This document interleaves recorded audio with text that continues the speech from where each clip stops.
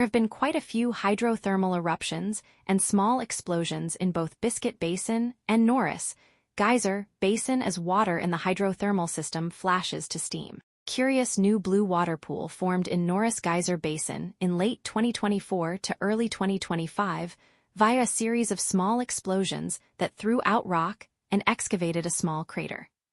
This sort of activity is nothing new, as thermal features are commonly activating and going quiet across Yellowstone National Park. But it's a great reminder about Hello, Rocky Mountain National Podcast listeners, our podcast pikas out there. Before we tell you about this week's episode, we have two special events coming up on Tuesday, July 18th that we want to make sure you know about. So Tuesday, July 18th, first we are celebrating the 100th anniversary of the Holsworth Historic Site. And you're going to hear a lot about the Holsworth Historic Site in this week's podcast episode. So stick around, give it a listen. Maybe it'll entice you to come celebrate. The Holsworth Historic Site is located about 8 miles north of Grand Lake on Highway 34 on the west side of Rocky Mountain National Park. From 10:30 a.m. to 4:30 p.m., we will celebrate the history of the Holsworth family with special displays, programs, and games for children. And we'll also be giving guided tours of the site all day. Then starting at 5 p.m., join us for a special campfire program with actual Holsworth family members at the Holsworth Historic Site Campfire Ring. So a full day of celebrations for the 100th anniversary of the Holsworth Historic Site. We are also on Tuesday, July 18th, celebrating World Listening Day.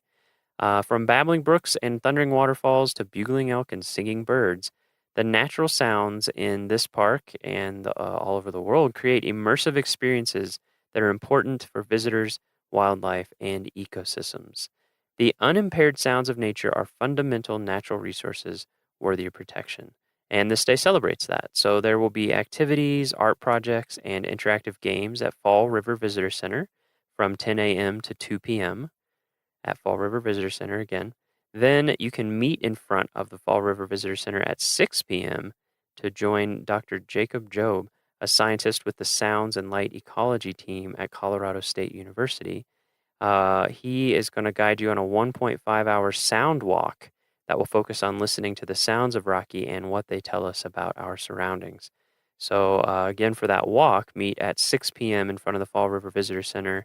One thing to note is that you do need a park pass of some kind, because you will be going into the park. So either a day pass, week pass, annual pass, interagency pass, some kind of pass so that you can get entrance into the park. All right, so those are our news and announcements. We're going to lead straight into this week's episode, which is a very cool one. We traveled over Trail Ridge Road to the west side of the park and joined Macy McPherson and Michelle Simmons, our two year-round interpretive rangers on the west side of the park at the Holsworth Historic Site. So we sat out in front of Holsworth. We were at the picnic table and chatted all about not only Holsworth and why it's important and what you can do there, but also about Macy and Michelle's career, what it's like on the west side of the park versus the east side of the park, and things to look for over there, about the town of Grand Lake. It was just a great conversation. We had a really good time, and we hope that this will help you learn about some of the lesser visited areas in Rocky Mountain National Park on the west side. So we hope you enjoy, and here we go. Here's Macy and Michelle.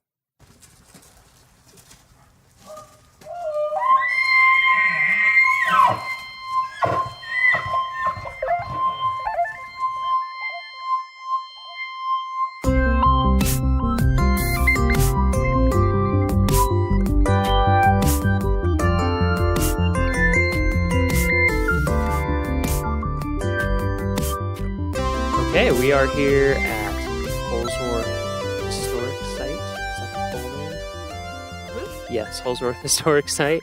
Yeah. Could you give us your names and your title, what you do at the park? My name is Macy McPherson, and I am one of the interpreters here on the west side of Rocky Mountain National Park. Mm-hmm. And I am Michelle Simmons. I'm the district interpreter here on the west side of the park, so I oversee the kind of the visitor communication education operation here. And Macy is selling herself short because she is actually my right-hand person the only other permanent interpreter year-round here on the west side of the park, and she is amazing. She also is the lead out here at Holsworth Historic Site, so it's thanks to her and the volunteers she works with that we have this wonderful place open to the public. Mm-hmm. So we have 2 permanent interpretive rangers on this side of the park. We do. There are 2 of us that work There are year-round. all 2 of you. All 2 of us. Yep. And a number of wonderful seasonals who help us out in the summer, and then again, some of them in the winter with our ski and snowshoe programs and education programs in the schools. But no, thank goodness Macy is here. Goodness, Michelle is here. Yeah, and for our podcast listeners who have listened to previous episodes, episode 1, we interviewed Kathy Brazelton on the other side. So, Michelle, you're like the Kathy of this side, the district. In some ways. Kathy is the East District interpreter or East District naturalist. Right. I'm the West District naturalist, and I'm told sometimes known as the Wicked Witch of the East and the Wicked Witch of the West. Wow. So, okay. no comment there. But no comment. Okay. That's funny. All right. So today I want to talk about west side of the park versus the east side for sure. I'm sure that'll come up, and then also talk about Holsworth, where we are, and we can start with Holsworth Historic Site. So since that's where we're sitting, could you give us just a real quick overview of what Holsworth is? The Holsworth Historic Site is a homestead that was homesteaded by the Holsworth family, and then it was turned into a dude ranch and a working ranch through 1974.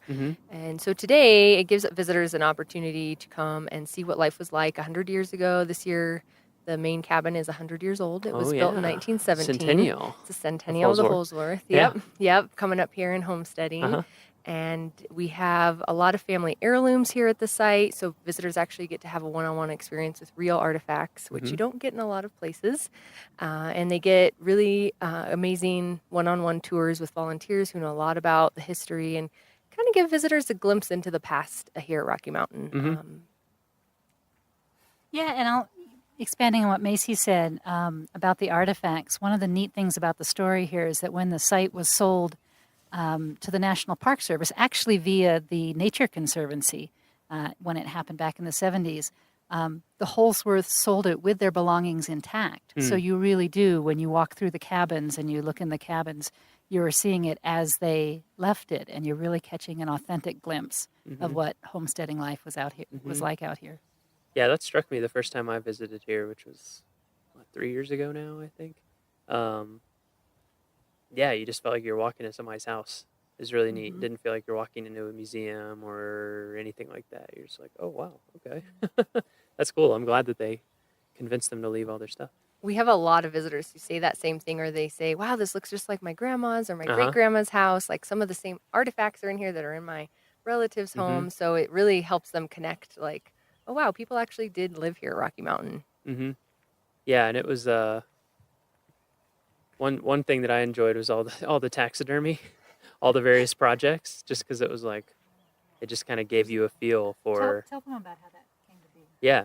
So there are a lot of taxidermy items out here. Yeah, for people who haven't visited, number one, you should come visit. And yeah, it's just like... There's an incredible... Lamps. Coat racks made with feet of animals, lamps, exactly. There's all kinds of different types of items, and there's actually a whole taxidermy shop where all of Papa, or John Sr. Holsworth, he has all of his tools and everything are still here. And one of the reasons why he started taxidermy was because he got in a really bad wagon accident just right at the bottom of the hill here when they first homesteaded up here, and he couldn't really work anymore. And so he went back to school long distance. Correspondence courses to Nebraska, and which I'm still puzzled of how you do that in the early 1920s. Stuff here. Right. Amazing. And so in 1924, he got his taxidermy license officially, and it's hanging up in the taxidermy shop for folks to see. So they turned a pretty tough situation into something really really interesting and a great opportunity for the Yeah. family to still make a living out here. Yeah, some of the stuff in the taxidermy shop is really neat. It's Is really that a neat. deer that's in the case? There's a deer in the case. There's Like a also full-sized a deer. full-size deer, Full-bodied. and it's kind of white because Uh-huh. it's been bleached by the sun, Yeah. so that's why it's hidden in the back now. And there's also a couple birds stuffed back in there. Mhm. And then yes, in the mama cabin, there's a lot of Yeah. deer and some elk, and then a literal footstool, Yeah. Yep. which you'd have to see in person to really A appreciate. footstool made out of feet. Yes. Yeah. So they first came here then in 1917, correct? When they Yes. built the first cabin. Yes. So paint the picture. What was what was homesteading like here And in tell 'em why they 1917? came. Yeah, and why Because did they that's interesting. come here? Yeah, so if you can try to imagine being a family in Denver in 1916 and operating in a saloon, Colorado was one of the first states to pass prohibition. And so this family, the Holsworths, lost one of their main businesses in Ah. 1916. And so they had to start all over again. They had a Huh. huge change happen to their family and had to figure out what to do, what to Wow. do. They were in their early 50s. So they had to Wow. really start over in the middle of their lives. And they still had one son at home who was 14, Johnny Jr., and they decided to come up and homestead. John Holsworth Sr., or Papa, had homesteaded before in his younger years, but it didn't really work out for him up here in the county. So they decided to try again. And luckily enough for them, there was still homesteaded property available up here on the edge of Rocky Mountain National Park in 1916, which is pretty incredible to think about. So the Yeah. park was already a national park, but Right. where we are right now was not parkland. And so 1917, they came up here and built a cabin and started working the land, which is what you had to do to homestead. Mhm. And then really quickly after that, Papa injured himself. So that 14-year-old son, who had been probably 15 or 16 at the time, had to take on everything, farming, building the cabins, keeping up all the work. They cut ice off of Grand Lake for a living in the winter, but also to keep their food cold. So there's a lot of work year round. Yeah. And so this place was very different, I imagine, back then compared to today. There wasn't a paved road. Fall River Road wasn't open yet, or Trail Ridge Road. Grand Lake was a little community, but there wasn't a lot there. So it's just under 8 miles south of us. So they had to somehow get back and forth to town, even Yeah. in the winter. Seems very remote. back Very then. remote. Very remote. So they were tough, And just hard winters. very hard So winters. long up here. When you come out here in the winter nowadays, you're snowshoeing on a good 4 or 5 feet of snow. Yeah. So I can imagine it was pretty incredible It back lasts a then long as time, well. too. I just can't imagine Yeah. trying to homestead out I here. know. Just like trying to grow food or anything. Well, and indeed, the homesteading part, particularly the ranching and trying to raise cattle or horses, proved to be a real challenge. And like many of the homesteaders in the valley here that made it work, they discovered as the park became more popular that it was far easier to make a living in the recreation industry than it was actually being, relying on ranching and cattle. And so they did. As the park grew in popularity, as Fall River Road did open, and then eventually Trail Ridge Road, they made their living by building more cabins and catering to tourists who would come through here, offering lodging, offering home-cooked meals. Johnny Holsworth, Johnny Jr., catching fish down in the Colorado River, which is here on the property, and serving visitors. Now we don't do all of that today, but we're Sure. still in the business of serving visitors, Yeah. and that's what's really kept up here in the Kawanichi Valley. Yeah, when did they start making that switch from homesteading to starting to do the It really tourism, happened recreation? in the early 1920s. Okay, so they weren't homesteading too long Too before long. they were like, okay, we need to do something else here. Yeah, and they actually had a lot of Papa's friends coming up from Denver just to stay here. Uh-huh. And So Mama or maybe they Sophia thought, Holsworth was kind of getting tired of taking care of them all without, getting anything. And That makes Johnny was sense. doing all the work. And so she said, I'm going to start charging people to stay here and cook for them and that sort of thing. And so they built one of the first guest cabins in 1921. And that one you can go in today. It's called Twin One and see kind of what it would have been like to stay here. Little Yeah. log cabin. And Mama Holsworth would cook and really great German food. She was a German immigrant as well as really? John Holsworth Sr. They both immigrated into America separately, but met in Denver, and very strong German roots. So she had some apparently great German food coming out of that kitchen. Wow. That sounds great. Come stay back here for... How long would people stay? Just totally varied, or was it more long term? I don't know exactly how long they would stay. I know in the 20s they charged $2 a night or $11 a week to stay here. Wow. And that included food and whatnot, and probably horses to go on trips, Wow. pack trips with. I could handle that. Yeah. I would imagine for how long it probably took to get up here, it probably took, in those days, even in a Model T pickup truck or something like that, it would have taken a while to get up here from Denver over Berthoud Pass or over Fall River Road. It would have taken forever. So I'd assume once you got up here, you'd probably stay for a while. Yeah. Which people still do today. A lot of visitors come up to the Grand Lake area, and they don't just come for one day. Usually they're here either camping here in the national park or outside, staying in a little cabin or whatnot for a good few days or a week at a time. Yeah. Or even for the whole summer. Actually, one of the fun things about how much time people spend, a lot of folks are driving through the valley here and see the sign for Holsworth Historic Site, don't really know anything about it, but stop in. The bulk of the buildings are about a half a mile across the valley and across the Colorado River from the parking area. But we have one historic cabin that's right by the parking area. And so during the times that we're open, which is about 10:30 to 4:30 daily here in the summer, you'll meet you'll meet a volunteer at that cabin who will tell people a little of the history and encourage them to take that half a mile level stroll across the valley to come see the main part of the historic site. And what often happens is people think, oh, well, we'll trot back there quickly and spend a few minutes and come back. And it is not uncommon to watch people spend 2 hours, 3 hours. They get out here and there's so much to see. And the volunteers who run the site are so knowledgeable and friendly. And there's a few activities for kids to do. We've just actually, thanks to one of our interns this summer, another amazing volunteer, Emily, have started up a little bingo game that you can play out here looking for some of the artifacts. Like, is the footstool on it? The footstool's on it. The toilet seat and twin one is on there. Which Oh, really? You have to come find. Don't tell them where it is. I won't. Okay. It's in there somewhere.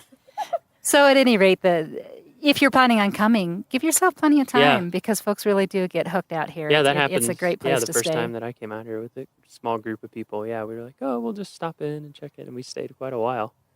The buffalo coat lured us in. Yeah, so we have an incredible buffalo coat that is a remake of the original buffalo coat, but it's still really incredible. And so heavy. It's so heavy, and it's just amazing. We just had it restitched a little because we have so many people try it on. It was actually falling apart, and that's how much people love this buffalo coat. They actually come here looking for it. Oh, yeah. And it's made out of 2 buffalo hides, and it weighs 22 pounds. So you definitely need to come check out the buffalo coat and put it on. I'd love to have it on when it's cold, just to see. Because every time I've put it on, it's been warm. Yeah, it's been hot. Okay, I'm hot immediately. Take it off. I'm done. Yeah, but it'd be interesting to see how it is when it's 10. I try to imagine wearing that heavy coat and walking around in the snow because it's down to the ground. Yeah. So, and with how much snow there is, even if you're in skis or snowshoes, you would just be coated in snow and ice. Absolutely. Well, it's down to the ground for you, Macy. I'm not sure it would have been true for Johnny Holsworth. True. Maybe he was much taller than me. So while we're setting it up, when people pull up, you're driving on Trail Ridge Road, 34, whichever you want to call it. You'll see a sign, Holsworth Historic Site, one of those nice brown signs that you see in parks. And there's a parking area, and like you said, the cabin. There's someone there to talk to. Then you walk about half a mile, and it's a nice walk. It's a great walk. There's some signs that teach you about the area. You can kind of get out in the middle of the valley to get a little bit more of a feel. You walk over the Colorado River. There's often elk or moose that you see along the way. Elk or moose. And then you get over here, and how many cabins are there total? A lot. It's quite a site. We're counting. We're counting right now. Talk amongst yourselves. Yeah. There's a lot. There's 12 cabins out here, plus a few outhouses that are kind of scattered throughout. And then, so when you come to visit, how many of these can you look inside? You can look in the main cabin. You can look in the main cabin, the mama cabin, which we give tours of because that's where all that's where all the artifacts are. So we ask you to go in with one of the volunteers or one of the rangers out here. And that is really cool. Really we're audio only, so we can't show you. Yeah, but you need to come see it. It's really, really neat in there. And then there's one of the guest cabins, Twin One, that you can go in that's self-guided, as well as the taxidermy shop. There's also an ice house where they kept blocks of ice that they cut off a Grand Lake in, and it has the original sod roof from the Holsworth family still growing on it. Oh, that is okay. That's actually the real grass. Yes. That's amazing. And then the little tent house that Johnny built himself because he got tired of sleeping in the one-room cabin with his parents.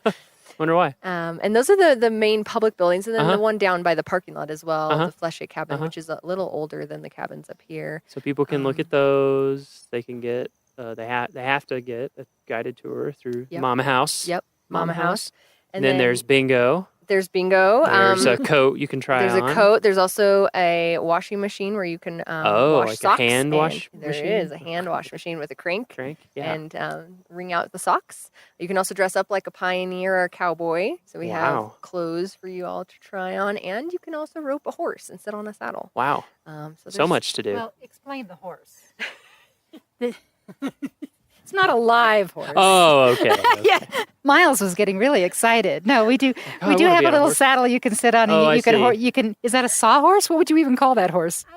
It's certainly an original artifact. Log horse or something. Horse. Sawhorse. Yeah. There is a log horse. Yes, there's a lot to do. Definitely, you can try your roping. And actually, if you come during the heart of the summer.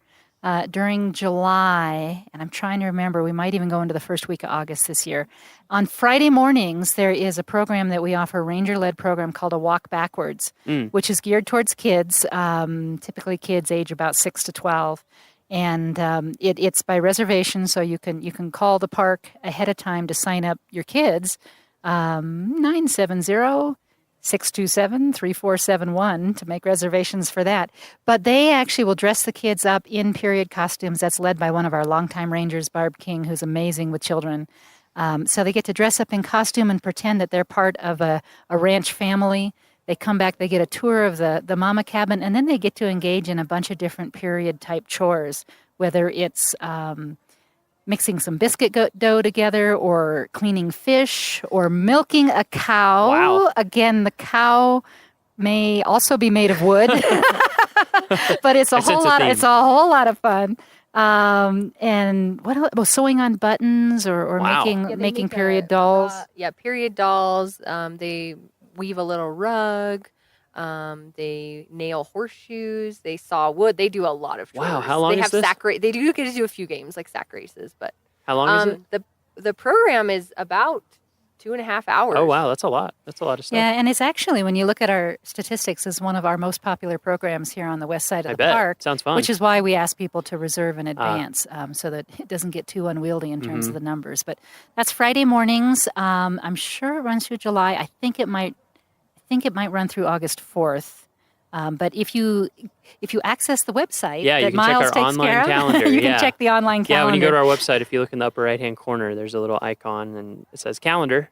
Click on there. Search, put in the dates when you're going to be here, and it'll show you everything that's going on then. So you can confirm all the details. It's also in the park newspaper. When you come in the park and they hand you the newspaper, look in the middle of that, and it has all of our programming.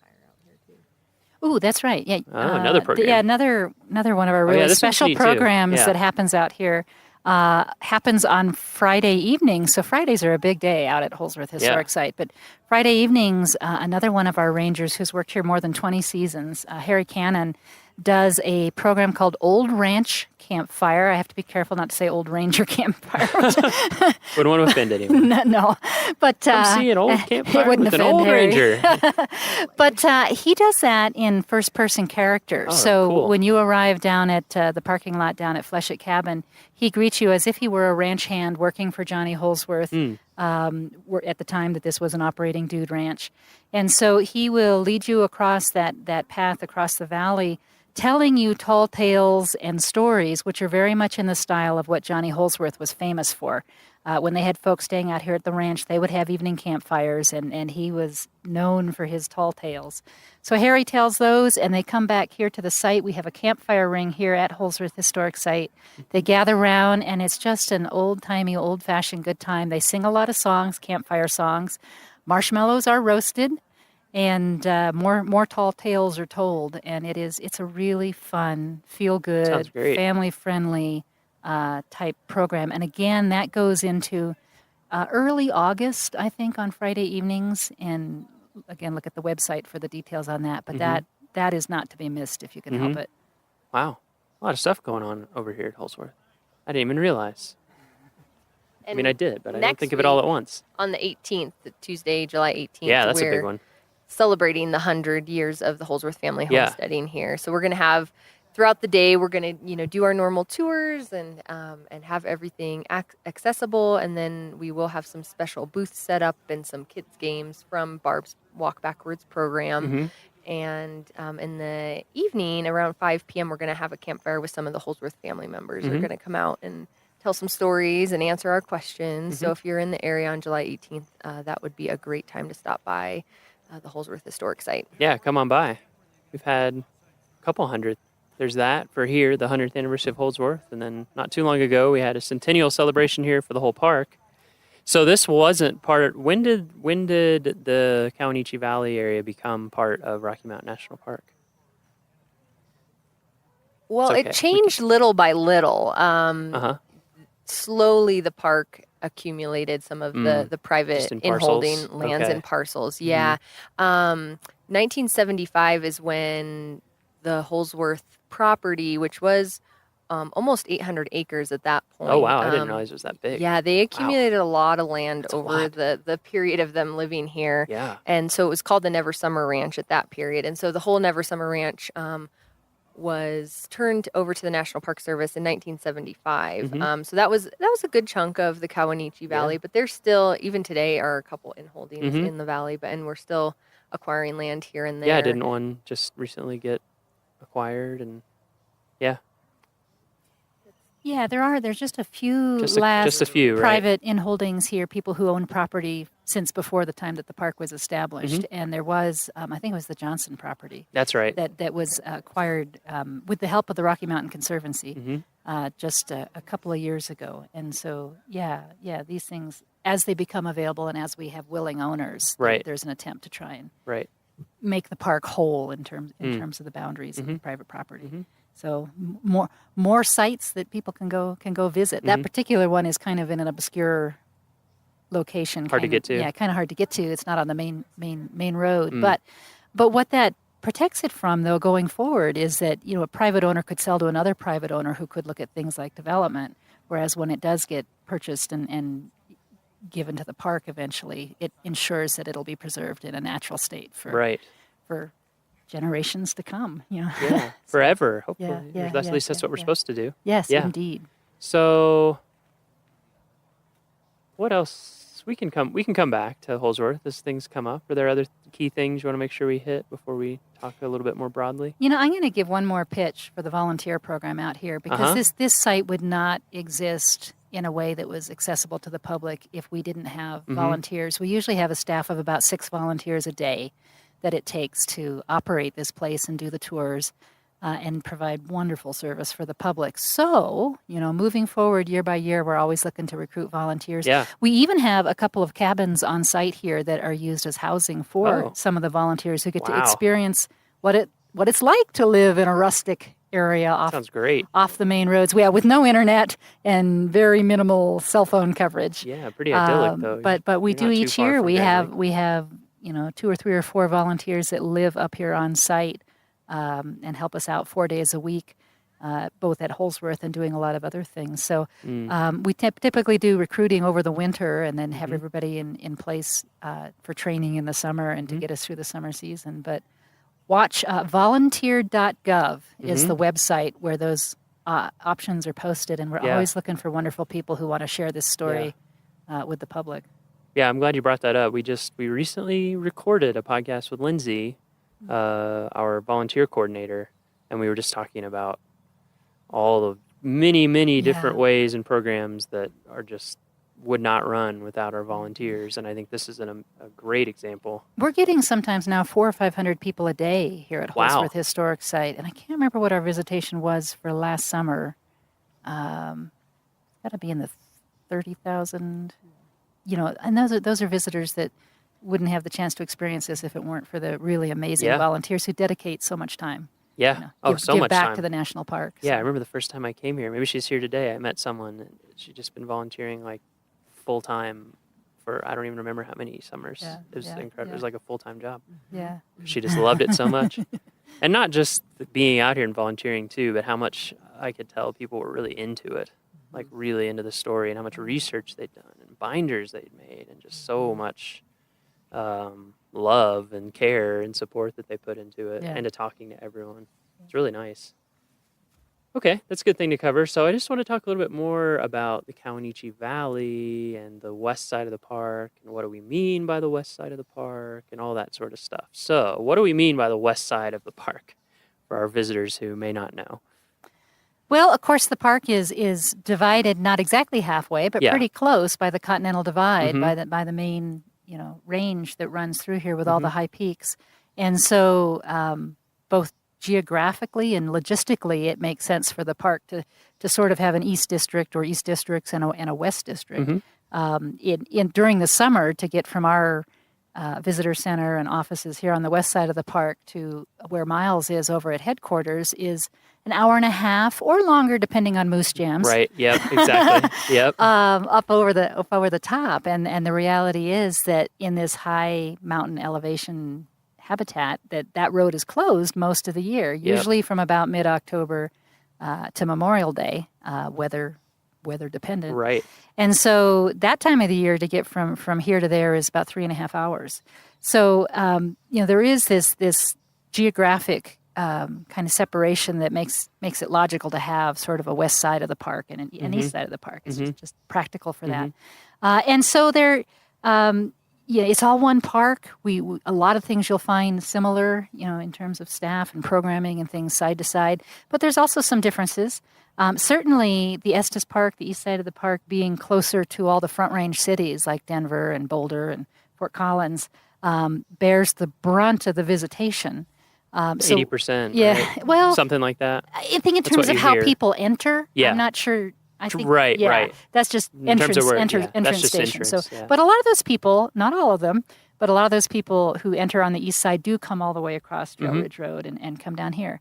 But it is a percentage of them. It's not all of them. And Sure. so one of the differences you'll find is that the east side of the park is busier than the west side. Now, in the past few years, the west side is getting busier and busier, and so we're finding some of the same challenges with full parking lots and busy visitor centers as the east side. But still, if you want a chance at having fewer people during your visit, the west side would be a good target to come over here and see some of that. We have this wonderful historic site, which is kind of unique in the park. Yeah, for sure. Not that there aren't historic areas over there, but there's not a place like this where you can go on tours Right. through an intact. Yeah, it's usually like something was here, or here's a sign of what it looked like, or something like that. It's Right, not, right. there's cabins that you can see people's stuff, see their... Another one of the attractions is the headwaters of the Colorado River. Yeah, that's a big one. Which is huge. Obviously, Yeah. one of the major rivers in the United States, and it starts from little rivulets flowing together to form stream up here at the head of the Kawanichi Valley. So it flows through the Kawanichi Valley as it heads. Yeah, that's really cool. Yeah, starts its so journey.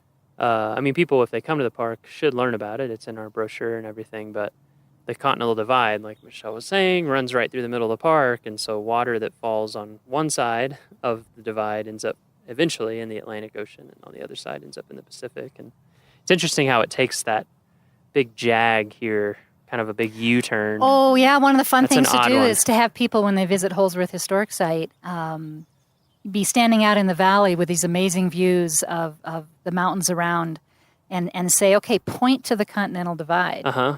And the correct answer is to point in 3 different directions because, the Continental Divide does, following the topography, kind of head up the north side of the Kawanichi Valley, cross over at Laputer Pass, and then come south along the crest of the Never Summer Mountains. And so it's kind of funky to be up here at the head of this valley and be almost surrounded by the Continental Divide. Yeah, it makes a pretty weird turn. Yeah. It's amazing.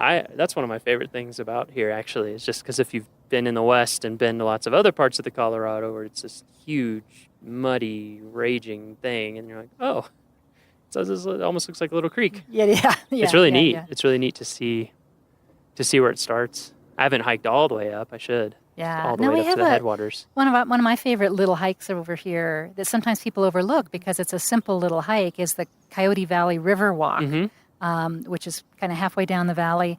It's also an accessible trail, so the trail is designed so that wheelchairs can go on it. But it's maybe a half a mile one way.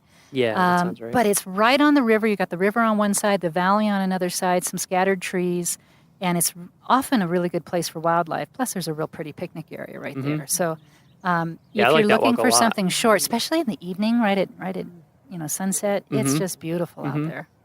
Yeah, what are some other kind of, not all-day hikes, but just short things people can do if they're coming through? The East Inlet Trail is definitely the most popular trailhead on the west side of the park, mostly because it has awesome views of the mountains and you're along a creek the whole way, but it also is really close to the town of Grand Lake. It's just on the outskirts of Grand Lake. So it's if you're coming up to Grand Lake, that's a great little intro, but it definitely can be busy in the middle of the day, so that's also a good morning or afternoon stroll.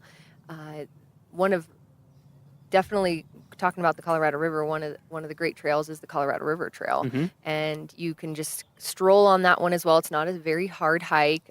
You kind of meander in and out of the woods and the meadows, and then sometimes you're along the river. And if you want to go for a longer hike, about 3.5 miles from the trailhead is the site of Lulu City, which was an old mining town. There's not a lot left, but there are some logs and some foundations, but it's a really pretty site, and you can really kind of picture people living up there. But also it's really remote, so it kind of is puzzling of how they lived up there and how they got back and forth to different places. People did some real wild things to try to mine. They did. And it didn't work out too well here in the valley because there really wasn't any gold or silver, but they did try. They tried. And that is definitely one of the beautiful trails here in the valley. It has some nice older trees on it, and not a super steep rocky hike. It's beautiful along the river. And then there's the visitor center, of course. Yep, the Kawanichi Visitor Center, which is right before the Grand Lake entrance, just about a mile from the town of Grand Lake. And we're open during the summer from 8 a.m. to 6 p.m. And we are open year-round. The hours do shorten in the fall, winter, and spring, but we're open every day except for Thanksgiving and Christmas Day. Actually, that's a really good point. The west side of the park is a great place to visit in the winter. Even though the road over the top is not open, the road here in the Kawanichi Valley is plowed to about 12 miles from the entrance. So the valley itself, you can access the valley. Beautiful place for snowshoeing or cross-country skiing. Yeah, I've heard the cross-country skiing is really good. Yeah. Well, part of it is gotten because over here to do that. it's a nice valley, so you have the option of having fairly level, options for skiing. And we do, in the winter, again, in the heart of the winter, usually from about the very end of December through February to the very beginning of March, we've offered ski and snowshoe programs. Ski programs mostly in January, and the snowshoe programs throughout that whole time on the weekends. Again, by reservation, same phone number. But the ranger that leads those makes a point of tracking routes that don't follow summer trails.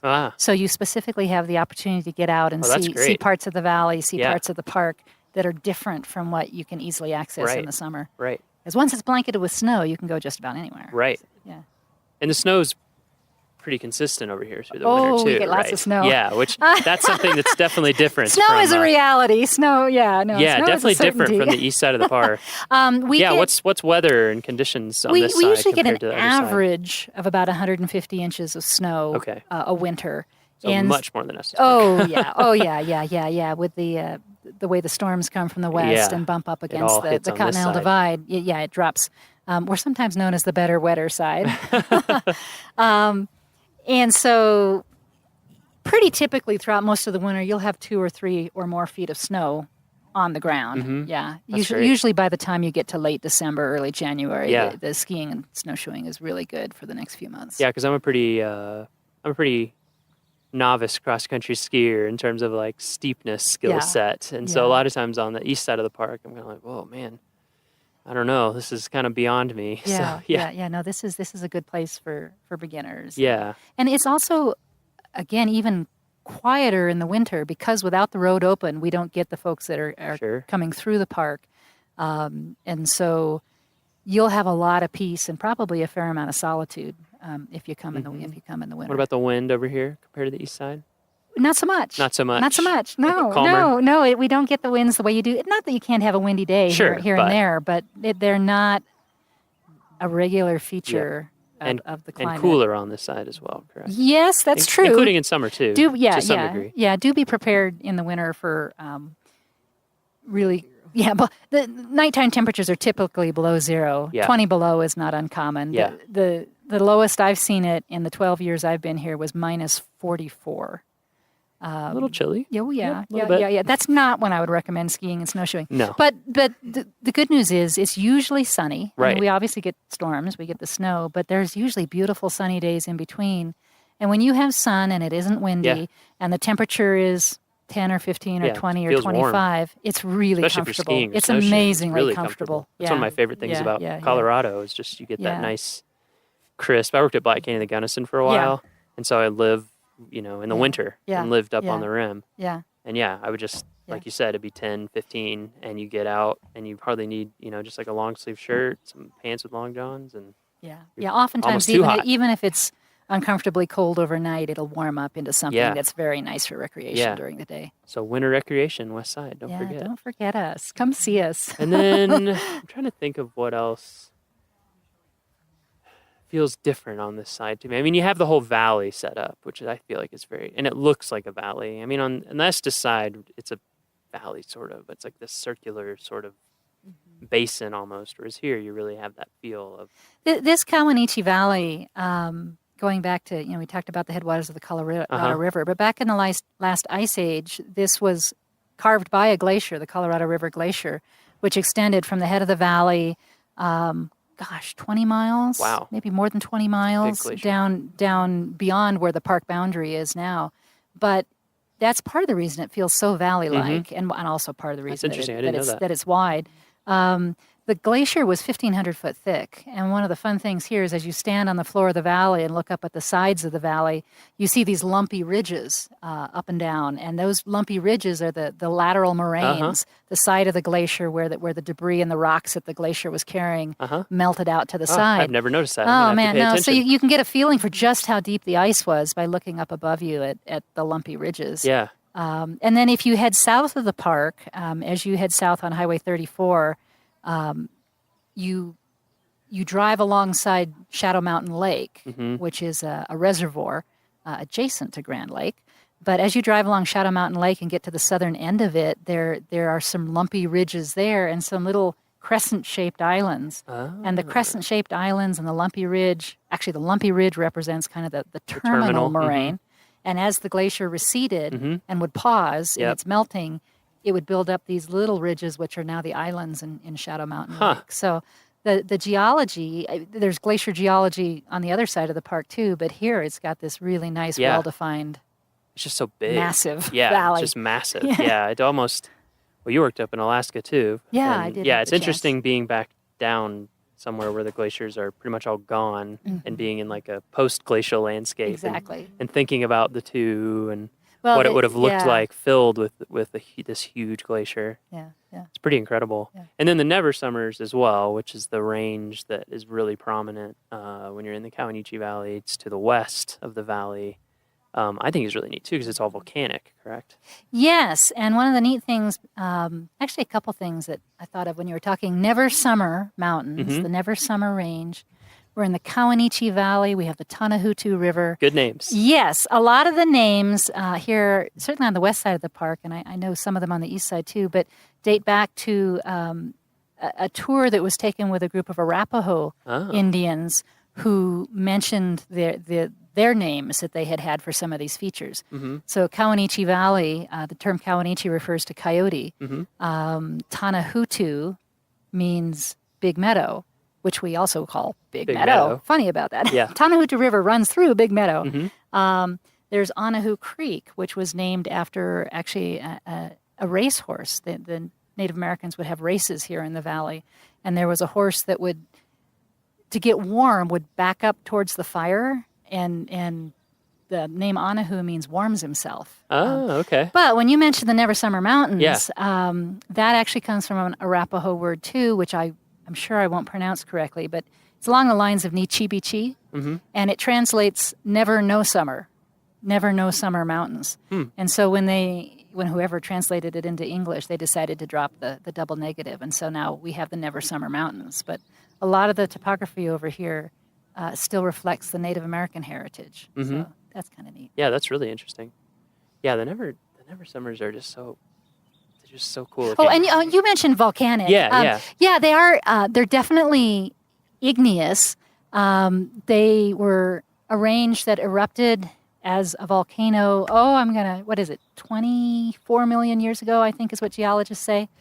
So they're recent. I mean, that sounds like a long time, but in mountain for a terms, geologist, that's really quite recent.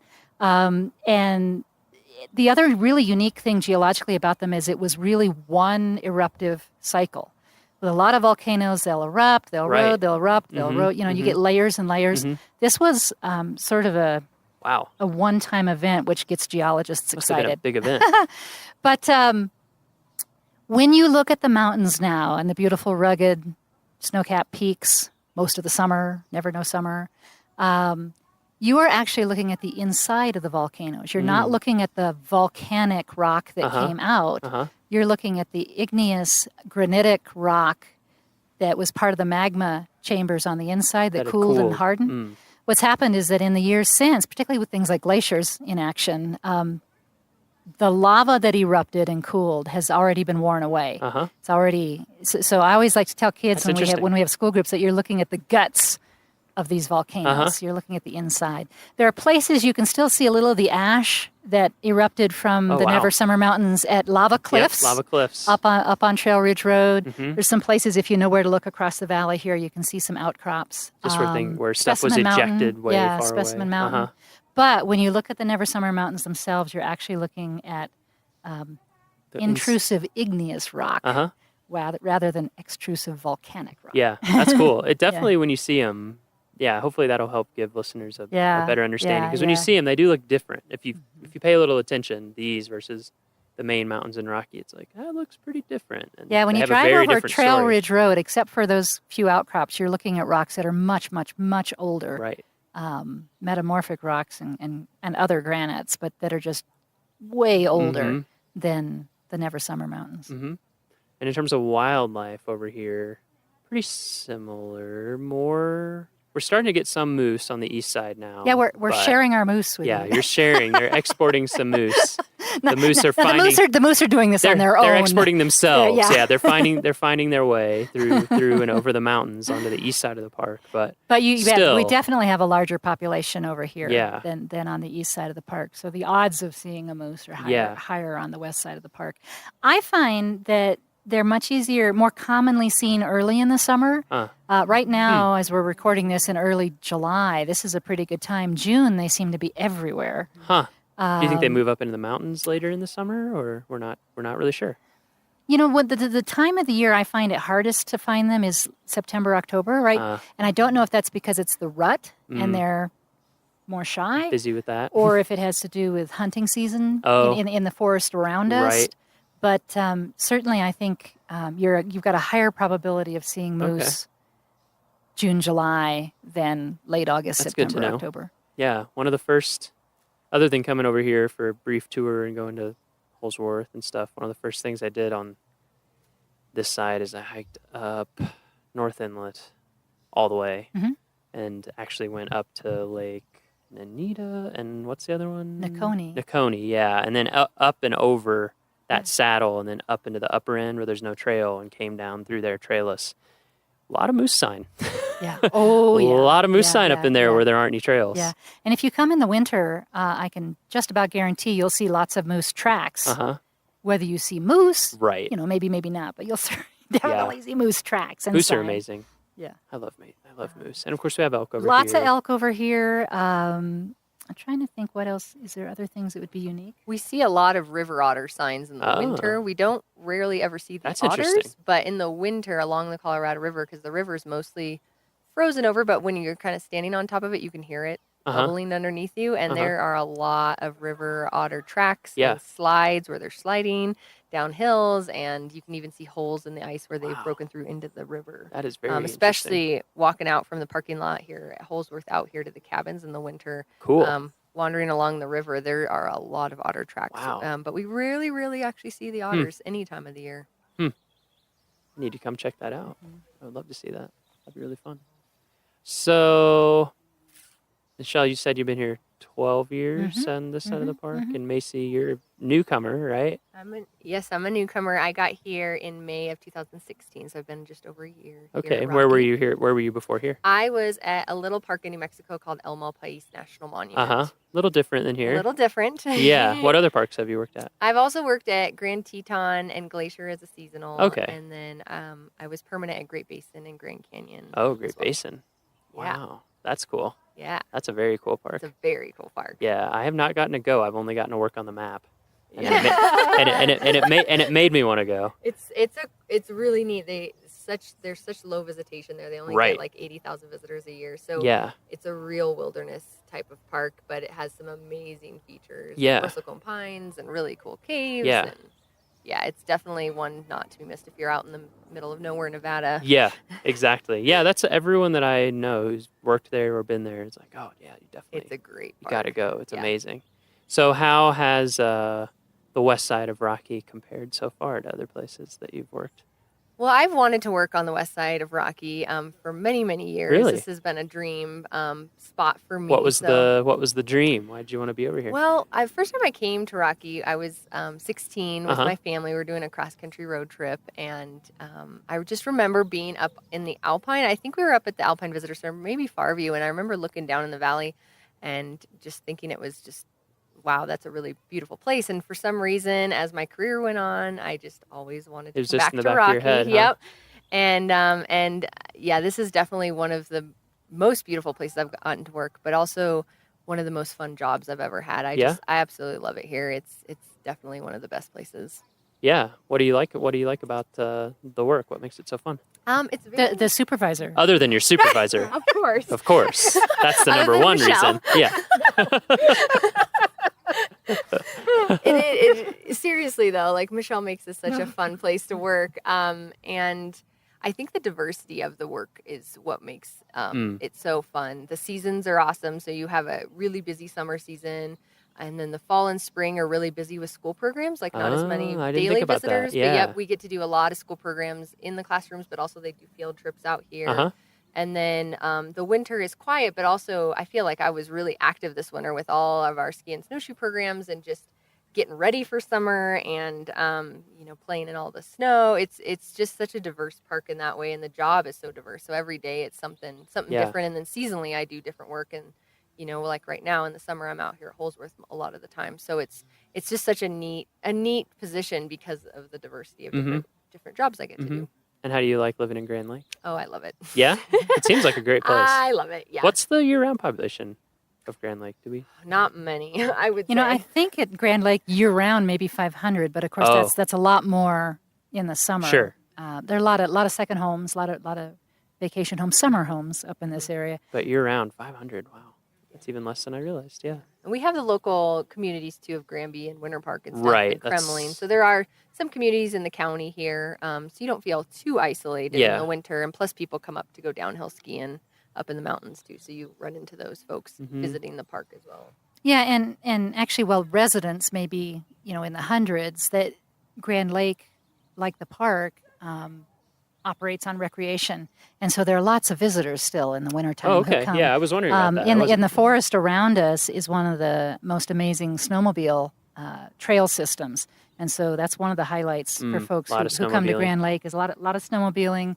Of course, there's the activities in the park, the skiing, the snowshoeing.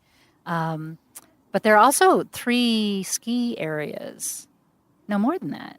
We've got 3 Nordic ski areas. There's one in Grand Lake, one down in Granby, and then one outside of Fraser, plus a couple of downhill ski resorts, one in Winter Park and one in Granby. And so, a lot of winter recreation. Huh. So it still keeps businesses quiet, are open, but it still restaurants are open.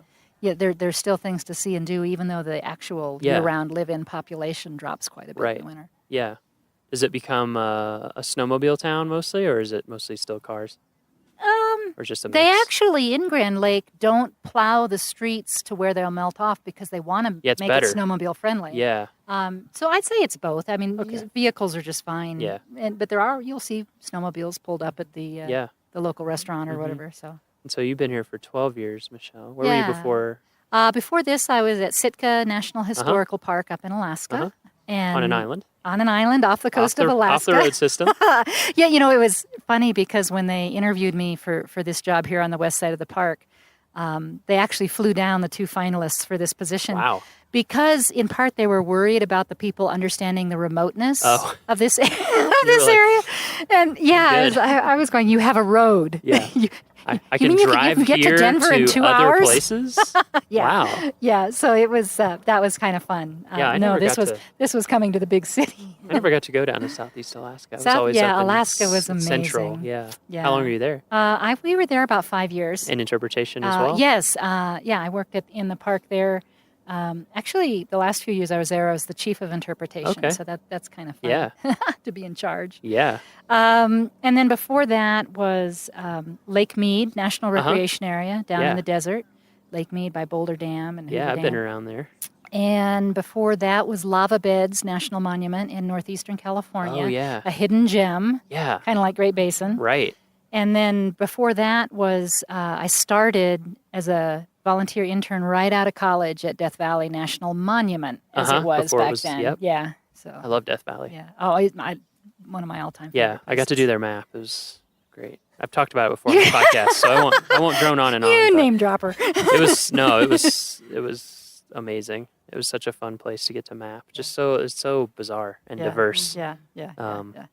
From way below sea level to like 11,000 plus foot telescope peak, and you're standing there in salt, and we were there in the middle of the winter. It was like 85, and you're looking up at snow. It's pretty fantastic, and just all the weird formations. Yeah, incredible Devil's geology. Golf Course, Incredible geology. Yeah, I remember when I got there. I'm sure.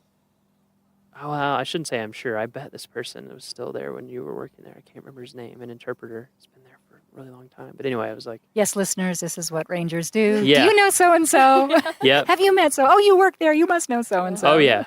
Yeah. Yeah, when I was talking to Lindsay... It's as bad as a family reunion. When I was talking to Lindsay, she had worked on a small, like a pocket cruise company up in Southeast Alaska. And I mentioned, oh, yeah, one of my best friends my entire life did that too, that I worked with in Alaska for a few summers. And she was like, what's his name? I said, Eric Toussaint. She's like, yeah, we know each other. We work together all summer. So happens all the time. So you've been here for 12 years, all those other places. What about you? What do you think? You've got Macy has the new experience. You've got the 12-year experience. Oh, this has been an amazing place. Yeah. You don't spend 12 years in one place unless you've really fallen in love with it. True. Some of it is, the people I work with. I have wonderful staff members like Macy and the seasonals. One of my seasonals has worked at this park for over 40 years. Whoa. 42 or 43 years. Wow. And she's amazing. And so... Seasonal, yeah, seasonal. She's a teacher the rest of the year. That's and so amazing. It works out really well Yeah, for that's her. great. But this is just a very, very special place because it's somewhat smaller in size and in visitation and in staff than the east side. People on this side of the park do tend to have a more diverse role. Like Macy said, it's less specialization just because the size is smaller. So each person tends to do more things. So the diversity is fun, but it also makes for kind of a family atmosphere on this side of the park.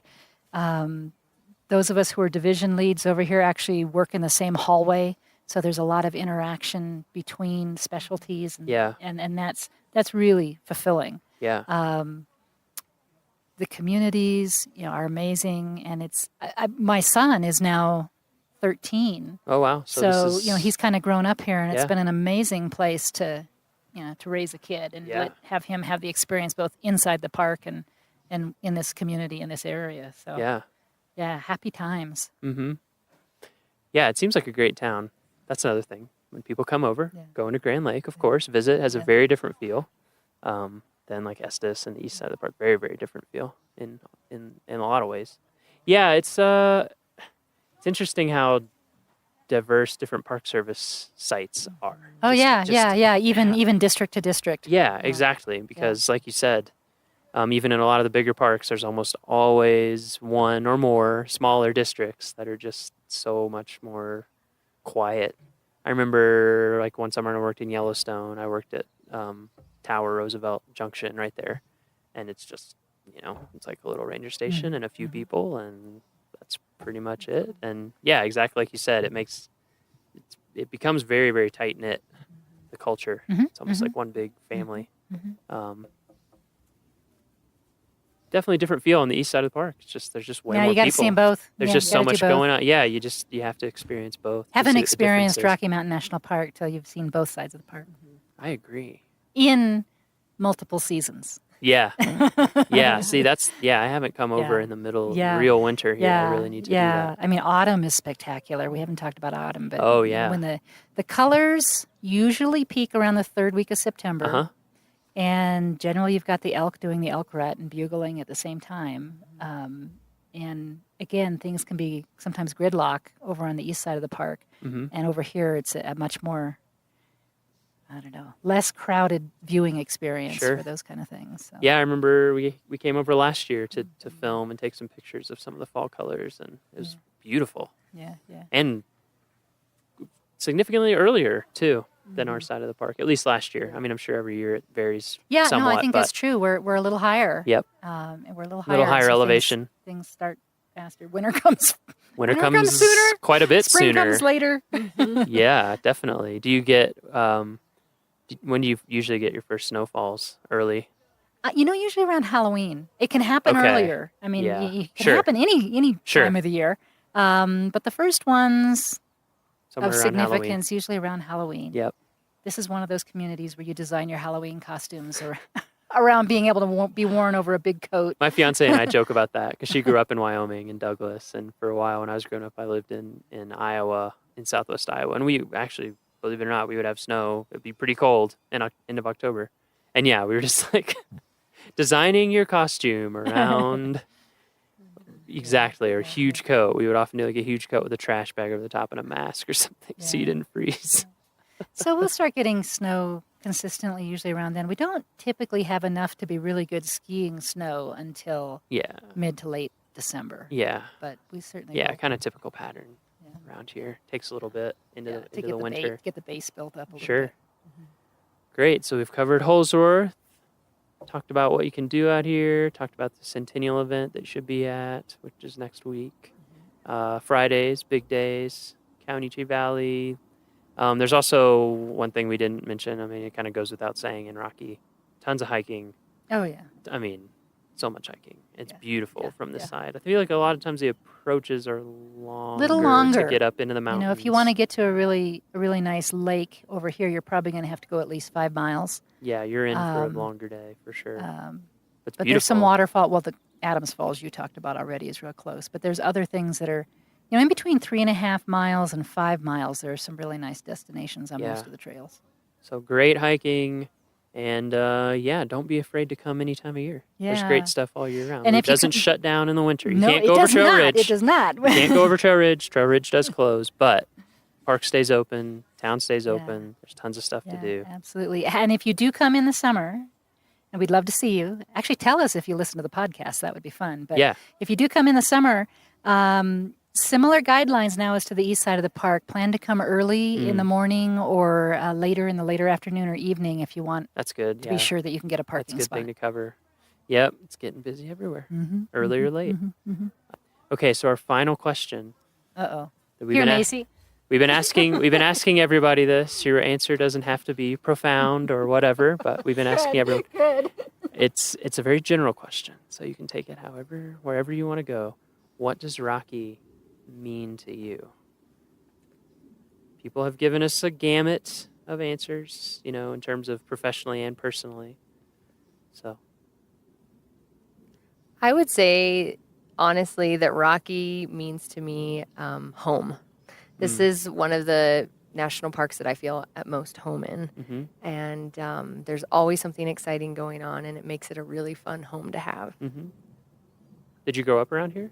Or would you No, I did you not. came on trips? I just love the Rocky Mountains, and I came on trips, and out of all the national parks I've lived at, this one feels most like home. Oh, that's great. How about you, Michelle? I'm going to have to wipe away the tears first.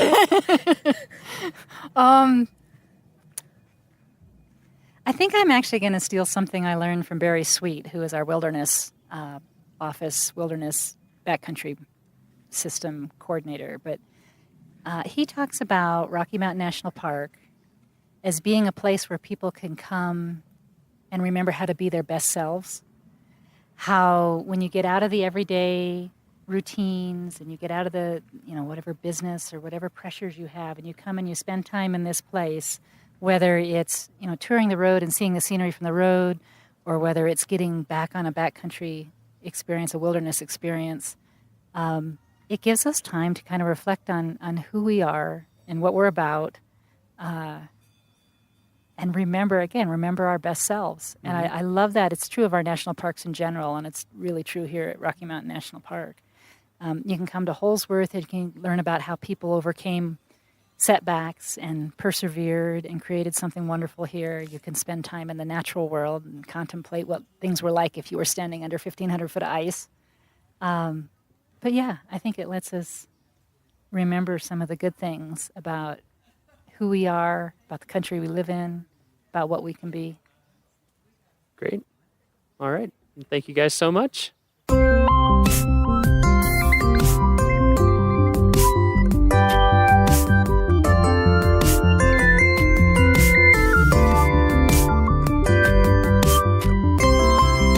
And that's our show. Thank you so much for joining us for yet another episode of the Rocky Mountain National Podcast. Our next episode is going to be released in 2 weeks on Friday, July 28th. So make sure to tune in then. We really appreciate any comments that you want to leave for us on our homepage. And we also appreciate any reviews that you may want to give us in iTunes. Those reviews help other people find us. They get us onto recommended lists. They make us easier to find when people search. And of course, the best thing you can do is spread our podcast through word of mouth. We just had an article in the Estes Park Trail Gazette that you can find online highlighting the podcast and this project. And we're just trying to get it growing and going and in more people's ears and minds. So if you enjoy it and you think you know other people who might, please let them know to subscribe and hear all our episodes. For show notes, transcriptions, and to learn more about our show, visit our homepage at go.nps.gov/RMNpod. That is go.nps.gov/RMNpod. Each episode gets its own post on that page, and you can actually leave comments for each episode. The Rocky Mountain National Podcast is a product of Rocky Mountain National Park, one of 417 units of the National Park Service that preserve America's heritage for all, forever. Thank you so much for joining us again. We hope your next 2 weeks are awesome. We hope ours will be too. And we will see you next time. Bye for now.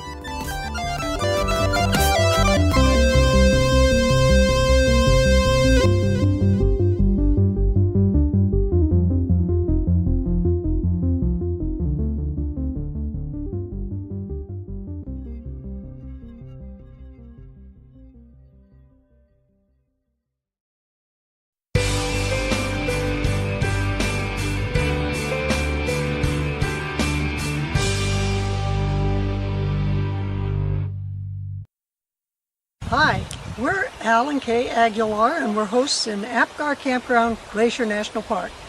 We hope you'll come see us. Apgar is the largest campground in Glacier and makes a good location for a base camp. Like most other campgrounds in the park, it has restrooms with flush toilets and cold running water. Picnic tables and fire grates are located at each campsite, and water spigots are located in each loop. Bear boxes are available throughout the campground for campers with no way to secure their food. Bears do wander through from time to time. help us help bears by keeping a clean camp and never feeding any park wildlife. All food and any item that might attract a bear must never be left unattended and tightly secured in your vehicle or one of the bear boxes when you leave your campground for any length of time. Just across the road from the campground is the amphitheater, where rangers present evening programs in summer, and also where one of the shuttle stops for Glacier's new free transit system is located. A short walk or shuttle ride away is Apgar Village, where you can find a host of services including lodging, a restaurant, gift shops, and the Apgar Visitor Center. Stop in at the Visitor Center and let one of the park rangers help you plan your trip as you discover this magnificent national park. The legislation that created the National Park Service specifies two main missions: preserving the natural and cultural resources unimpaired for future generations, and also making them available for the benefit and enjoyment of the people. Well, one way to make parks available for people to enjoy is through the building of campgrounds like the one here at Apgar. Campers frequently comment that their first introduction to a lifetime love affair with the National Park System started with a childhood camping trip to a nearby park. The memories of chilly mornings gathered around a campfire and the smell of bacon wafting through the campground can remain as vivid decades later as they were on that first camping experience. The excitement of seeing a deer walk through the campground never fades. Somehow, a roasted marshmallow, a piece of chocolate, and a graham cracker just don't taste the same back home. Apgar Campground is a great place to relive old memories and make some new ones as well. Headwaters is brought to you by the Glacier National Park Conservancy. Our purpose is to tell unexpected stories about how Glacier is connected to everything else. But today's bonus episode will be a little different. Instead of telling a story, I'm hosting a debate between Michael and Perry about the best activities to do in Glacier. Ooh. Hi, I'm Sophia. You're listening to Headwaters, a podcast from Glacier National Park. I'm Perry. I'm Michael. Here in my hands, I have a ranger hat full of little pieces of paper with different activities you could do in Glacier National Park. Okay. I will pull one of these pieces of paper, and on it will be an activity, and whoever speaks first, that's their stance, and the other person has to argue the opposite. Okay. Here Michael and I can get in a fight about anything. That's the easy part. It's winning the fight. That's the hard part. I'm ready. So let's pull the first topic and get started. Okay. Camping. Well, I love camping. That's my stance. If you come to a national park, odds are you're here to kind of disconnect from normal life, unplug, so to speak. Sounds corny, but how often do you get to wake up with the sunrise, go to sleep with the sunset, show off your ability or lack thereof to build a campfire, have s'mores? It's just the perfect national park experience. Well, I hate camping. There are way too many bugs. Glacier can be very mosquito-y at certain times of year. Also, you say, great, you get to see the sunsets and wake up with the sunrise. In Glacier in the summer, that is too late and too early. You're not getting enough sleep. And fundamentally, you're paying someone to sleep on the ground. Hard pass. I would give that one to Michael. I feel like bug spray's a thing. If I'm in my tent, I'm relatively safe from the bugs. I'm going to enjoy the great outdoors occasionally. I don't have to do it all the time. Okay. All right, floating/tubing. Love it. Floating the stretch of Lower McDonald Creek from Apgar to West Glacier is right outside my house and really easy to do after work. And I love that I get to see a part of the park that's right by my house, but from a totally different perspective than I would see it otherwise. Also, great birds. I hate floating and tubing because it requires you to have two different vehicles. You've got to put one in where you start, and you have to park one where you get out, and you have to spend all that time, waste all that time, I would say, shuttling back and forth. Whereas hiking, you can start and end at the same place. No problem. There are loop hikes. There are not loop rivers. Anti-floating. You're just baking in the sun the whole time. Personally, I didn't grow up near rivers, so I am loving them here. So I'm sorry, Michael. I have to side with Perry. Floating and tubing. It's pretty fun. Too bad. All right. What's next? Stargazing. Well, I love stargazing, and here's why. I don't know the names of almost any constellations, and that doesn't matter. I can pick out the Big Dipper, the Little Dipper. Beyond that, it's just like Earth's screensaver. You can stare at it. It's mesmerizing. It's special to look for comets. What's better than staring up at the night sky? Okay, night skies, thumbs up. Stargazing, thumbs down. You have to stay up way too late. Here in Glacier in the summer, it's not even fully dark till well after midnight. There's too much to be doing during the day. We don't have time to be stargazing at night. It's my bedtime. During the daytime that she's so excited about, it's been like 95 degrees. Nighttime, cool 70s. Beautiful skies.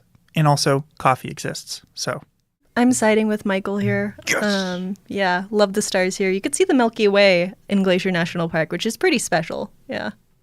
I'm glad I drew first on that one. Okay, fishing. I don't have a lot to say about fishing.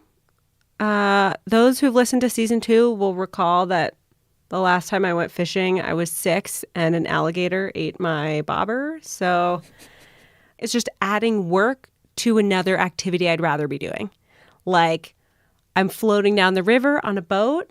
I just want to enjoy that. It feels like a lot of work to be standing there waving a fishing rod around.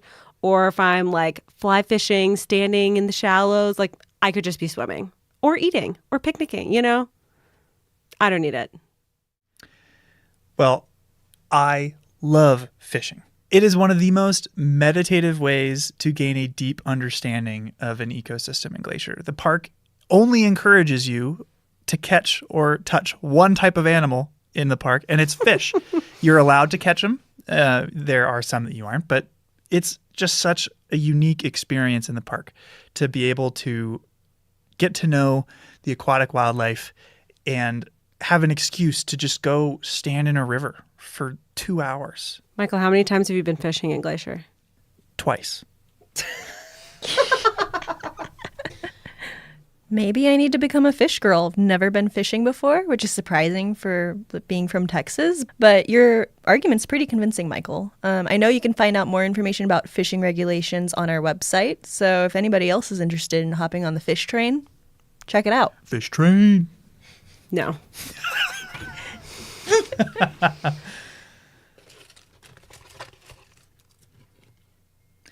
Driving, going to the Sun Road. Big fan. Love it. It's like the ultimate experience here. It's the experience that put Glacier on the map for people to come visit.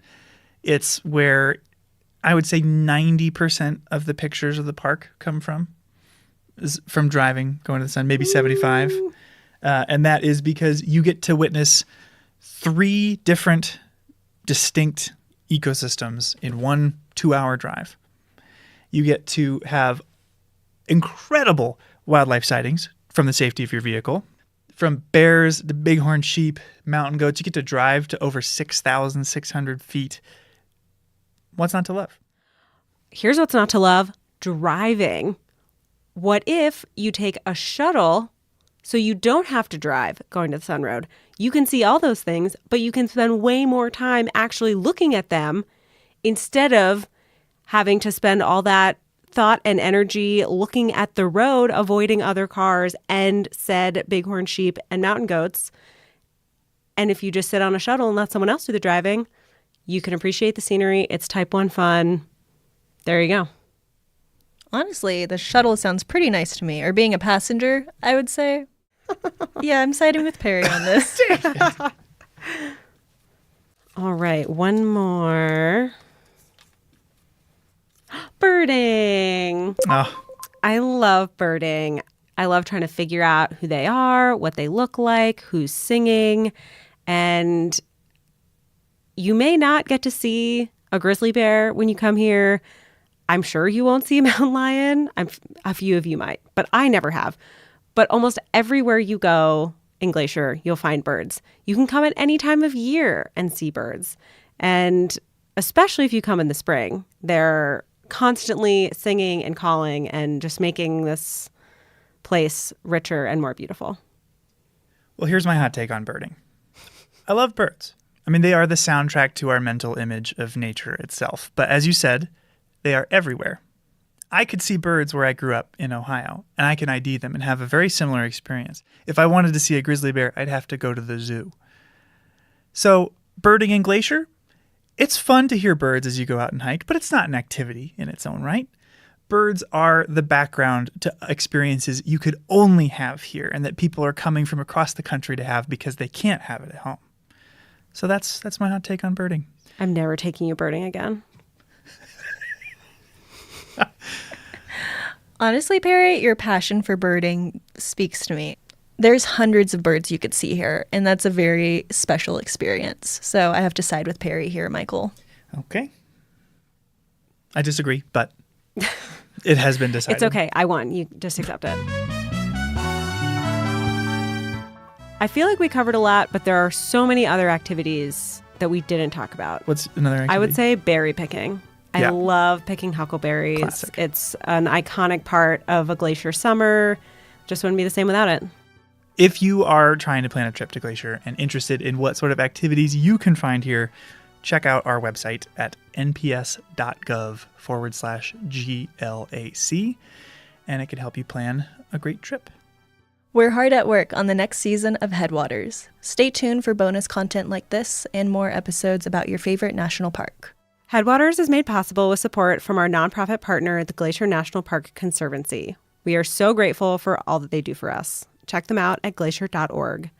And if you have a moment to leave us a review in your podcast app, that helps us so much. Thanks for listening. You know what activity we missed? Podcasting. I mean, there are more activities here than we could cut up and put in a ranger hat. I like them all. Me too.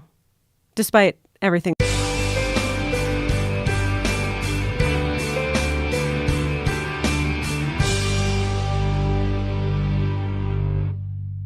This large pullout along St. Mary Lake offers spectacular views of the lake as well as an opportunity to marvel at the skill of the builders of the Going to the Sun Road. One thing you'll notice as you approach from the east is the impressive wall of cliffs here. These limestone cliffs posed a significant challenge to road builders. In order to construct the road along the cliffs, workers blasted rock out of the mountainsides to allow for a wider road and to provide stone for rock work. The large retaining wall is 550 feet long and almost 30 feet high. It was built in just 5 weeks in 1933 and was one of the first improvements to the road after it opened to traffic in late 1932. Across the lake, the Red Eagle Fire area is visible.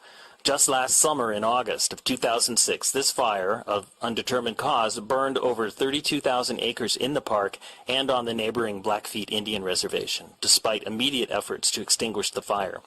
Within hours, it went from a small puff of smoke to an impressive inferno with towering smoke plumes that could be seen miles away. Most areas of the park have burned at one point or another, so fire is nothing new to the species that live here. In fact, many plants and animals are dependent on fire for their survival. For instance, lodgepole pine cones spiral open in the heat of a passing fire and release their seeds on the wind to flutter to the ground and germinate in the newly created sunny soils. Several species of woodpeckers thrive in the years following a forest fire as they seek the insects that attack the newly dead trees. Many shrubs start to sprout from undamaged rootstock within days of a fire. The Red Eagle Fire looks black and uninviting to us, but places like this are essential to many species and are vital to maintain the tremendous biological diversity found inside the park.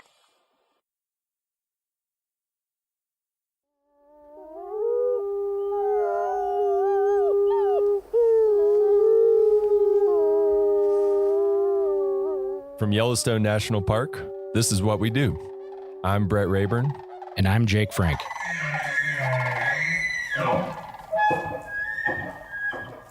So I have a question for you to kick this off. Okay. What's the biggest fish that you've ever caught?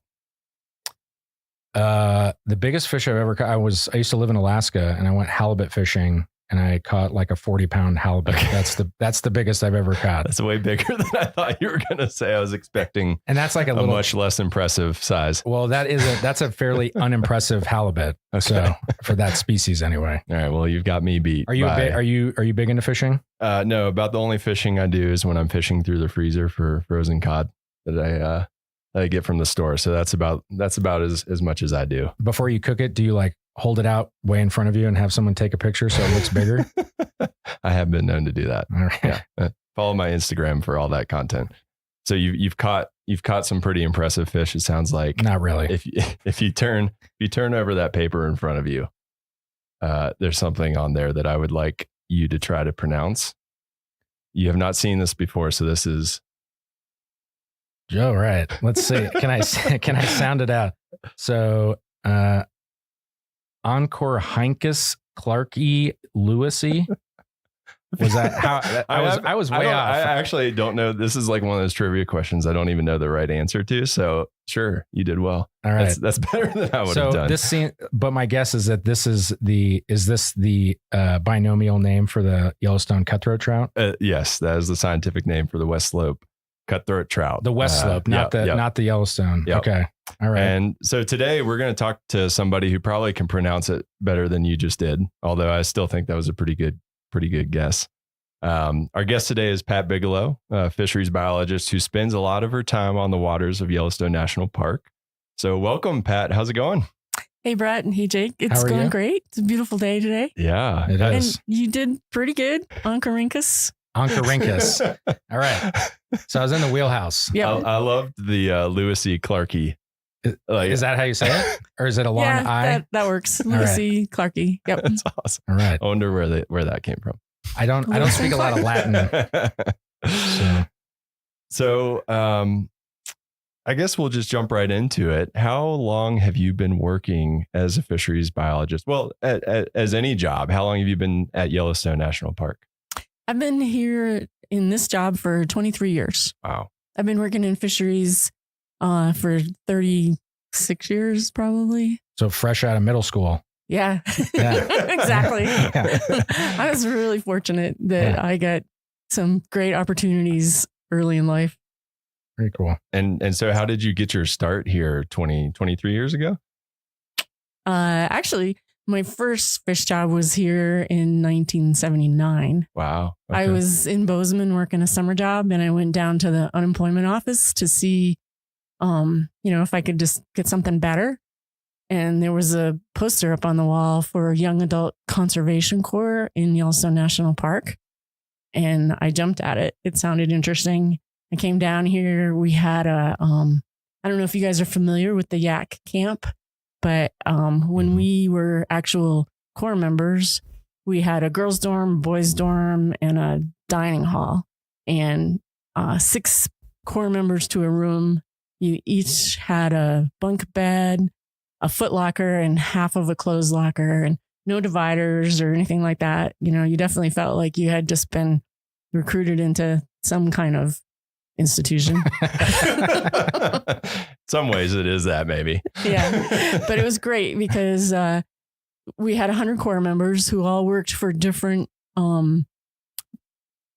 offices in the park. And I was very fortunate, a friend of mine and I that started at the same time to work with Fish and Wildlife Service. And back then, Fish and Wildlife Service did the fisheries work in Yellowstone. When did that change? That went from fisheries to Park Service? Yeah, to Park Service. I think it was in 96. Okay. So Fish and Wildlife Service started here even before the Park Service because of the unique fisheries opportunities and the Yellowstone cutthroat in particular. Mm-hmm.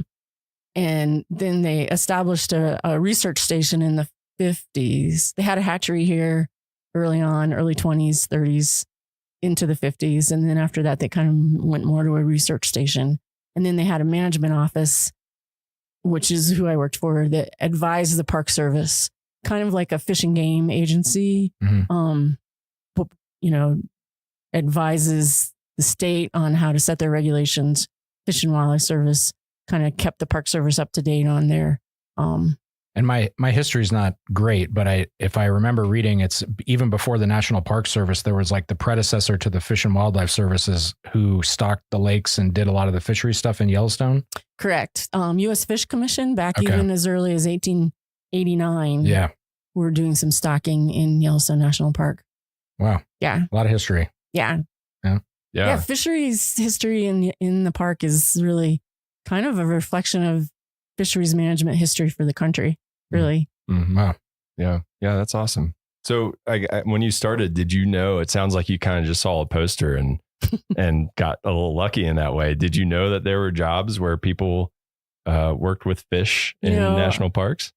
I hate to say, I probably shouldn't even tell you this, but when we can edit it out if we need to. When I first moved to Bozeman, one of my coworkers said, well, have you been to Yellowstone Park yet? Because I was trying to figure out what to do for the weekend. And I said, what do you mean a park? Is it, like Ferris wheel? Yeah, does it have slides? I've had visitors ask me where the zip lines are. So yeah, I think that's well, to be fair, they're in West Yellowstone. So that's true. And I want to say I was very young then. So sure.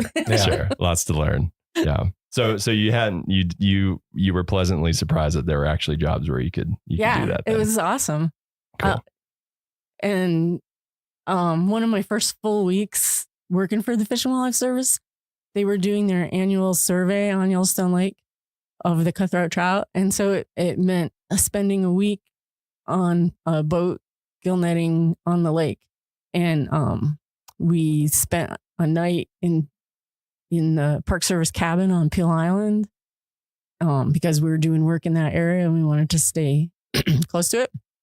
And unlike typical weather on Yellowstone Lake, it was bluebird days and flat, calm water the whole full week.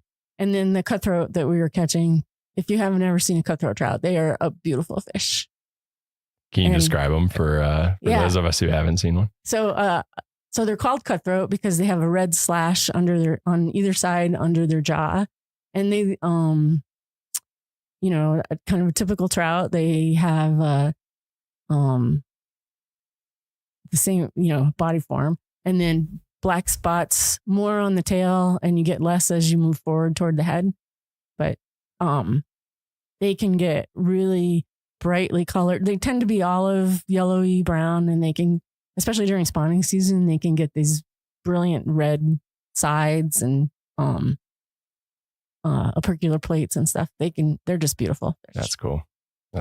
When we came out on the boat this summer, when you guys were doing your research, you were pulling out some hogs. They were huge. Yeah. So you've caught a fish bigger than Jake's 40 pound. Not a cutthroat. It's all about competition here. So describe to us like a typical day. So obviously there's going to be a lot of variance, but if someone asked you what your typical day like is as a fisheries biologist, what was it like? What would you tell them? Well, so it does really vary a lot. Obviously in the winter, we're not doing a lot of field work. We are in the office kind of processing everything that happened last year and trying to plan ahead for next year, which includes hiring, which can be a lot of work. Doing a lot of presentations to let people know what we know and where we think we need to go next and all that kind of thing. But the field work in the summer, all my work is on Yellowstone Lake, and it's a beautiful lake. I oversee some contract work on the lake, which is 3 to 4 crews, sometimes 5, of netters to try to depress the lake trout population. Lake trout are an invasive species on Yellowstone Lake, and they'll eat the cutthroat trout. And so we're trying to eliminate them. We're not likely going to eliminate them, but hopefully we're going to suppress them to the point where they're no longer having an impact on the cutthroat trout population. And so we have these gillnet crews that will put out miles of gillnet and lift it every day to remove the lake trout. We also have a telemetry operation where we purposely put acoustic tags in male lake trout and let them go, and then kind of relocate them so we can give that information to the netters to help zero in on their day, on where to put their nets and stuff. And so that term I've heard that I heard it with something else though. It's like invasive species. You can like, you put a tracker on them, then they go to where they like, betray their friends. This whole idea of like a Judas species. Like, can you talk a little bit about that? That's like, that always made me laugh. The idea of Judas fish is you put a tag in them that you can follow, and they take you to where their friends are and betray their friends. And it's not, we pretty much know where all the lake trout habitat is, but they move around a lot, and depending on the time of year and the water temperatures, they'll be at different depths. So a lot of times the Judas fish helps you really zero in on the depths to be fishing at, which also helps you avoid the cutthroat trout if you know exactly what depths the lake trout are at. And so if I'm on a boat where we're doing the tagging, we'll collect lake trout from the netters that are still in really lively condition and do surgery and implant. First, make sure they're males. We don't want to tag the females because they're the ones with the reproductive potential. So we want to make sure we kill all the females, and then implant the tags, make sure the fish recover so that they'll behave normally when we release them and let them go. Or if it's actually tracking the fish, we have 2 hydrophones in the water on either side of the boat, which helps us give a direction to find the fish so we can zero in on their location. And so then you're basically on the lake driving predetermined transects all day until you pick up a fish, and then you zero on that fish, and then you continue on your way. And for like the listeners who haven't seen Yellowstone Lake or been to it, it's a huge lake. So that's not an easy task. Yeah. It takes us about 4 days to cover the whole lake. Yeah. Wow. And we don't actually even cover the whole lake because we avoid the really deep habitat because we aren't expecting to see any lake trout out there, and we're not going to set nets there anyway.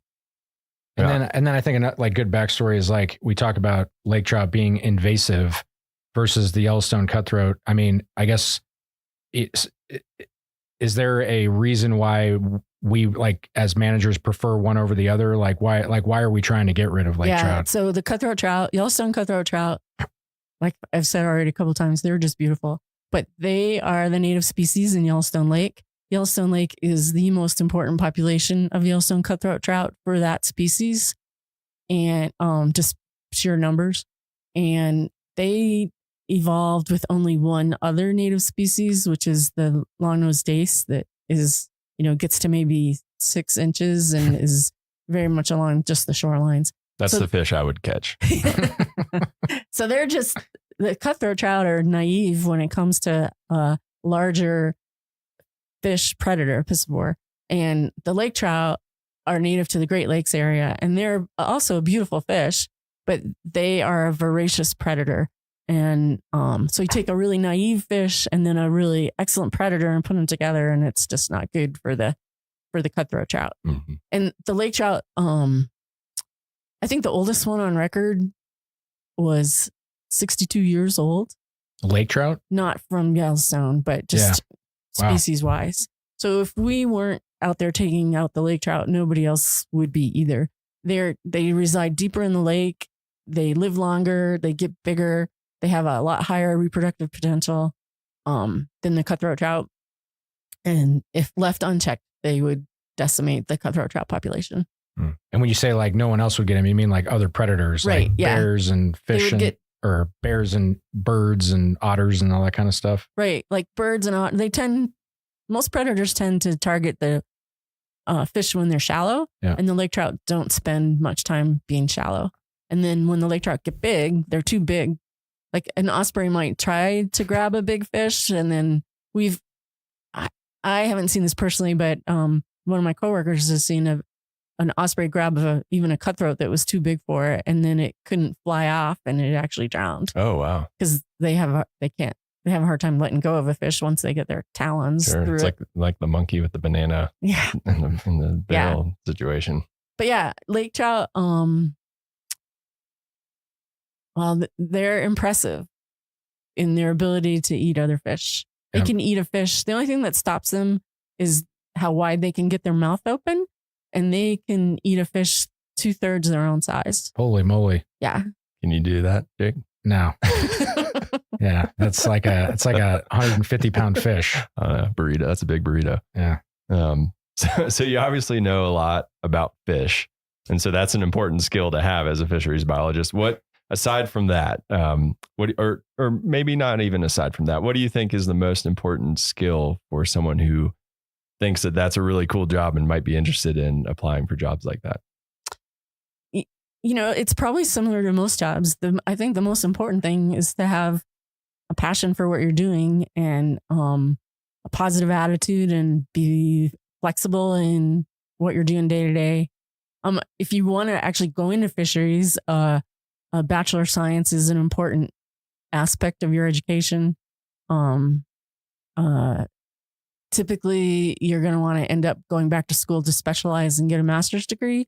I would highly recommend for anybody thinking that way to get a lot of experience, or as much as you can between your masters, before your masters, and after your bachelor's. It helps you get a better idea of what's available, what kind of work you can be working in, and gives you really good skills. So then when you do go back to get your master's degree, you are a better candidate because you're not learning everything all at once. Oh, that's great advice. And you probably want to go out on a boat and make sure you don't get seasick, right? Because do people get seasick on the lake? They have, yeah. Yeah, I'd imagine it gets choppy. Yeah, and That'd be tough. We have had a few volunteers come out from different places, even other fisheries biologists that come out, and they're really excited to give you a hand and be helpful. And they're looking for the horizon. Yeah, then they're a liability. I've been there before. Well, and a quick follow up with the masters. Does it matter if you're specializing? Like, say if somebody's like, my goal is to work in Yellowstone, do they need to get a master's related to the species that are here? Or can you, if you happen to be, say, getting your master's in some other fish species, does that qualify you? Like, can you learn what you need to on the job, or does it really help to focus in on the actual species that you'll be studying in the park that you want to end up in? I think the broader the education you have, the better. And you can focus in when you get to the particular job. Because the other thing is, even though Yellowstone might be your goal, that might not be your next step. Gotcha. So that's be good prepared. advice. And then also, it's good to think outside of the box sometimes too. And if you have more familiarity with other habitats, other species and stuff, that you can bring in maybe a new perspective that somehow is different than what people have thought of before. Mm-hmm. Cool. Yeah. Well, and it sounds like your typical day is pretty cool, especially in the summer when you're out on a boat. What is your favorite part about your job? You can probably tell I love Yellowstone Lake. So being on the lake is awesome. But I think the most rewarding, two things are most rewarding, but one is I work with amazing people, and being able to sit down with a coworker and talk about strategies and, how things are going, what happened over here, how we can pull that together, how we can best use our crews, and to just keep making things move forward is super rewarding. But then also taking somebody, we typically have student volunteers every summer, and they typically don't have much for experience. So taking somebody who really knows nothing about what we're doing and bringing them through a season and seeing them increase their skills and increase their confidence and get more sure about what they want to do and be excited about protecting the resource. That's pretty awesome. But then the other part is actually seeing the work that we're doing make a definite impact on protecting Yellowstone Park's resources. That's really rewarding as well. Yeah. Well, and we'll let you slide, even though you gave us 3 favorites. Yeah, we said one, but we got 3. It's okay. That's your one mulligan for this podcast. Okay. Oops. So with that, this is the hard question. What is the toughest part about your job? That's a really good question too. You can get frustrated with the inability to do things as quick as you want because you have to go through proper procedures to make sure, just because I think something's really good to do doesn't mean it is. So there's a lot of checks and balances that you have to go through. Surprisingly. Red tape. Yeah. And then, so that can be really frustrating. And then also, supervision can be really challenging. It's important to be able to work well with people and not just work well with them, but communication is such an important aspect of all parts of life. And even though everybody communicates every day, it just amazes me that we all have so much more to learn on how to communicate better. So if I have an employee, for instance, how to get the best, how to help them be their best and get the best out of them can be really challenging, especially if for some reason they shouldn't have taken the job and don't really want to be there. Yeah. And you mentioned earlier that you're doing hiring right now. How many people are a part of your operation? So in the fisheries program, we have Todd Cole's our leader. Brian Ertel and I are both full fish biologists that have been here quite a long time. Andy Pachani is a new streams biologist who's doing great work. And then right now we have 2 student biologists. They're in the Pathways program, Cody Vender and Drew McDonald. And each of us hires, with the exception of Todd, but each of us that are in the biologist series hire 2 technicians and 1 intern for the summer. So you guys are a big operation. Mm-hmm. Yeah. And then on top of that, we have the contract crew that does a lot of the suppression netting, not all of it, but most of it. And they will have up to 20 people. Yeah. And there's a lot of time, effort, and money that go into the fisheries program. Yeah. Yep. And Cody and I work on the lake mostly. Brian Ertel and Andy cover streams outside of the Yellowstone Lake area. Is that kind of how you divide it up? It's like the lake. They're the ones that get seasick. And then everything else. Is that how you divide your guys' work is the lake and then everything that's not Yellowstone Lake? That's kind of the dividing line. Yeah. And Brian focuses more on Yellowstone cutthroat, where Andy focuses a little bit more on the West Slope cutthroat. But since they're both doing river stream work, they work together a lot. Gotcha. So you talked a little bit about kind of the tougher parts of the job. So what is it about the Park Service that keeps you here and brought you here and keeps you here, I guess?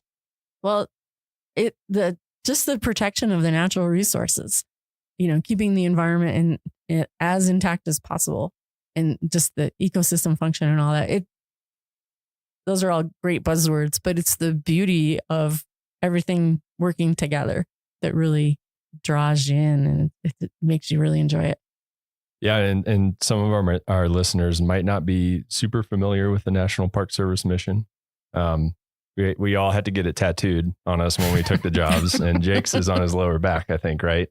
Is it still there? I can neither confirm nor deny. but essentially, the mission is preserving the natural and cultural resources, like you said, for the enjoyment, education, and inspiration of this and future generations. So, and you've touched on this, but how does your job contribute to this mission? It seems like a pretty direct and easy to see. Yeah. thing.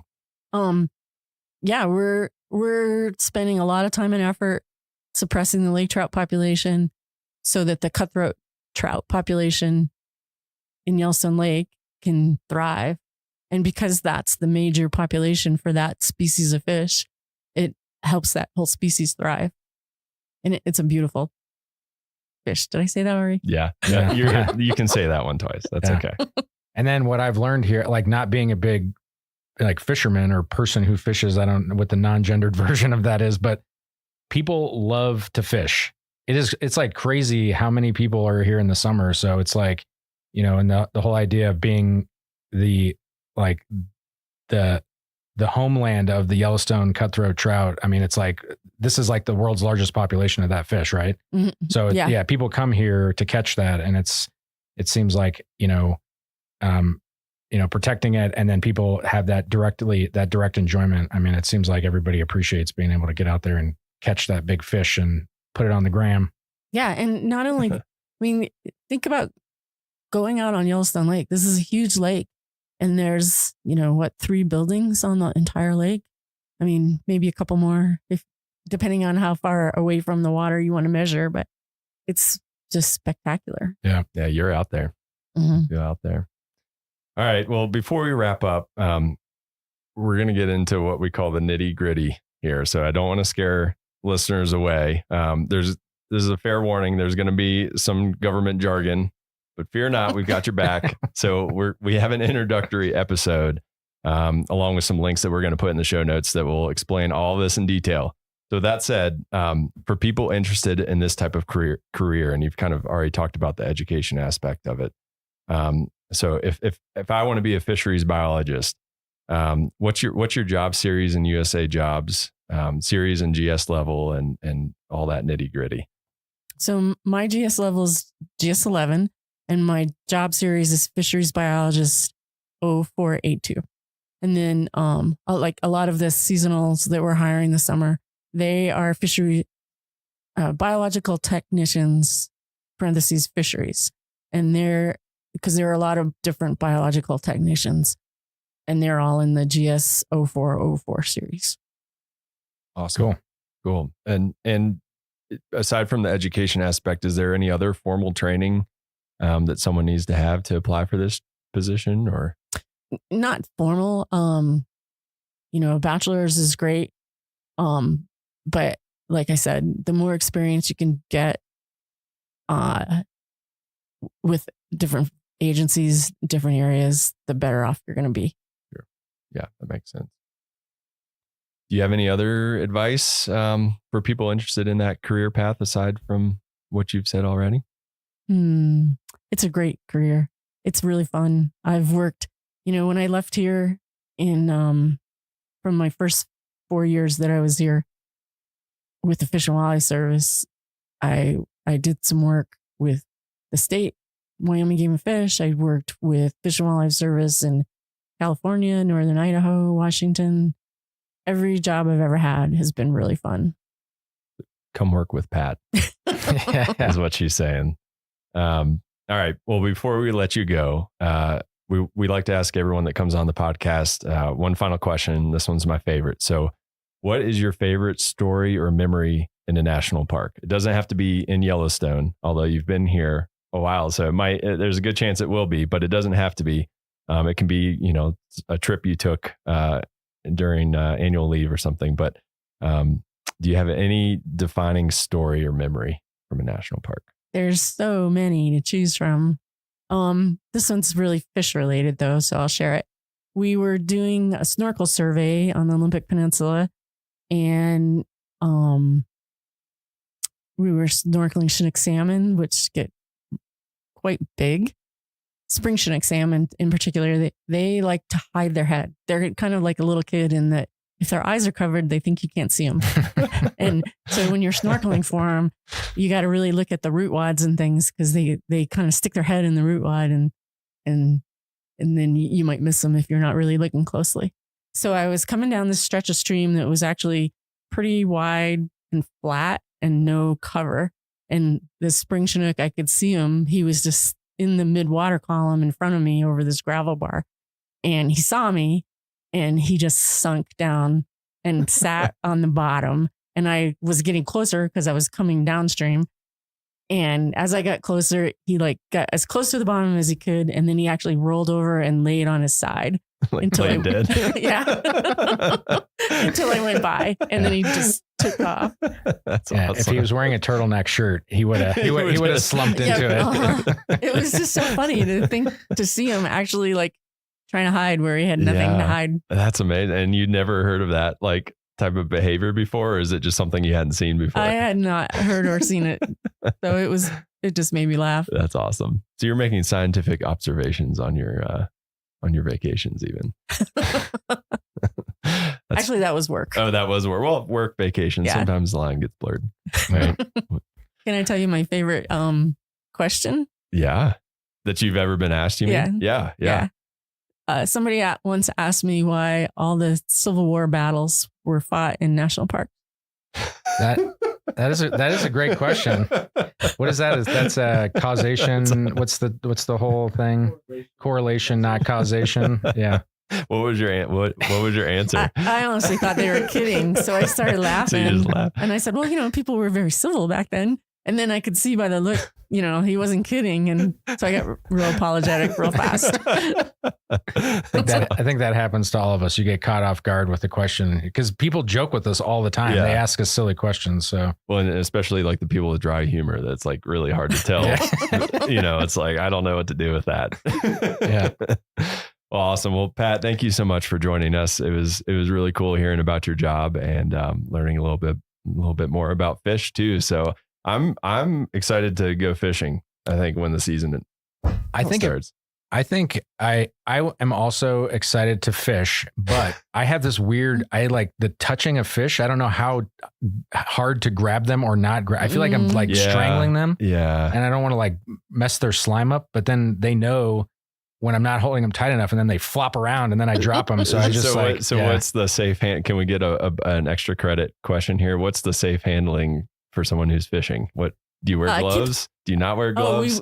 We wear gloves. Yeah. The water is really cold for no other reason, but it helps protect the fish and it helps give you a little bit milder grip, but you don't want to grip them tight. I feel like I'm going to squeeze the life out of them. Yeah. And if you're angling, don't grip it like a burrito. Right. Do it like if you're angling, if you could keep them in the water while you're handling them, that keeps them calmer too. I've seen that hashtag, keep them wet. Yeah. Okay. And grip it like a burrito, not a baby. Yeah. Right. Which, anyways, we'll leave it there. Anyways, thanks for joining us. Yeah. Thanks for having me. Yeah. It's great talking with you, Pat. Yeah. Thanks for joining. That's it for this week's episode of What We Do. Thanks again to our guest, Pat Bigelow. And if you like what we do, rate and review the show wherever you listen. Every positive review helps new people find the show, so we really appreciate it. If you have questions or you want to learn more about a particular job, contact us using the form at go.nps.gov/whatwedopodcast. Thanks for listening. Hey, you rockin' Rockyites. Finally, our theme song matches reality. We have started hearing the first elk bugles around Rocky, which means the bulls are back in town and the rut is on. A few things to keep in mind if you're visiting us this fall. Fall weekends are super busy, like our busiest weekends of the year. Surprising, I know, but true. If you can come during the week in the fall, I highly suggest that you do that. It is noticeably less busy. But if the weekend is your only chance, which totally makes sense because you work, I'm the same way, then try to arrive before 10 a.m. or after 3 p.m. Those times are less busy. And also consider using our park shuttle service. Until October 31st, our popular meadow areas are closed to entry from 5 p.m. to 7 a.m. That means you cannot be off of designated roads or trails between those times. This is for the betterment of the elk during the rut, to give them the space that they need to live their lives. They're not being taken care of. They're being protected, but they have to live out in the wild and do their thing. So that's to help give them time to have a successful rut. This closure includes Moraine Park, Horseshoe Park, Upper Beaver Meadows, Harbison Meadow, and Holsworth Meadow. There are signs posted out there, and we appreciate you for following those signs and helping our elk live the best lives that they can. And finally, do not approach elk or any other wildlife. This goes all the time. We like to emphasize it in the fall. They are big animals. They are especially hyped during the fall rut. They're looking for a fight and they're feeling amped up, and they can hurt you. They're very big.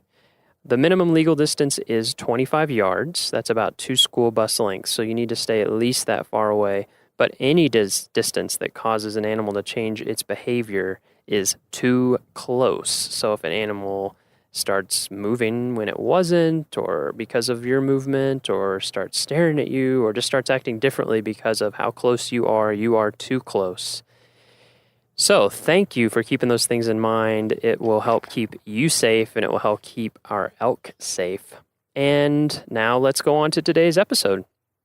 For today's episode, I hiked to Sand Beach Lake with Mary Johnston, historic structures technician for Rocky Mountain National Park, to talk about what the heck a historic structures technician does, the kinds of historic structures we have in Rocky, and the importance of preserving our past. Let's rock.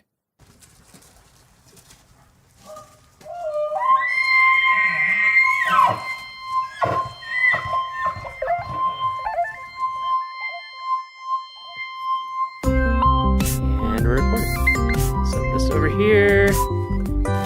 Pick up some Good wind morning, and water. Sand Beach. All those kinds of things. What's that? Good morning, Sand Beach. Yeah. Good morning, Sand Beach. Yeah, so we're here at Sand Beach Lake with Mary Johnston. Hello. Mary, what are you doing here at Rocky this summer? This summer, I am the historic structures technician for the Park Service. Historic structures. What does that mean? That means old buildings. Old basically. buildings. It could also include old trails, old roads, anything that's older than 50 years is technically historic. If it meets certain requirements, like it was significant in the past somehow, then it's on our radar. And when it's on our radar, it's potentially on the National Register. And when that happens, it's we're sort of expected to keep up with them based on certain standards and protect them and hopefully continue to keep them in good shape so that the history can be passed on and future generations can come look at these and see little pieces of our history that are scattered throughout the park. So for your job, are you actually out there fixing stuff, or are you out there Not as much as I'd like to. Yeah. So what are you doing? Like what's a typical day? So a typical, day involves me having a list of structures that are around the park. Some might be in the front country, right next to a road. It might be a comfort station. It might be one of the park houses. Others might be in the back country, 5 miles away from the nearest road, like a patrol cabin that the rangers use. So my job is to go out and visit these structures and do an assessment of how well the park has been doing in keeping them close to their historical significance. So making sure any changes to the building haven't compromised the original character of it, making sure none of these buildings are being neglected in any sense. None of the changes are inappropriate, as in like modern updates or additions, because we really want to keep these buildings as close as possible to their original state and how they were built. So just making sure they are, not being neglected. Cyclic maintenance is taking care of the buildings, but... Yeah, so we have a big database. Yeah, that has all this stuff in it, is that right? After I go out and visit all these structures, take photos, take notes, I come back and update this giant database that sort of serves every park in the country.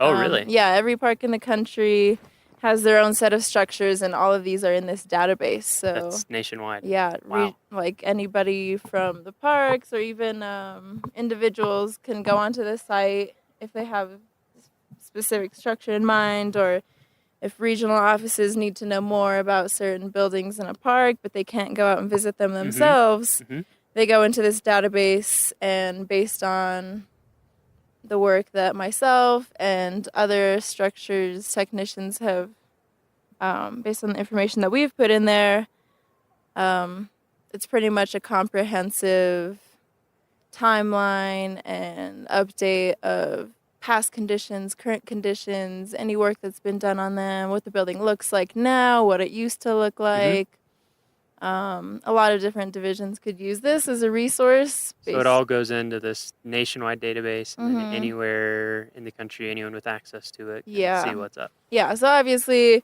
you're a Park Service employee, you have a little more access to read into some of the technicalities of the building, but this is a website that anybody could go into. Oh, really? Even public? Yeah, definitely the What's public. it called? It's called the LCS database. What does that stand for? List of classified structures. List and of classified. Classified sounds fancy, but it really just means historic. So they've been classified as historic. Is everything on there on the register, on the National Register? Yeah. So most of them are on the National Register, which is why they kind of have. Explain what the National Register is for folks. Yeah. So the National Register, once a building has been sort of deemed as special in history, as in it had some sort of association with an important event, whether that's a local event or a national event, period in time, or it's related to some significant person, and that could be on a local level as well, or even a certain style of architecture that's been deemed unique or significant. You go through a little process to have that building listed on the register, and if it retains enough of its original integrity, if it hasn't been changed too much over time, then said building or structure or road or trail is listed on the National Register. And under that, there are certain acts that protect those buildings to keep them in its sort of historical context. And there are certain... So you can't just like go into an old building with beautiful wide board floors and rip them out and put in linoleum or something like that. Something that would totally change the character of the building, both structurally and also from an experience level, right? Yeah, exactly. Yeah. Okay. What are some examples of buildings on the register in Rocky that people might know, or buildings or other things too? Well, one of the first ones they might see is the Beaver Meadows Visitor Center. That one's actually a national landmark. So landmarks are kind of the highest tier of buildings listed on the register. So that's classified on the register. And like, for example, in that case, it has historic importance both in terms of the park, but also because it was... so that one was built under the Mission 66 initiative. Which Mission 66, I'll fill everyone really quickly. Please do. Mission 66, for folks who don't know, after World War II, you had a lot of families, a lot of men coming back, some women out of different types of service, or it just shook everything up, you know. But people were coming back. There's the GI Bill. People were starting their families, and there was, the baby boomer. People were doing better. People were doing better, and one of the results of that was that national park visitation really started going up. And so there's a recognition that, hey, we really should do something to increase visitor services to handle this capacity. And we want to get it done by 1966 because that was the 50th anniversary of the National Park Service. The existing park facilities were subpar. And there just weren't enough. The level of visitation had grown so much. So for the 50th anniversary, all sorts of stuff got built. And I don't know how we would describe it, but it's somewhat characteristic once you start seeing it. It kind of has a 60s look to it. And it's kind of angular and things. So this was built as part of that push, right? Beaver Meadows Visitor and in Center. addition, it was designed by the Frank Lloyd Wright Taliesin West School. Little somewhat famous architect. I would say. In his school, May have heard of his name once or twice. And if people are familiar, I mean, Frank Lloyd Wright himself didn't, but it was his firm. Did not. And it uses a lot of his style. His styles and methods. And like the high windows, the top of the wall windows. And intaglia. Give it a Google if you haven't seen it. Yeah, exactly. Before. If you haven't seen it in the park, building. give it a Google, and we have a little bit of info about Where it. you and I have the pleasure of working out of. Yes, we do. It is also, a lot of people don't realize this, so it is Beaver Meadows Visitor Center, and it's also park headquarters. So if you go to the Visitor Center and you're wondering, what's the rest of this building? It's just offices, pretty much. Yeah, it's a worth really cool stopping building. and getting out and looking at the building. And there's an interpretive sign outside that talks about the architectural importance of the site. Yeah. So that's a big one. That's one. If you've ever run into any of the backcountry patrol cabins. Yeah, if anyone's been out hiking and seen cabins out in the backcountry. Yeah. Are those all on the register? Pretty sure every single one of them is on the register. Because I remember, those were built. What was it, 2 years ago, when you and I hiked out to North Fork Cabin, for example. Yeah. And a lot of them are kind of hidden. Yeah, they are. They're not intended to be like seen by everybody hiking along. They're initially intended for the rangers doing patrols out in the backcountry, making sure everything's okay out there, giving them a place to stay without having to set up tents and stuff for anyone who does see them, they're government-owned administrative facilities, so we use them for still law enforcement, backcountry patrols. If we have trails crews or backcountry crews working, they can base out of there sometimes. Very minimal. Very minimal, But really nice. Yeah. And what I thought was neat when we were looking is that, so like North Fork, that was in the early 30s that was built, right? And it was built with almost all on-site materials, correct? Which is incredible to me. It would be way too expensive to haul in that stuff, and especially back then. Yeah, I mean now it would be too, but that was like 8 miles from the nearest road or something, 6 miles. It was a ways, and even the road that was the nearest road was hardly. Yeah, you wouldn't want to be hauling a bunch of construction equipment in on there. Yeah, so those are all on there. What about, is like Old Fall River Road, is that? Yeah, so many of the roads that you're driving on are actually quite old. Those were built late 1800s to early 1900s. So like, honestly, some of the trails predate the roads because people were using the trails to get from the west side to the east side or vice versa. There was no really... They would just established they would hike route. it, or they would take horses and walk it. Yeah.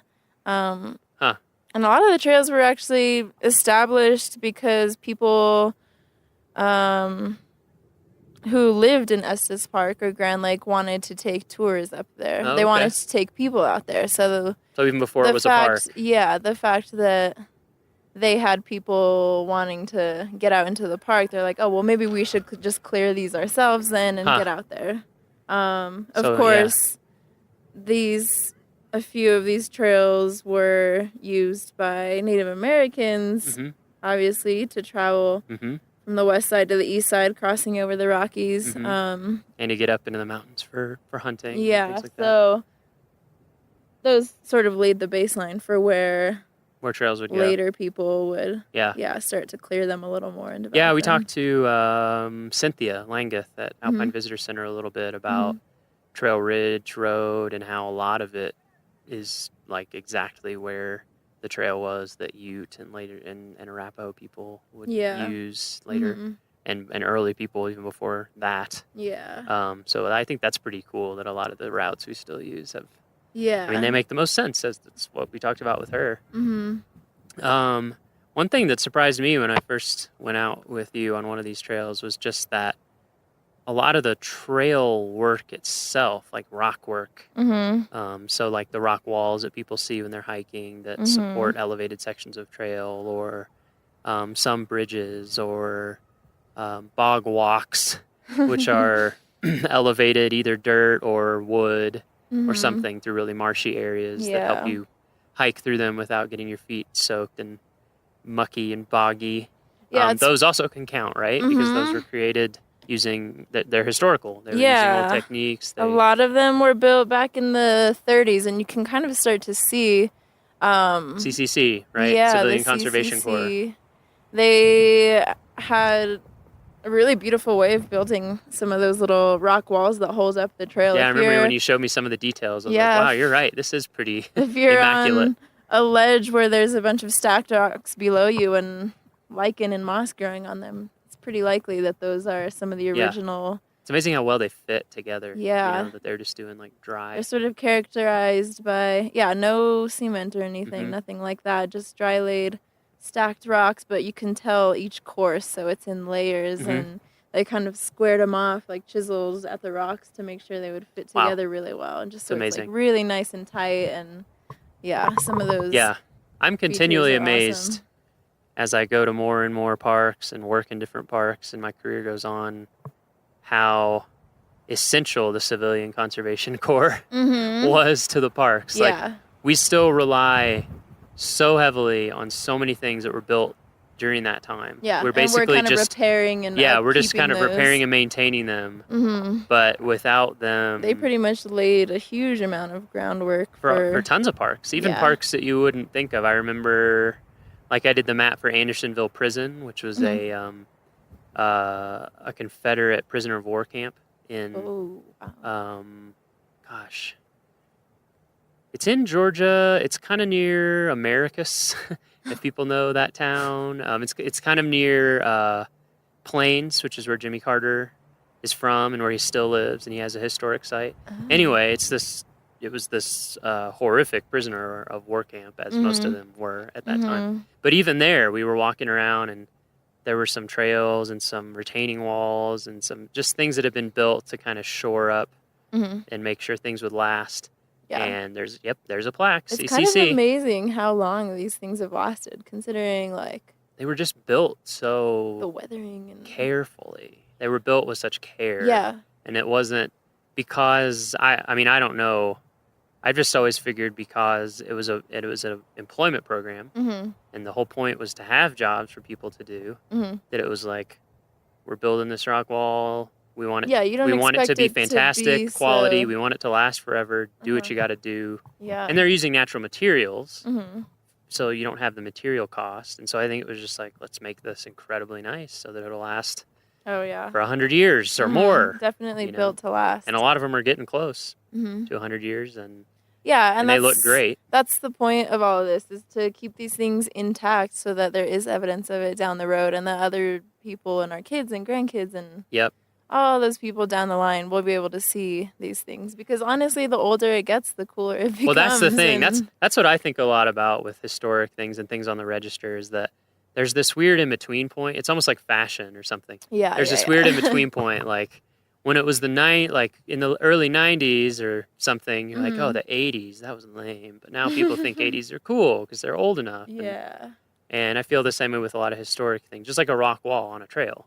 Maybe right now we're like, oh, whatever, it's a rock wall, whatever. Yeah. But, then people go to like the UK or something, and they see these hundreds and hundreds and hundreds of year old walls. And We'll then get it there one takes day. on. We'll get there one day. Yeah, it takes on this different feeling. Yeah.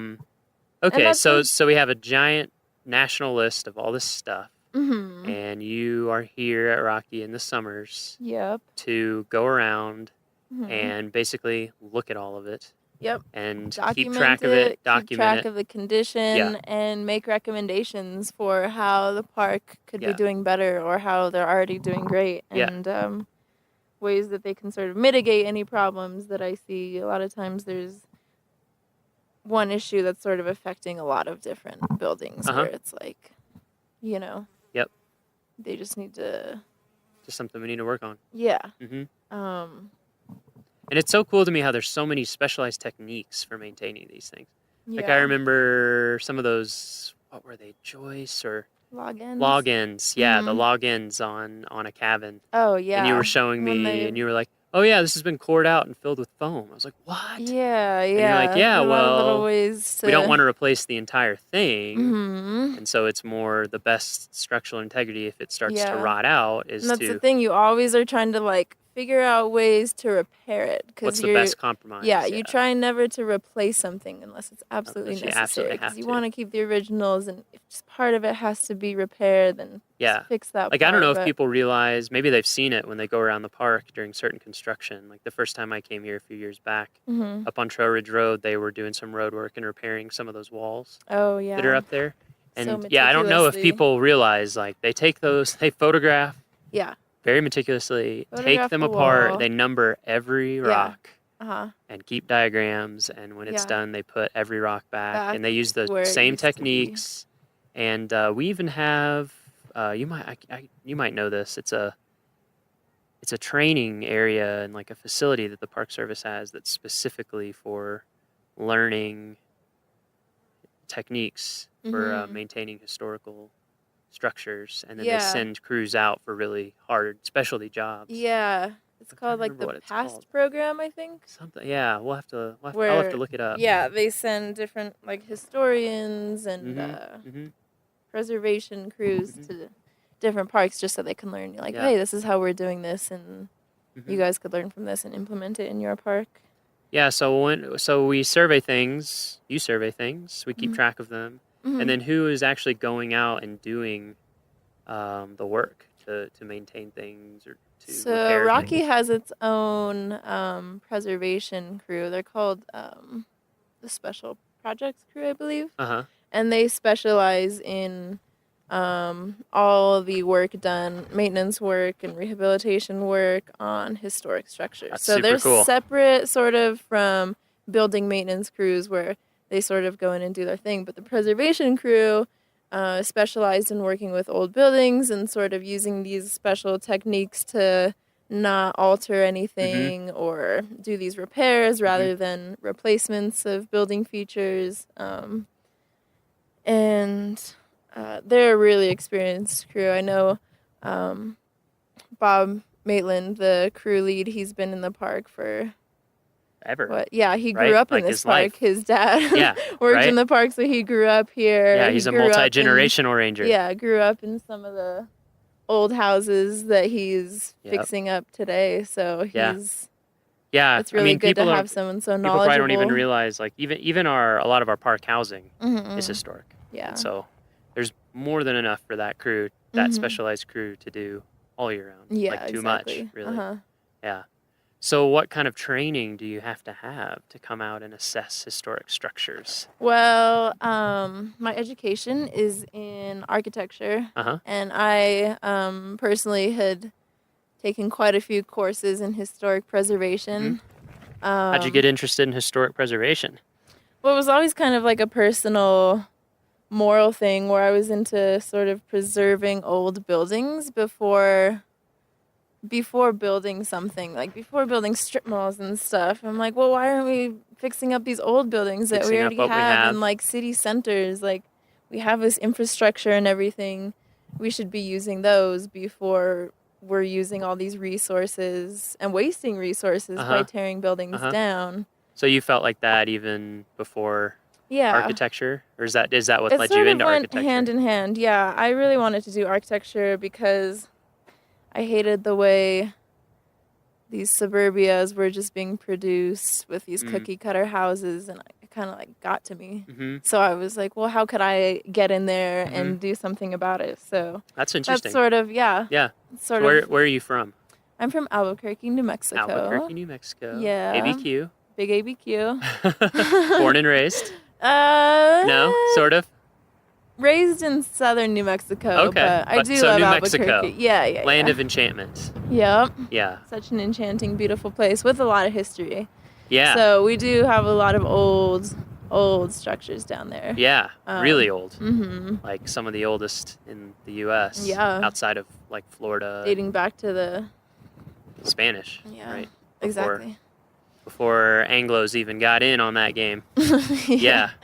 So, it was sort of just like my disgust for some of the new stuff being built, which is what and were you seeing that like in Albuquerque or just in general? There's like specifically this area outside of Albuquerque called Rio Rancho. It's like this new kind of city, I guess. It's now its own city. Just the epitome of like suburbia, where just parking lots everywhere, strip malls everywhere, like. And you're just like, this doesn't speak we to like me. to say like anywhere America, anywhere USA. Yeah. Yep. So saw that going up. Didn't like it at all. And So I that's was kinda like, what well, got let's you go interested. back to what we already have and like what do I love about architecture? And a lot of time it's the detail and the care and the character of a lot of these structures that, a lot of suburbias are missing character. It's just all kind of For sure. produced cheaply, not made to last. Well, we were just talking earlier on the hike up. So yeah, we didn't even mention. So we're at Sand Beach Lake right now. You can't see it because it's audio, but I'll try to post a photo on the blog. beautiful lake in Wild Basin. Neither of us had been here before. Me neither. It's such a little gem. It's about 4.5 miles hike in, right? Some elevation gain, not completely uphill gruel, but lots of sections uphill. Yeah. And it really does have a ton of sand on the shore. It's such a little gem out here. I had no idea. It's very beautiful. There are people off in the distance. There's a group of like 10 people with their towels and bikinis just right now. sunbathing. Yeah, I mean, wow, why didn't I think of that? And this, we were talking about this lake, Sand Beach. Oh, and we have a great view of Mount Meeker and kind of an interesting view of Long's Peak. Yeah, the south I don't side look of at it Long's. from this side that often, so that's kind of cool. And Pagoda Mountain. And this is one of the lakes in Rocky, which there are quite a few. There's a couple. There's a couple lakes for sure. How many lakes are there? There's so many. But it's one of the lakes that it's a natural lake, but it was impounded to raise the water level to store even more water in the lake. So it had a big earthen dam at the outlet. Yeah. And then during the Lawn Lake flood, which was 1987. Is that right? I believe so. Okay, Lawn Lake flood. Let's hope. We'll check our dates. Yeah. But the Lawn Lake flood, that's the same kind of situation. A natural lake that had an earthen dam impounding it to raise the water level, and it fell apart. It just fell apart and gave way, and all the water came down, and that is an extremely dangerous and destructive situation. So after that happened, a lot of damage. I mean, you can't even imagine. People say they heard it. Check out the alluvial fan. Yeah, go to the alluvial fan, and you'll see. Just look at those boulders that get moved around, and think about that. How much water it would take to do that. And so when that happened, some of our other lakes, like Sand Beach Lake, is one of them that had the earthen dams. There was a process of going in and taking them out to both return it to a more natural state and to get rid of that danger. So anyway, that's where we're sitting, and we hiked up the trail to look at historic trail structures, right? So we had some bog walks, we had a little bit of rock wall. Yeah, some built rock walls, a few bridges. Obviously, like the bridges have been replaced. Yeah. Wood structures, those have to be replaced. They don't last forever. We haven't found the infinite wood yet. Yeah, so we're up here at Sand Beach Lake. So had you done anything with architecture before you went to school for it? To college? Well, honestly, I had always wanted to be an artist. Uh-huh. I used to tell my mom I wanted to be an art teacher. And she was like, oh, that's great, but don't you want to do something that makes a little more money? And I was like, no. But then I got into a single drafting class in high school, and I discovered that my perfectionism really lent pulled itself well to through. drafting. Yeah. I can relate to that as somebody who likes to make maps. Yeah, very similar. It's like so fun. It's artistic. It is and artistic. creative, You get to but draw. also very technical. Yeah, and very but there is a precise. right way. Yeah. Like you gotta be. It's like it's creativity and art inside of very particular rules. Yeah. Yeah. But there's still room for creativity. Yeah. So after that first drafting class, I honestly knew that that's what I wanted to do. Yeah, I could just sit there for hours and draw. Yep. Floor plans and building plans and do the weird sections and- architectural hand lettering. What's that script called? I don't know. I don't know. It's funny. It looks the same. Like yeah, you just have to write in caps all the time. You just no learn. lowercase. Yeah, Just- exactly. And then they're like, okay, now make up your own. So you were interested in art. You Yeah, tried so drafting. love drafting. And the drafting Figured was out great. That, architecture was the Mhm. perfect balance between like art Uh-huh. and something like Yep. functional. Uh-huh. Like something Yep. that could be used and Totally. inhabited. So Yep. I like to call it like functional art, even Uh-huh. though that kind of I don't know undermines art as non-functional. I don't like to say that, but Well, I don't know. Kant might agree with me. I took this class in college called The Art of Walking, which everyone thinks is like a fluff class, but it really wasn't. It was a 3-week class. And we would walk every day, but in the mornings we would do pretty hardcore philosophy. And one of the main things that we focused on was Kant's critique of judgment. Oh. And one of the things he says is that for something to be truly just a piece of art or an aesthetic object, or at least when you're perceiving it as an aesthetic object, that it has to be without purpose. The translation, I don't know what the German for it is, but the translation was purposelessness.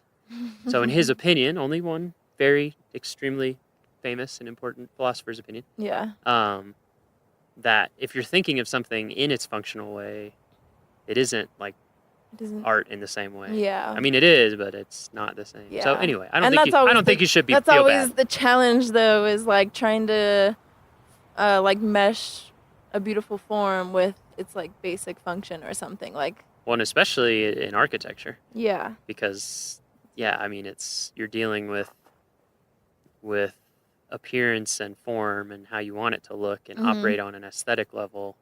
But also, it has to stand up. Yeah. And be and affordable. People can't be running into each other all the time. And be repairable. Yeah. And be efficient. Yeah, and allow for good air circulation and heating and cool. So it is creative. It's kind of similar. And, creativity inside of tons of constraints. Yeah. That's why when you do, and for me, when I do see a building that is like, wow, this is a beautiful building. It's just like a work of art, but it works and it's fun to be in. Only then has the architect succeeded. Yeah, it happens. It happens. Sometimes I've had the opposite too, where you're like, I see what you were going for. Yeah, no, there's some really this isn't the most pleasant stuff building. out there. Yeah. So you did the drafting. Yeah, you got kind into of realized that was it, architecture and then you got an school, architecture school. applied, got in, went to school at University of New Mexico Still in keeping Albuquerque. it New Mexico strong. Yep.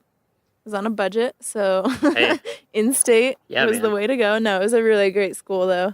Yeah. Awesome professors, Yeah. really good facilities. And when was your first? Is this a job that you're in or an internship now? This is a graduate assistantship. Oh, that's right. Or it's like a program. Yeah. Right. So when was the first time that you did this here at Rocky? My first year in Rocky was 3 years ago. 3 years so ago? in 2014. Had you done a summer thing before that? Yeah, the summer before that in 2013, I was doing the same position in Yellowstone National Park.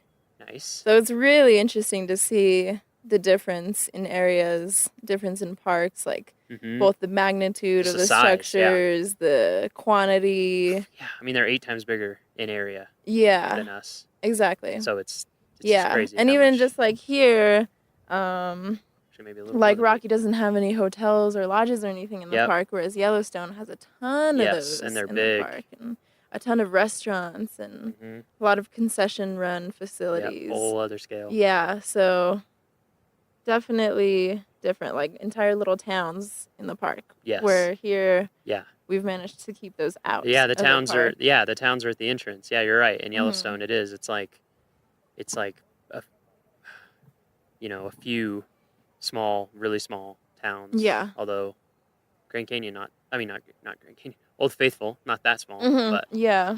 pretty big and they're all inside one national park. It's kind of amazing. So you did that for a year. That's pretty awesome. Yeah. I worked in Yellowstone for 2 years. Oh, nice. Yellowstone has a special place in my heart. I would go back anytime.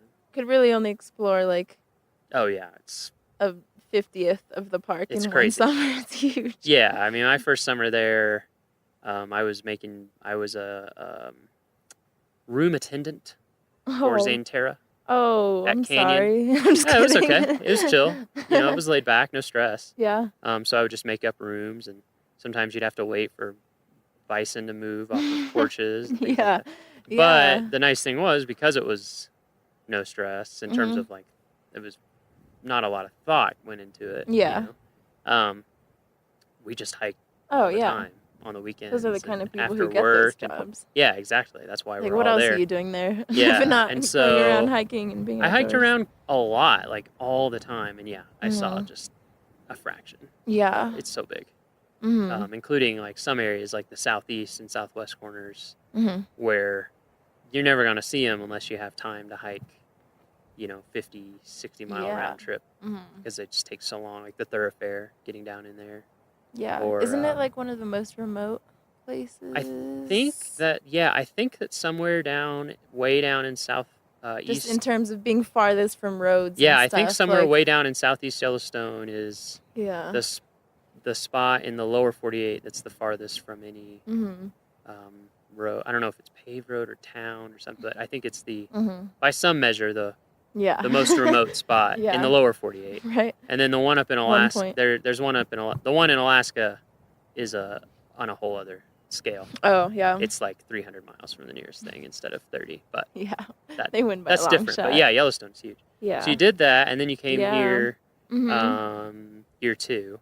What's the name of the program that you're in? Is it a what is the defined name? program, or was it just a No, it's relationship with like with an the university? internship through my university and Yeah. through my architecture school Yeah. specifically. Mhm. So students from either the School of Architecture or the School of Landscape Architecture or Historic Preservation or Regional Planning, Cool. they can all apply to this, and then they hire a handful of us, anywhere from like 4 to 6 of us, Mhm. and then we're each sent out to our own park for the Mhm. summer. So there's pretty Yep. much just one of us in the park. Our specific program is just the Intermountain region. So Mhm. pretty much from northern Montana up in Glacier to like southwest Texas. Yep. Is it Intermountain region as the Park Service defines it, or just? Yeah. Yeah. Okay. Mhm. Okay. Yeah. Yeah. For folks who don't know, the Park Service were divided into geographical regions, Mhm. mostly for management purposes. Yeah, It's I just think and so. Intermountain is huge. I Mhm. mean, it has so many parks. Mhm. If you go online and search like NPS or National Park Service region There's map, what, like it'll come 8, up. 7, 6? Oh gosh, there's Northeast, Southeast, Midwest, Pacific West. Alaska a used little to be rusty. included in that, but I think Alaska is its own. I don't know. I would Okay. have to look at a map, but Yeah. and then Intermountain. So you were there, and then you went back to school for a year, and then came here. Mhm. So you already talked a little bit about how Rocky compared to Yellowstone in terms of just Yeah. the scale in terms of buildings is very different. How else did it compare? Had you been to Rocky before? No, I'd never been to Rocky Yeah, what'd you think before. when you first got here? I was bewildered. I was like, this has been What'd you think my about this? neighbor my whole life, Yeah, because and I've never that's been true. here. It's not that far. No, I mean, it it's a really day's isn't. drive. Yeah. Yeah. What'd you think about it compared to Yellowstone in terms of like the scenery? Very different. Different, yeah, for sure. Both in the sense of the wildlife that's around. There are Yeah. a lot of We're missing a few bison and species here. wolves up there. Yep, we're missing a few species in Rocky. Yeah. Yeah, and not being in loved- grizzly country is a very different Oh my experience. god, it's so nice. It's so nice hiking when there are no grizzlies to worry it's about. very It's different. kind of always in the back of your head It when you're is, hiking yeah. in Yellowstone. I've talked to people about it because Yellowstone and then Yeah. Denali, and I miss it in a lot of ways because it puts, I Kinda don't know, puts it a little just edge on it just puts your- a whole different feel on the trip. You know? Yeah. I mean the danger still statistically is really low, Yeah. relatively speaking. Yeah, but they are it around. is a danger. Yeah, You know, I remember just and- taking a walk around my dorm building in Yellowstone. It was like sun had already gone down, walking back to my dorm, and this ranger rolls up. He's like, "Do you guys have your bear spray on you?" And we were like, "No, we're just taking a little stroll." He's like, "Okay, well, someone just spotted a grizzly by your dorm, so Yep. Where did you live? Mammoth? yeah, Mammoth Hot Yeah. Springs." Yep.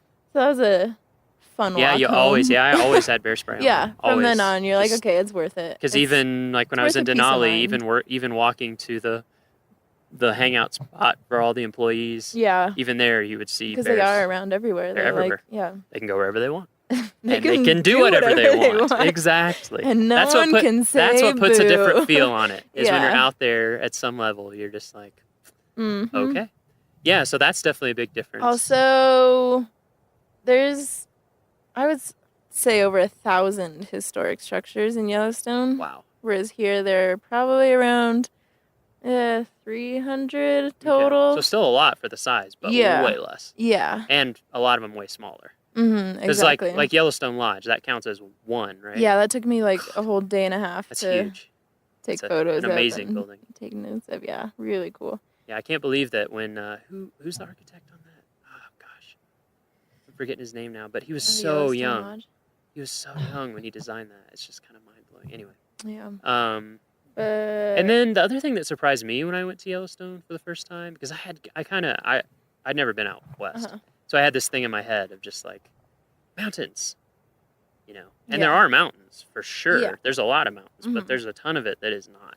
mountains. It's no. kind of flat. Mm-hmm. Lodgepole forest as far as the eye can see. Yeah, you're like up in the or glacier mountains, basins, but geyser basins. once you're there, I feel like the mountains here feel more prominent. Yeah, they dominate Yeah. everywhere. No matter where you go, you don't get away from them. Uh-huh. Whereas there, depending on what part of the park you're in, it's very Mhm. mountainous. But you Yeah. can be, like, if you're in the center of the park or Mhm.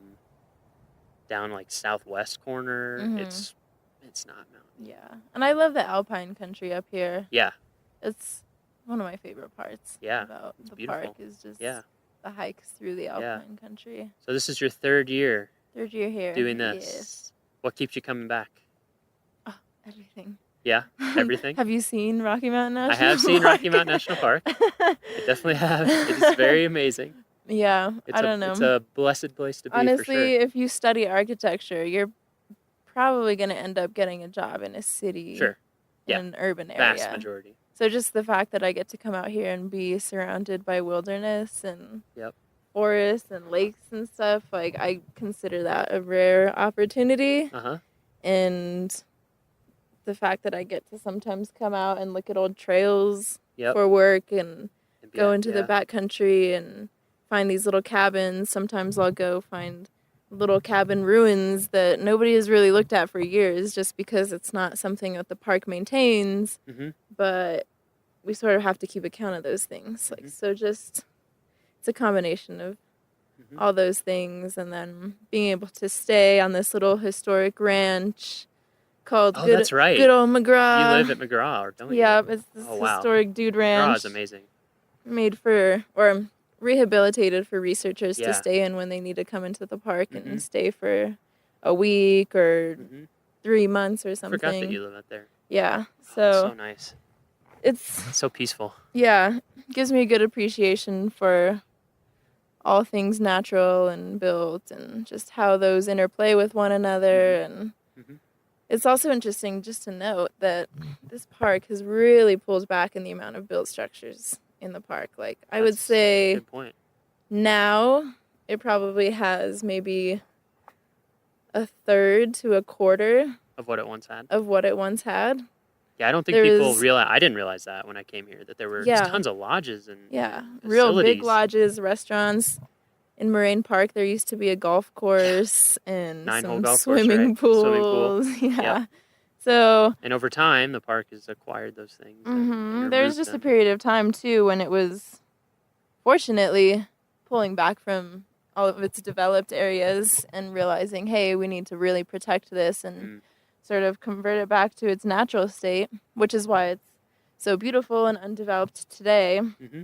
And in hindsight, like, some of those buildings were really cool and great, but there has to be this balance. You obviously, nowadays, I think it's really great that we don't have any lodges in the park and too many campgrounds or swimming pools and golf courses, like that just Yeah. takes away from what a national Well, especially park a park is. like this where, like we were talking about, you're never that far from town. No. You're never that far from Yeah. a gateway community. So Exactly. it's And not you have like big cities around. If you Right. want if you want those amenities, exactly. they're close. It's not like Yellowstone where it's like, well, if there weren't Yeah. any lodges in Yellowstone, Yeah. then everyone would be driving like Yeah. 3 hours plus a day Yeah. to get anywhere. 3 hours just to get through the Just to park. get in, Another like 2 hours and to the then nearest just city. to get out. Exactly. Yeah. Yeah. So, yeah, that is It's an interesting dynamic, but yeah, that surprised me when I first learned about that when I Mhm. came here, that so many things had been removed Yeah. over time, and that it's just one a day, decision you have. one day soon, maybe I want to make a map of all of the structures that used to exist. That'd in be the really park, cool, just yeah. So people can gauge like what it Yeah, used, what it to, used to be. and then what it That'd be is really cool. now. That's Yeah. a great idea. Mhm. There was a student group from CSU, I think, or something like that, that did one of those just for Moraine Park. They mapped where everything had been to kind Mhm. of explore the history of it, and it was Yeah. really cool. It'd be neat to see that for the entire park. It's a big undertaking, but Yes, there are a lot of definitely. like resources and places to pull from, but Yeah. not one big comprehensive. Yeah. So as Mapping an area. architect and as someone interested in historic structures and keeping things repaired and using what we already have and all those things. What would you say to visitors when they're coming to visit? Like, what tip would you give from that perspective about the park? I would say inquire about it because Just be aware of it. Yeah, I mean, just like notice the buildings around you and know that those are a lot older than anyone's houses that they're living in or a lot of the cities that they live in. You know, like, and just to sort of appreciate the people that were there before you and just think about their lifestyle and how they lived before you and what they were thinking of when they passed through the place and just pretending like you were there 100 years ago or even before that. And then just having a respect for it, you know, not sort of like the leave no trace thing, like don't be tampering with any of the stuff that you're seeing. Don't be messing with any of the buildings or carving your initials into them, you know, like it might be cool for you in the moment, but but then it's not really cool for anybody else later down the road. For everyone that comes after you. Yeah, exactly. That's a very good point. We just want these things to be like in the best condition possible for generations way down the road. You know, like even buildings that you think don't look that old, well, in 100 years they're going to be really cool. That's true. And people are going to be like, oh, I wish these were taken care of a little better in the past. Yeah, I think that's great. I would definitely recommend that to everybody, is just remember that it's not just a park, like it's not just hiking and backpacking and wildlife. It is all those things for sure, but it's also a place where people come and live and work and stay. And for that to happen, there have to be facilities and structures. And, you know, even when you're out hiking, just taking a moment to think about how hard some people, a group of people worked to make that trail. I mean, I don't think I didn't for a long time have an appreciation of just how hard it is to build a mile of trail. It's crazy. You know, it's so much work that people are doing much for us so that for then we can enjoy it. You know, for the trails crews they're unthanked. Then and now. Yeah, oh, absolutely. Yeah, we're definitely gonna get with the trail crew and cover some of that work. Maybe in depth, so people can kind of. And definitely check out some of those backcountry cabins. If you see them, go up to them, peek in the windows. They're cool. Yeah, you can go up to them and look around. Yeah, for sure. Just, you know, don't try getting in. Don't try getting in. And sometimes there may be a ranger staying there, stationed there, and they'll let you be peek perfectly inside. happy to talk to you and check in with you and say, hey, say what's up. It's really cool because some of those old cabins have log books from back in the you can read 60s. You can read like just you rangers can read way back. It's funny how much things haven't changed. Really puts in perspective. Yeah. Oh wow, same problems, different day. Exactly. Different decade. Especially back there where it's so you know, your phone doesn't work back there or anything, you know, so it's you're pretty much living the same way, pulling your water out of the creek and filtering and using the privy out in the back. Darn right. Spending the night with the squirrels and the mice. Yeah. Anything else you want to cover or that you want to make sure listeners know about? No, I think we've done a good job and hopefully not bored them to death. Oh, no, definitely. Definitely not. I know I get excited about it, but I forget not everyone. Our listeners don't get bored. No. And if they do, they can just skip to the next episode. Oh, okay, it's no big deal. But if no, our listeners are done good. Are scholars with interests that run the gamut, I'm sure. And one of the reasons why I wanted to talk to you is because I think it is just something that people, including myself, it's just easy to forget about. The cultural side, the all the resources that we have in the park, and plenty just of think natural, about like last year we had 4.5 million people come to the park, and so it is a place that it's like it's a destination with a lot of history. Yeah.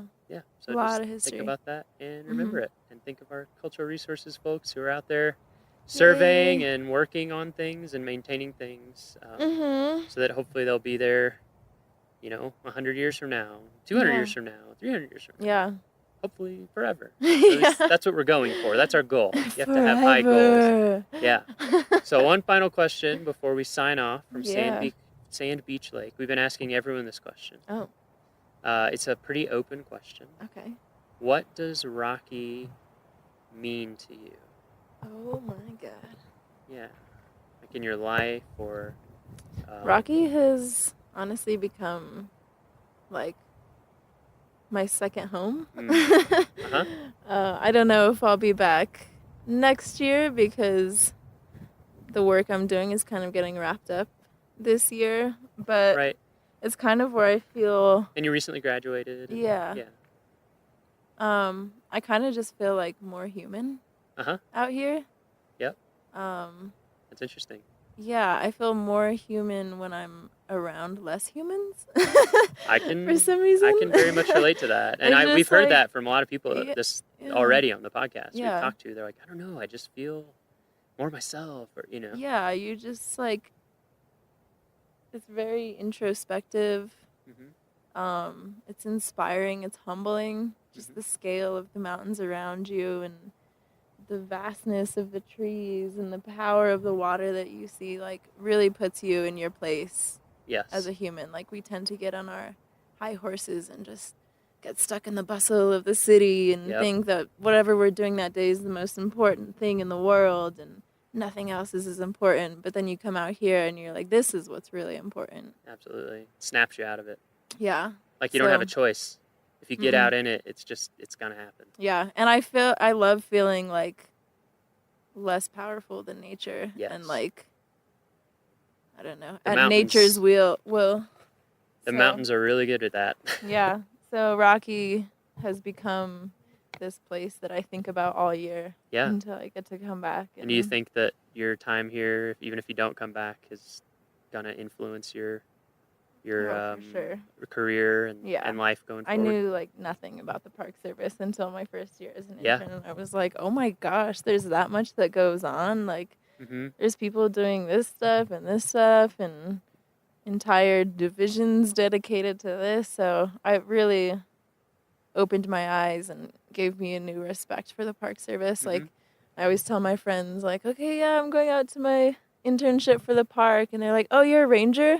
Like, everyone just assumes there's just rangers out here. And I'm like, no, that's like one little part of what the Park Service is about. Yeah, but that's one of the reasons why we're doing this podcast. Nice, Just to talk to people and let people see all the amazing folks, interesting folks doing stuff that you would never even know about. Yeah. So even if I don't come back as the historic structures tech intern next year, I'm sure I'll be back in my future.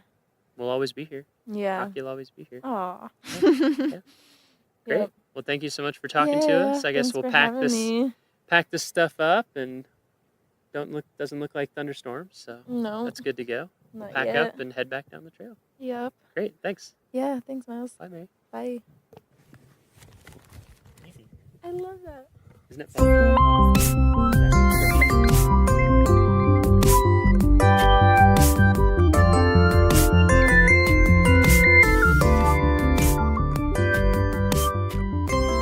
Our next episode will be released on Friday, September 22nd. For show notes, transcriptions, and to learn more about our show, visit our homepage at go.nps.gov/RMNpod. That's go.nps.gov/RMNpod. The Rocky Mountain National Podcast is a product of Rocky Mountain National Park, one of 417 units of the National Park Service that preserve America's heritage for all, forever. Stay classy, Rocky Rangers.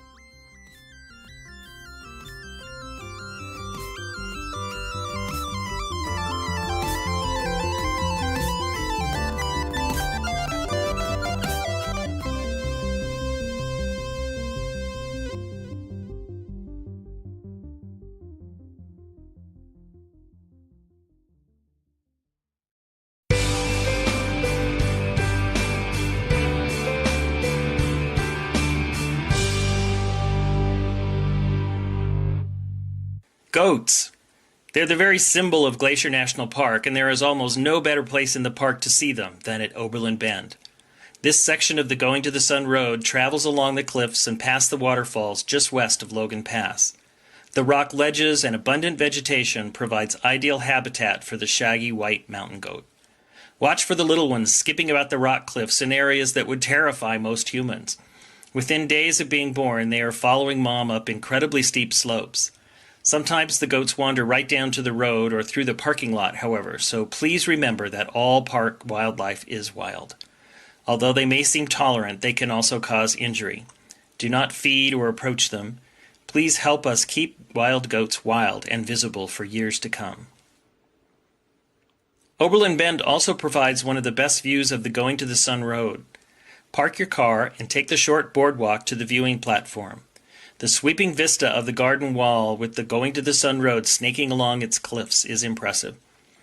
On a clear day, you can see all the way to the high peaks near the border with Canada, and, if you know where to look, you can spot Granite Park Chalet on a ridge high above the loop. Portions of this boardwalk were designed to be accessible by wheelchair, and if you notice, it's made out of a metal grate material. A former park superintendent saw similar walkways in parks in Australia and brought the idea back to Glacier on his return. The grate allows snow to fall through the walkway and helps relieve the pressure of the winter snows, and it also helps sunlight to penetrate below and maintain native vegetation under the boardwalk.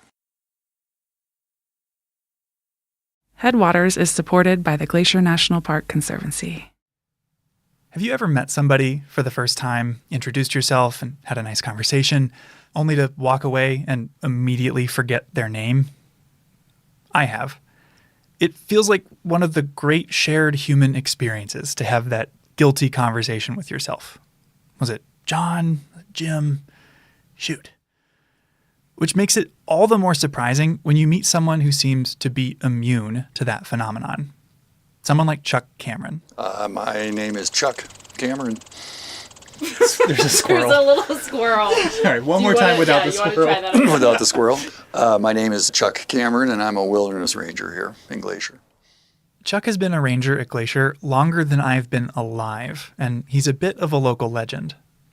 Even so, after meeting me once for 30 seconds at a party during my first season here, he remembered my name months later, shook my hand, and was happy to see me. Which felt nice, because I'd heard Chuck's name a lot. He's the sort of person that everyone you meet knows and loves, and the incredible stories you hear about them don't seem to line up with the calm and mild-mannered person you've met. But while Chuck has led a long and storied career here in Glacier, the most surprising part of that career is that the park terminates him every fall. Well, kind of. A common question we get from visitors is, what does it take to be a park ranger? And while there is no one answer to that question, as there's no one type of park ranger, a good answer is, you've got to be willing to move every 6 months. 95% of Glacier's visitors come between May and October, so it makes sense that the park doesn't really need most of its staff in the wintertime. So to find a career in the NPS, a lot of people move across the country every 6 months, bouncing between summer and winter jobs. My friend just told me last week he's moved 48 times. And for most, the ultimate goal is to land one of the few competitive, permanent positions in the Park Service. I've always seen that as the path to an NPS career. But it wasn't Chuck's. And how long have you worked here in Glacier? This is my 42nd season. Whoa. 42nd? Yeah. Whoa. It's a lot of seasons. That's what I'm on season 2. Well, you only have 40 to go, and we'll be the same. Chuck's been a seasonal his whole career. One of the few people I've met in Glacier who can say that. I wanted to sit down with him because I think his unusual path says a lot about the unusual job that is working for the National Park Service. Equal parts delightful and stressful, noble, yet often bizarre. But I also think that few people could have had the career that Chuck has. And I want to know how he did it.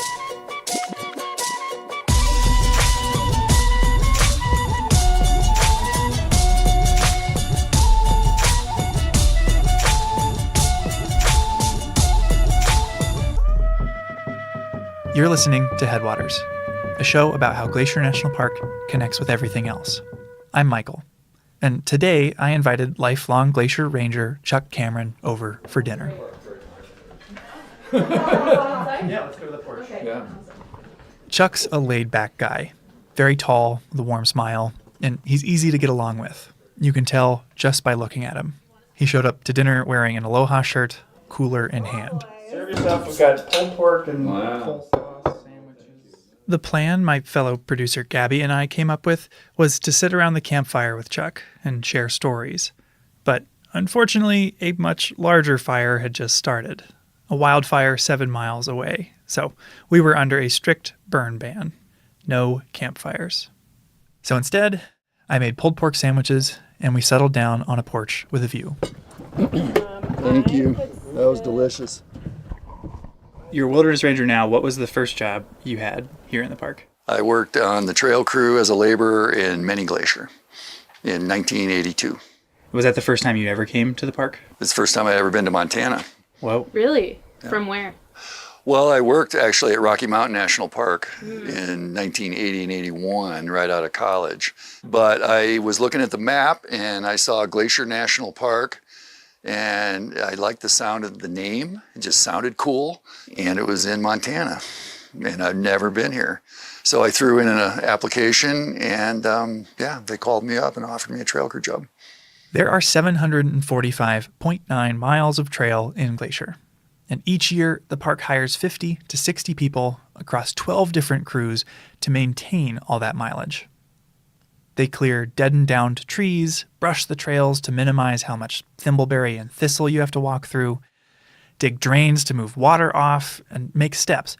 Honestly, they do a lot of work that often goes unnoticed. I liked being out for 10 days at a time with the same people, and you build this sort of bond with this crew you're on, because you're working, cooking, eating, sleeping in all kinds of weather for 10 straight days, and you learn to rely on each other a bunch. It's just a really unique work situation, I think. You know, I never really thought like everybody working at JCPenney like hung out after work and went home and cooked dinner together. Shared the same room, or slept in the same tent. During his time on trail crew, Chuck worked on a lot of trails, but he highlighted one especially odd project. I think the most craziest season I had on trail crew, we cut the international boundary swath in 1987, and I was a crew leader on the east side, and it hadn't been dealt with in 20 years.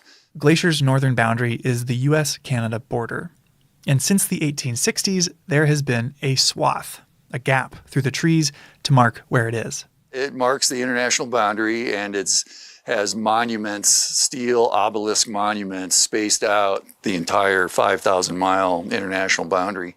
To keep trees and brush from filling in the swath, it's needed periodic maintenance in the 150 years it's been here. And it's a 20-foot wide swath cleared of all vegetation, so you can see from monument to monument, basically. Yeah, we spent 80 days, 10-day hitches at a time, doing nothing but clearing the boundary. Jeez. Wow. Chuck and his crew were cutting it out by hand in the late 80s.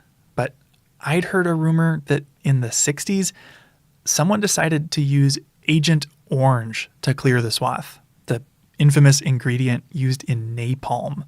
Said at one point, they used Agent Orange to clear the boundary swath. They did. That's what they had done the time before we cut it by hand. They had defoliated it from the air, which wasn't very accurate. And so the boundary swath was this like snaking thing and so our job was to straighten it out. And so we surveyed it as we went from monument to monument. You're redrawing the line. Redrawing the line, yeah. That's a lot of responsibility. Wow. Well, it was, and it was kind of nutty because sometimes the swath was just going through the forest. There was no like cut. It was just point A to point B. We just up the side of one mountain and down the side of the other, when we went around beaver ponds, we handed tools up cliff bands, 5-gallon cans of gas up through these cliffs, to get to the next bench and keep going. Because normally trail crew working on trails requires a lot more thought and care into where the trail is placed than many people realize. And so the boundary swath is kind of atypical. It's like, yep, Straight ahead. across. Yep. Yeah. Our slogan, and we made a T-shirt, was "Total destruction is the only solution," which is it's a line from a Bob Marley song about nuclear war, and that's kind of how we felt about it. But like all seasonal jobs, Chuck's season on trail crew came to an end. Every fall, you've got to find something else to do. This is when a lot of folks crisscross the country to work in warmer southern parks. But those jobs are few and far between and pretty competitive. It's not really a sustainable solution for most people. But what do you spend your winters doing? How did you string together the other 6 months of the year? That worked out. I was really lucky in that regard because I got a job on Big Mountain, and I worked on the ski patrol there for 26 years. Big Mountain is home to Whitefish Ski Resort, less than an hour from Glacier. Ski season and this season fit together like extremely well. And about the time I'd get sick of ski patrolling in April, they'd lay me off and I'd get to come here and do something completely different. And then about late September, I get sick of working here and they'd lay me off here and I'd have a couple months off in the fall to go do whatever, and then I'd go back skiing again. Ski patrol in the winter, trail crew in the summer. And Chuck's season cutting the border swath highlights that a lot of work in Glacier is extremely physical. So was this your hardest hitch? Yeah, that was I felt invincible at the end of that summer. I thought if I can do this, I can do anything. Yeah. So then I quit trails and got a ranger job. Basically. That's a cool way to go out from trail crew. Yeah. Yeah. After his summer on the border swath, Chuck got a job as a law enforcement ranger. He went to law enforcement academy with one of his trail crew friends, and after that got a job in the Belly River, a remote part of the northeast corner of Glacier. And I worked for a guy named Dave Shea, who was an incredible wealth of knowledge, a scientist, just, knows everything about everything.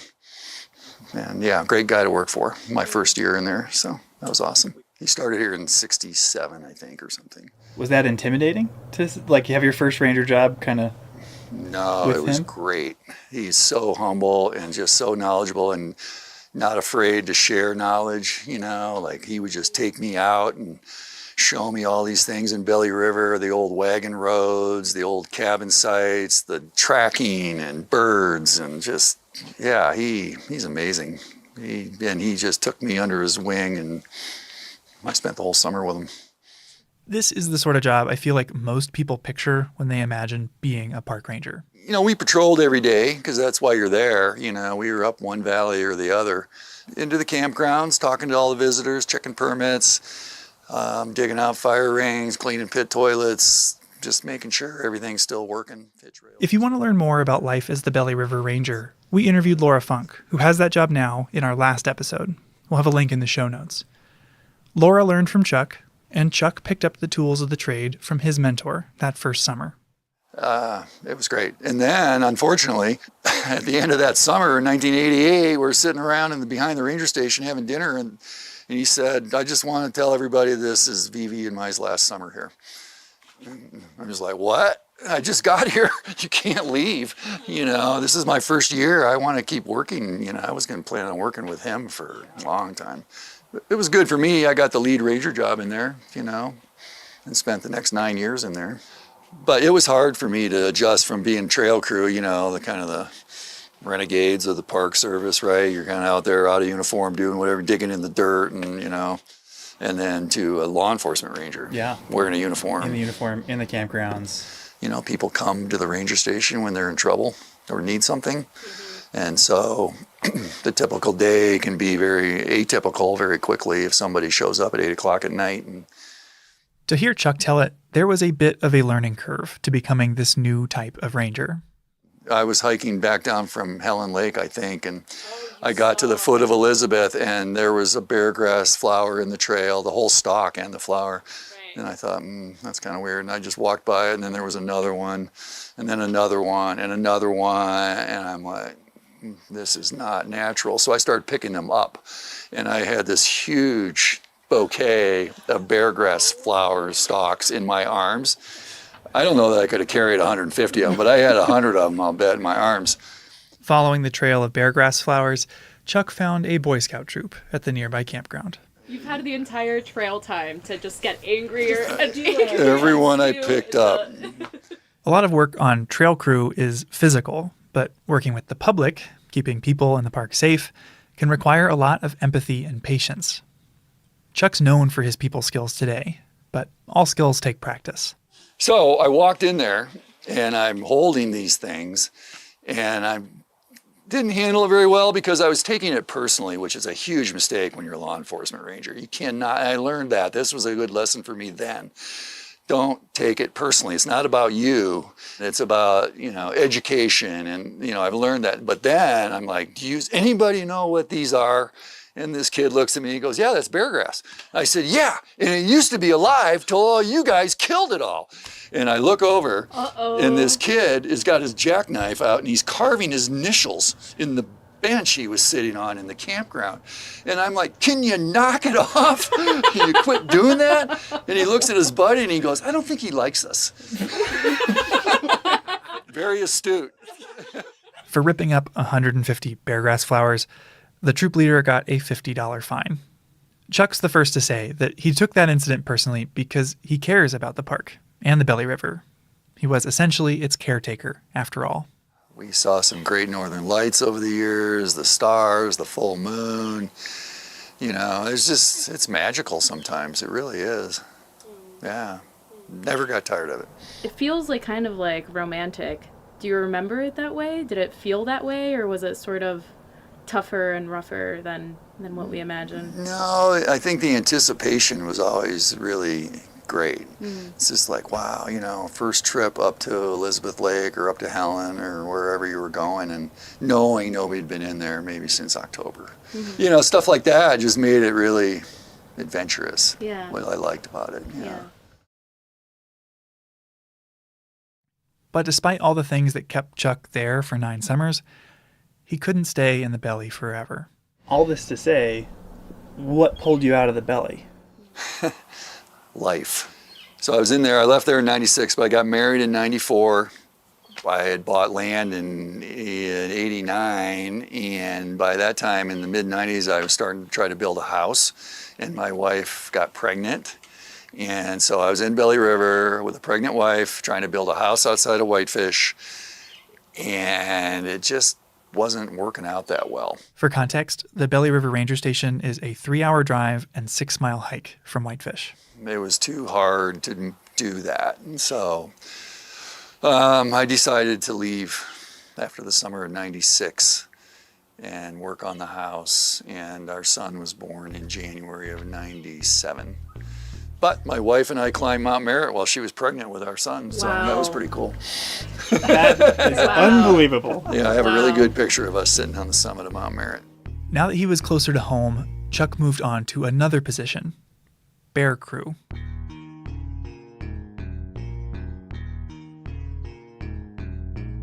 What was the bear team? Our job was to default to wildlife calls in the McDonald district. And there are no shortage of these types of calls. Each year, there are hundreds, some years nearly 1,000 bear-related incidents in the park.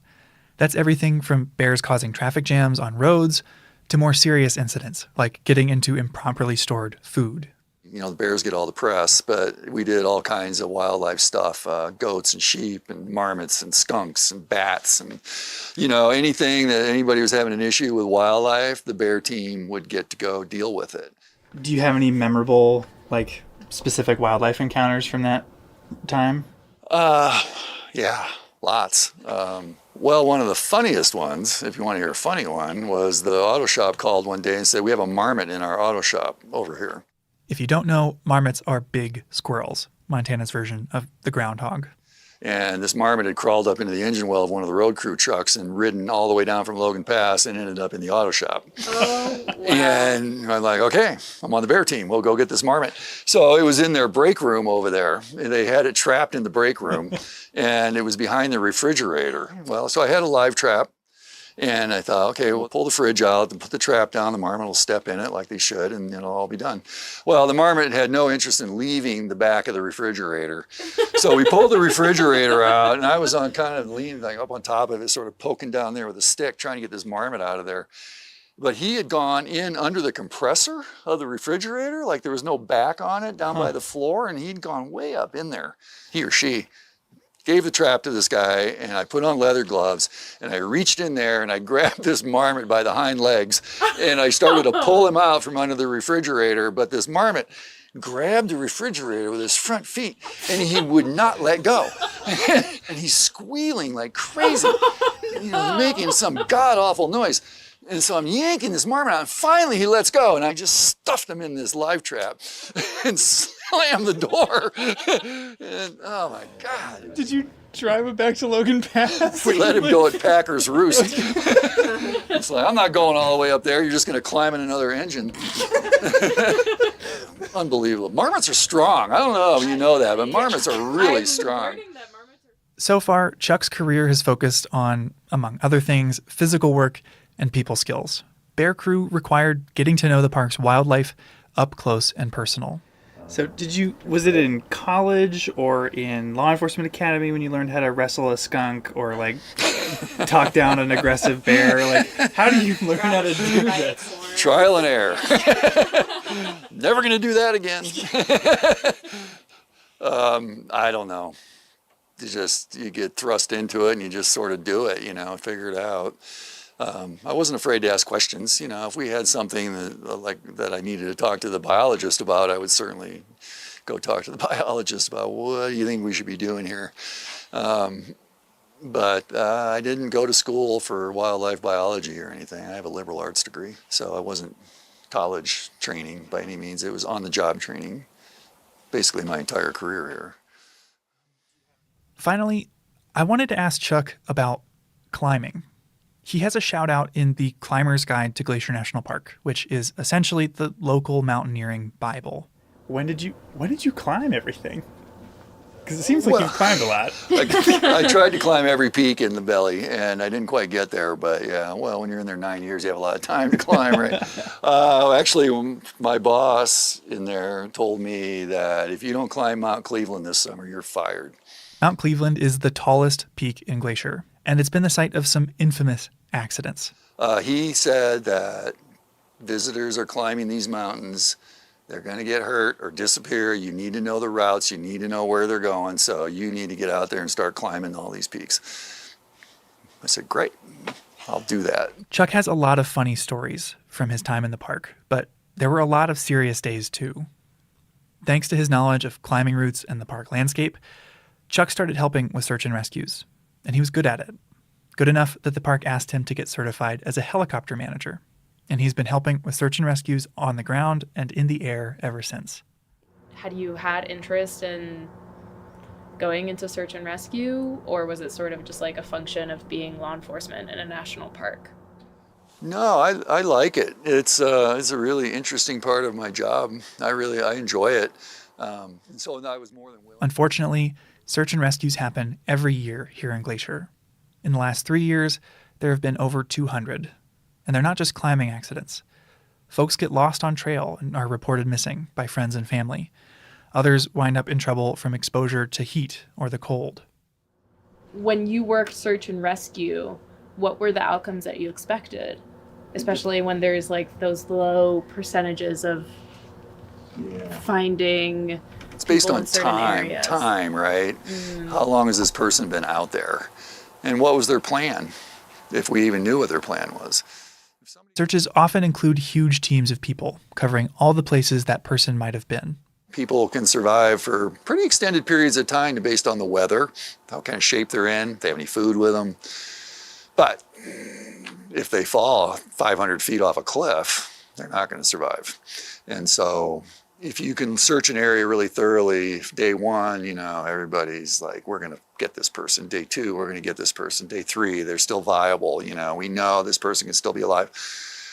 Once you get 6, 7, 8, 10, 9, 15 days down the road, and it's like, this person's probably not alive anymore.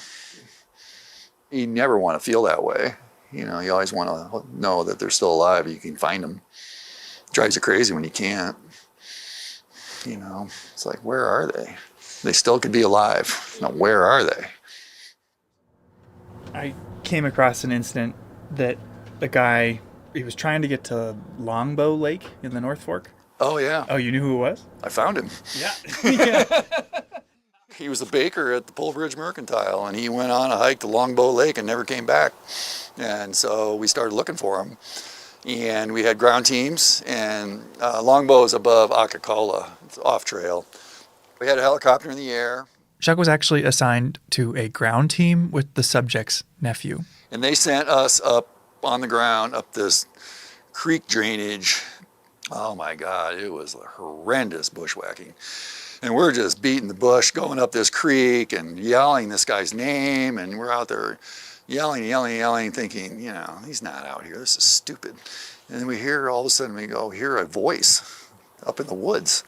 I'm like, I looked at this guy, I don't remember the kid's name. Did you hear that? He goes, yeah. So we start yelling. The guy's, Dan, we hear this voice, yeah. I'm like, holy crap. And so we bushwhacked our way up to where we heard this voice, and there he is. And he has this huge gash in his head. And he'd been out 48 hours maybe at that point. Had no recollection of what happened to him. It appeared to me he fell off a cliff or something from his head trauma. Once we found him, I think everything that was keeping him going left. He was just like, I'm rescued now. I'm just like done. And anyway, we're in the middle of this lodgepole thicket, basically, an alder thicket. It was like, okay, now what are we going to do? The trees were so dense, they couldn't lower a litter for the guy down through the trees, let alone land. So instead, Chuck asked for chainsaws. So anyway, they flew us in a couple chainsaws, and we spent like 2 hours cutting a landing zone out of the woods right in the middle of wherever, 40, 50 foot diameter hole out of the woods maybe in a couple of hours, and we brushed it all down. And this allowed the helicopter to land and take the guy to the nearest hospital. And he ended up in the hospital for like 11 days. He had a brain bleed. Yeah, he had a major issue going on. He wasn't going to make it maybe another day, but he made it. He made it. He's alive and well. Chuck's colleagues are quick to say that he's the kind of person you want involved in a search and rescue because he cares so much, even if the result is ultimately to give a family closure. And thanks to folks like Chuck, most search and rescues in Glacier end like this. Maybe someone's a little banged up, but they're alive. Out of the over 200 that have happened here in the last 3 years, 96% of the people have survived. It must have felt pretty good. Felt great. Found one alive. Saved him. Yeah, it was awesome. But I did miss the Willie Nelson concert on Big Mountain that night, though. Which I had tickets to. You saved a life, but you also missed a Willie Nelson concert. Missed Willie Nelson on Big Mountain. Through all of the search and rescues, the bear jams, and stubborn marmots, Chuck stayed seasonal. Made it easy for me. I didn't have to move. I built a house. I had a family going. I didn't have to find a job. I didn't have to think about what I was going to do at the end of the season, which is really stressful. And I lived that life for a while on trail crew. And it gets old, you know, you got to pack, you got to go find a place to live, you got to find a job, and it's stressful, and it drives people out of being seasonal in the Park Service, I think. But for me, it was easy because I never had to move. I just drive east in the summer and north in the winter, you know, from my house, and it was no big deal. And while he dodged the difficulty of moving every 6 months by settling down in Whitefish, moving isn't the only hard part about these jobs. Seasonal positions usually don't provide full benefits. They don't come with a retirement plan. Each year you come back, more of your friends move on, off to another park. And there's a limit to how high you can climb the career ladder as a seasonal.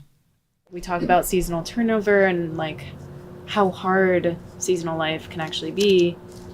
And so why stay through it all?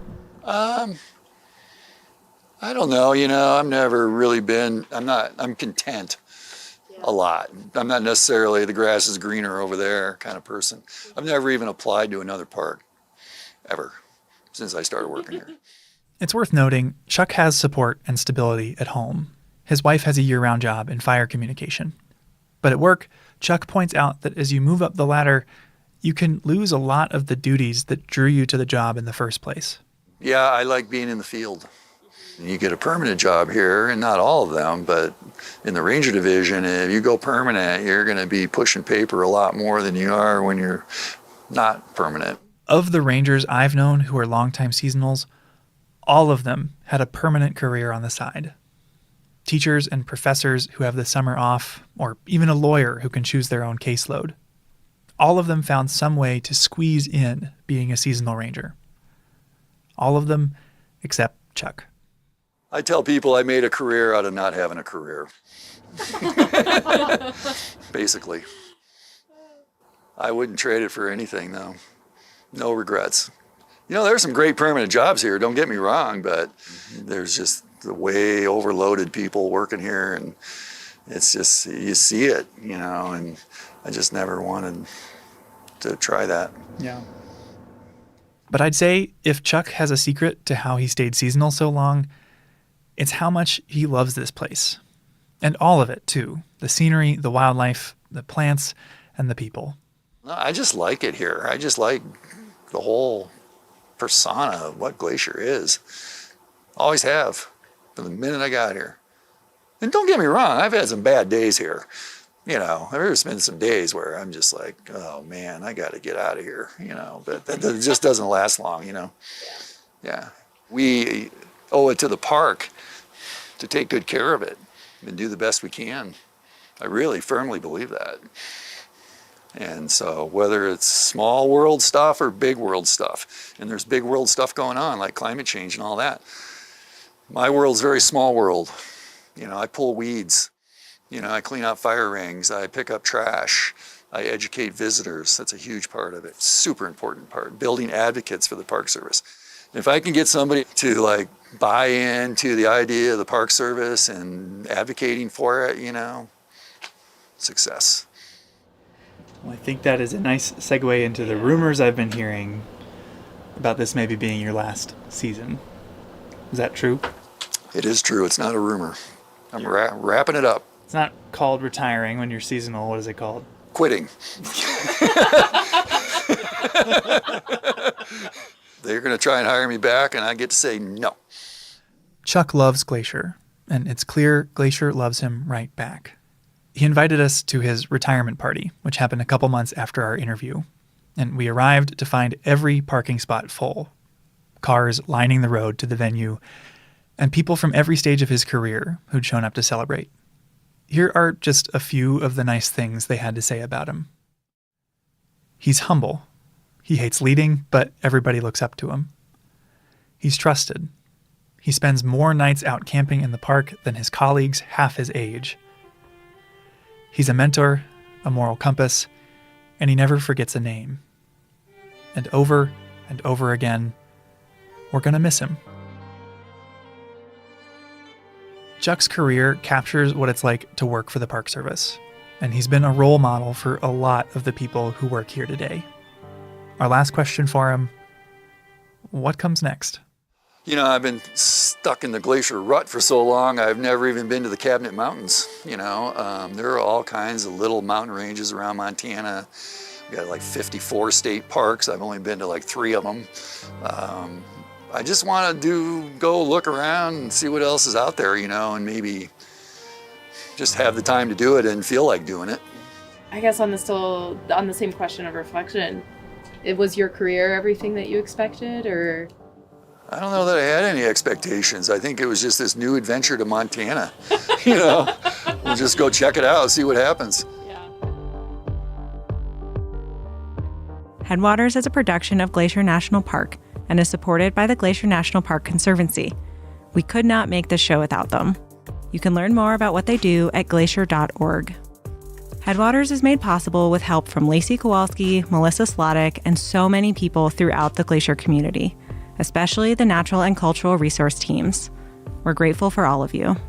Our music this season is by the brilliant Frank Waln. The show's cover art is by our sweet friend Stella Nall. Check out Frank and Stella's work at the links in our show notes. Special thanks to Chuck Cameron and everyone who shared memories or stories of Chuck at his very fun retirement party. Besides sharing this episode with a friend who might appreciate it, you can help us out by leaving us a rating and review in your podcast app. Thanks for listening.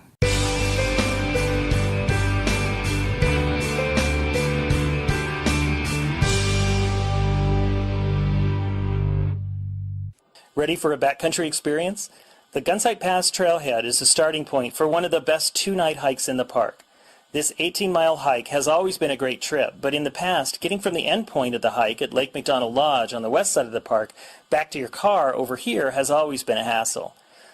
Now that the new shuttle system is in place, hikers have free transportation back to Gunsight Pass Trailhead to retrieve their car. Or, an even better idea is to leave your car at the end point of the hike and take the shuttle to the beginning point here at Gunsight Pass. That way, when you're done with your hike and tired and dusty from the trail, your car is there waiting for you. However you arrange it, the hike from here to Lake McDonald Lodge provides a classic Glacier National Park experience. The trail winds in and out of dense forests for the first few miles to Gunsight Lake and continues up subalpine meadows to Gunsight Pass. Dramatic views of Gunsight Lake on one side and Lake Ellen Wilson on the other are your reward as you stand on the Continental Divide and enjoy the scenery. The trail then drops down to Lake Ellen Wilson before climbing Lincoln Pass over to Sperry Chalet and the Sperry Glacier. Sperry Chalet is one of two remaining backcountry chalets still in operation today. From the chalet, the trail drops steeply down to the McDonald Creek Valley below and ends across the road from Lake McDonald Lodge. Backcountry campers are required to obtain a permit prior to their trip. Stop at one of the permit offices or visitor centers and Ranger can give you guidance and assist in trip planning. Along this route, backcountry campgrounds at Gunsight Lake, Lake Ellen Wilson, and Sperry Chalet provide a range of choices for camping, and the chalet provides overnight accommodations that include meals as well if you want to experience the backcountry with just a touch of rustic luxury. Reservations for the chalet is a must, and reservations are recommended for backcountry campgrounds as well.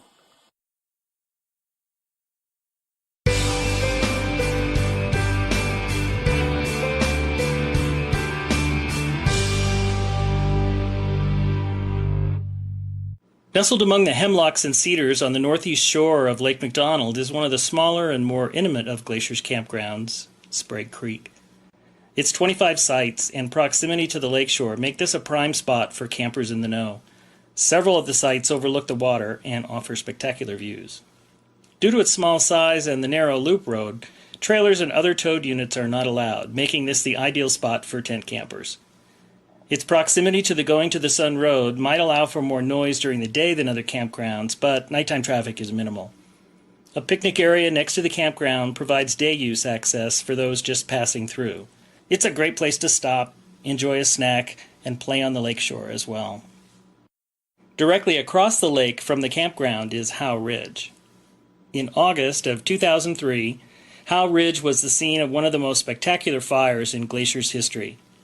Pushed by high winds, the fire raced up the lakeshore in a matter of hours and threatened to continue on up the valley. Firefighters used a procedure called a burnout to stop the fire at the base of Stanton Mountain. And a burnout is pretty much just what it sounds like. A controlled fire is purposely set in a specific location to burn out all the potential fuel for an advancing fire. The burnout on Stanton Mountain took place at night and offered an amazing view from the lakeshore just below the campground. You can still see the dead trees across the lake today, and if you look closely, the strip of dead trees going up the mountain that contained the fire and stopped its spread up the valley. Glacier's new free shuttle system stops here also, so leave the car at the campsite and hop on the shuttle to enjoy an evening program at Lake McDonald Lodge, dinner at the restaurant, or a car-free day in the park.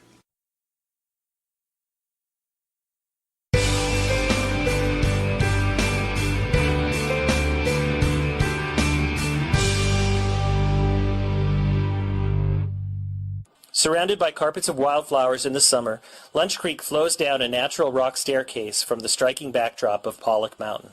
It was named for its popularity as a lunch stop for early visitors to the park and remains a popular stop on the road today. No formal trails exist here, so please enjoy the area from the paved parking.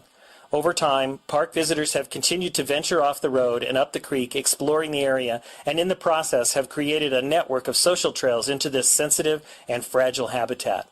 In order to protect the area from curious feet, Glacier National Park has performed extensive revegetation work to rehabilitate Lunch Creek and eliminate the traces of trails by replanting native vegetation. Please notice the signs marking these rehabilitated areas and do not venture in them. If you're interested in the process of revegetation, plan on visiting the park's native plant nursery at the headquarters area in West Glacier. Each year, as projects are identified, native seeds are collected prior to the disturbance, grown in the nursery, and then returned to the disturbed sites when the plants are mature enough to survive on their own. This helps to maintain the genetic integrity of specific locations around the park and provides the plants with the greatest opportunities to survive in the wild. Every Tuesday throughout the summer, tours are conducted at the native plant nursery at 10 a.m. Join us at the nursery for this interesting look at an important aspect of Glacier's natural resources preservation program. All right, Andrew. My first season working for Glacier, I was a receptionist at park headquarters. Okay. Lowest paid position in the park, mind you, answering questions people had via phone, email, and letter. Gotcha. Occasionally, we had people in person come to the front desk with a question. And one of the most challenging questions we ever got was, where is your World Heritage Site plaque? Our what? We are a World Heritage Site, recognized by the United Nations for protecting natural and cultural resources that are important to the whole world. And every World Heritage Site gets a plaque to commemorate this designation. Okay, I don't think I've ever noticed this before. Where was it? Well, that's the thing. Nobody knew. I told them I'd never heard of it, and neither had my coworker. So they described to us a 2-foot by 3-foot bronze plaque, and we started asking around.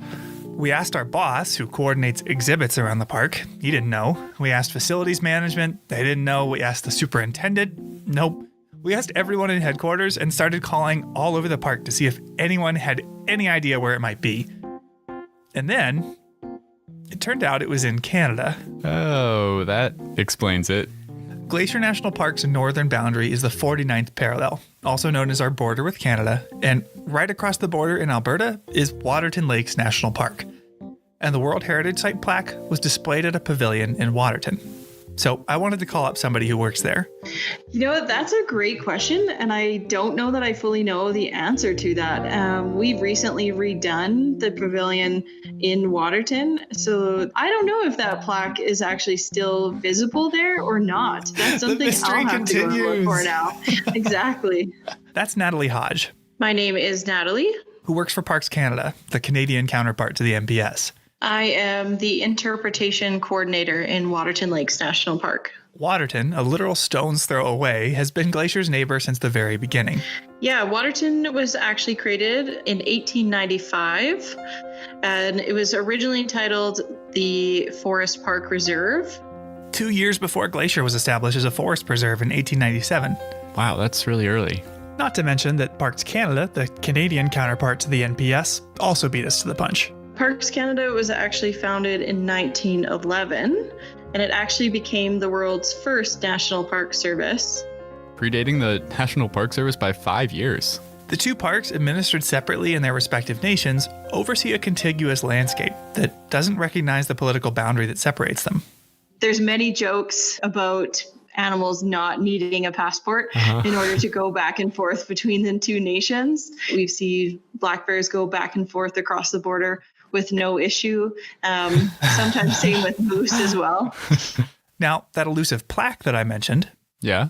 If you manage to find it, wherever it is, it wouldn't say Glacier National Park on it. So we refer to our park, each of our parks, as kind of abbreviated names. Glacier National Park, Waterton Lakes National Park.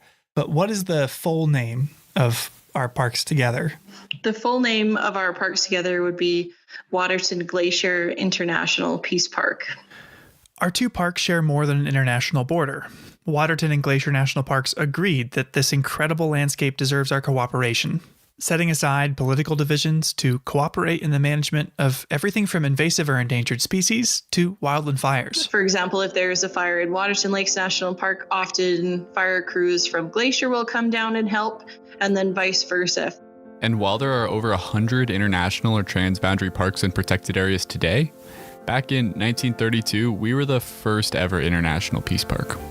Which, on top of signaling management cooperation, was a symbol of goodwill between nations, a statement of unity that in 1932, in between two world wars, must have been refreshing. With a passport, Waterton is just a few hours away from most places in Glacier, and there are a lot of ways to experience it. Yeah, there's some remarkable hiking opportunities in Waterton that range from short trips to all-day outings.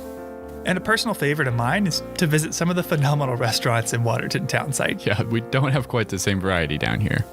But Natalie leads what I think is the coolest way to see the place, a way to really experience the international part of our title, the International Peace Park hike. I have definitely been fortunate over the years and have been able to lead that Peace Park hike, and it's probably one of the coolest elements of my job working for Parks Canada. The hike is unique really in the sense that participants start out hiking in Canada, get to cross an international border by foot, and finish the hike in the United States. And our audience members are generally quite excited about the opportunity to be able to hike in 2 countries in one day. It's so cool. They even hold a little hands across the border ceremony. And this is where participants line up on either side of the international border, and they shake hands as a sign of peace and goodwill with those across from them. And this is a long-standing tradition of the hike, and it's been ongoing since the creation of the hike in 1978. The International Peace Park hike, or IPP, is 14 kilometers long, or just over 8.5 miles.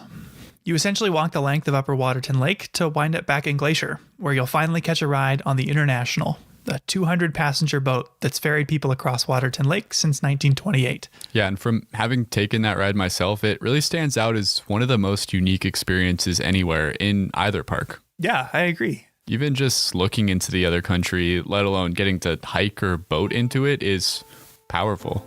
Now, again, you do need a passport to visit Waterton, and you need a reservation to ride the International or to join the IPP. But no matter what you do on your visit, seeing both sides of the border will only enrich your experience. So the next time you come to visit, make sure you visit our sister park. Keep that spirit of goodwill alive, and maybe, if you're lucky, you could even find that plaque.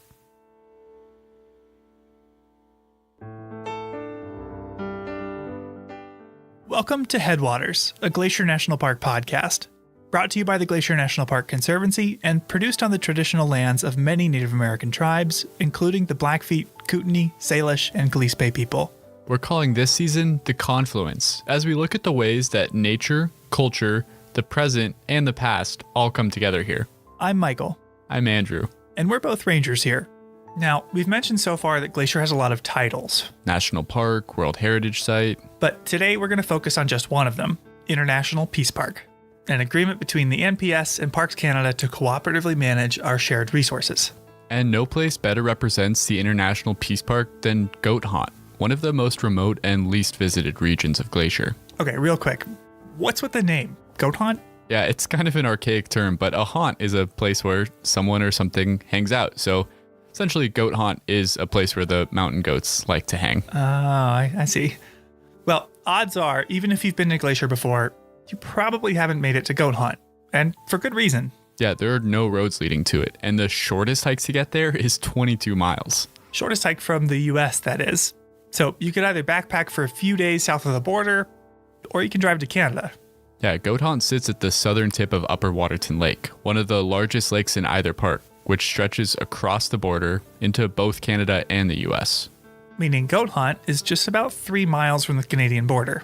Yeah, so people overwhelmingly access Goat Haunt from Waterton Lakes National Park. Well, now I understand where the name comes from. Waterton Lake, Waterton Lakes. Okay, whatever. Yeah, so some people get there on foot, like on that International Peace Park hike, but most people arrive to Goat Haunt by boat. Including even the rangers that work there. Yeah, talk about a commute. So in this episode, we'll be looking at what it means to be an international peace park, how it happened in the first place, and how it has affected those that live and work here. All right, Andrew, where is our border with Canada? I think it's about 20, 30 miles north of here as the crow flies. Yeah, well, could you be even more specific? Where is the border? It lies on the 49th parallel. Yeah, exactly. The 49th parallel was first proposed as a border by the Hudson's Bay Trading Company in 1714, which is a story for another day, but it was ultimately adopted by the US and British governments, because at the time, Canada was still under British rule. Now, British and American teams surveyed the border in the 1860s, with brief interruptions for the Civil War, and monuments were erected that cemented a border nearly 4,000 miles long. But did you know that survey was actually wrong? Wait, really? Yeah. The border was first surveyed when we still thought the Earth was a sphere, but it's actually an oblate spheroid. What? Essentially, it's a sphere that bulges at the equator due to rotation. All that to say, the original line doesn't perfectly follow the 49th parallel. Really? No, it's close, but it's not exact. Spheroid and all, it does transect present-day Waterton lakes and Glacier National Parks. And visiting the border between the parks today, you'll notice the only thing separating the two countries is a swath of cleared trees, a 20-foot wide unvegetated line continuing into the horizon. And as far as this area is concerned, the most meaningful discussions of that symbolic boundary occurred not in the halls of Congress or Parliament, but on the trail and around the fire. Two of the earliest proponents of a jointly managed park were John Kootenai Brown and Albert Death on the Trail Reynolds. Big fans of nicknames. Yeah, Brown was the first superintendent of Waterton Lakes National Park. And Reynolds was the first ranger stationed in the present-day goat hunt area. Yeah, and it was these two that hatched the idea that two parks in two countries could be managed together. And the story of their friendship is an origin story of the Peace Park itself. We actually know an awful lot about John Kootenai Brown. He was raised by his grandmother in Ireland during the Great Famine and led a colorful life after leaving home. He joined the Royal Militia in 1858, but never saw combat. In search of excitement, he chased a fortune in the goldfields of British Columbia, working as a prospector, constable, trapper, guide, mail carrier, swamper. Swamper? What the heck is that? Yeah, it's someone who steers canal boats. 50 years later, he had garnered a reputation for knowing the region as well as anyone, which led to his appointment in 1910 as the first supervisory forest ranger of Kootenai Lakes Forest Reserve, which is now our northern neighbor, Waterton Lakes National Park. At age 70, he earned $75 a month to manage the whole area. Wait, only $75? That's like the highest ranking position in the whole park. Yeah, it's about $2,000 in today's money. Oh, all right. Now, much less is known about Albert Death on the Trail Reynolds. Born in Wisconsin in 1847, he and his wife moved to Montana's Flathead Valley in 1871 so he could work at a lumber mill. And to escape the nervous strain of work, 30 years later, he retired from being the supervisor at the lumber mill to become a ranger at the then Flathead Forest Preserve. When that preserve was converted to Glacier National Park in 1910, he was stationed on the southern end of Upper Waterton Lake. And while there have been biographies written of Brown, most of what we know about Reynolds we learned from his diary. Take this entry from 1912 where he's looking for poachers. Found where some hunters had camped and hauled down a sheep or deer from the mountains, but it was in Canada, about 6 miles from the boundary line. Which had been brought to life here by the voice talent of Ranger Bob Adams. Reynolds lived in one of the most undeveloped and least visited areas of the park, often with only wildlife as company. Friday, October 25, 1912. When I arrived at camp, a bear had been there last night, and he raised hell. All around camp he went, looking into all 3 windows. Took a bath in the wash tub and stood in front of the looking glass and combed his hair with his scrubbing brush.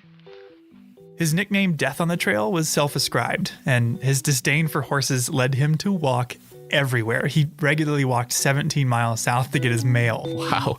I walked just about 1 mile to get my mail, and I thought that was rough.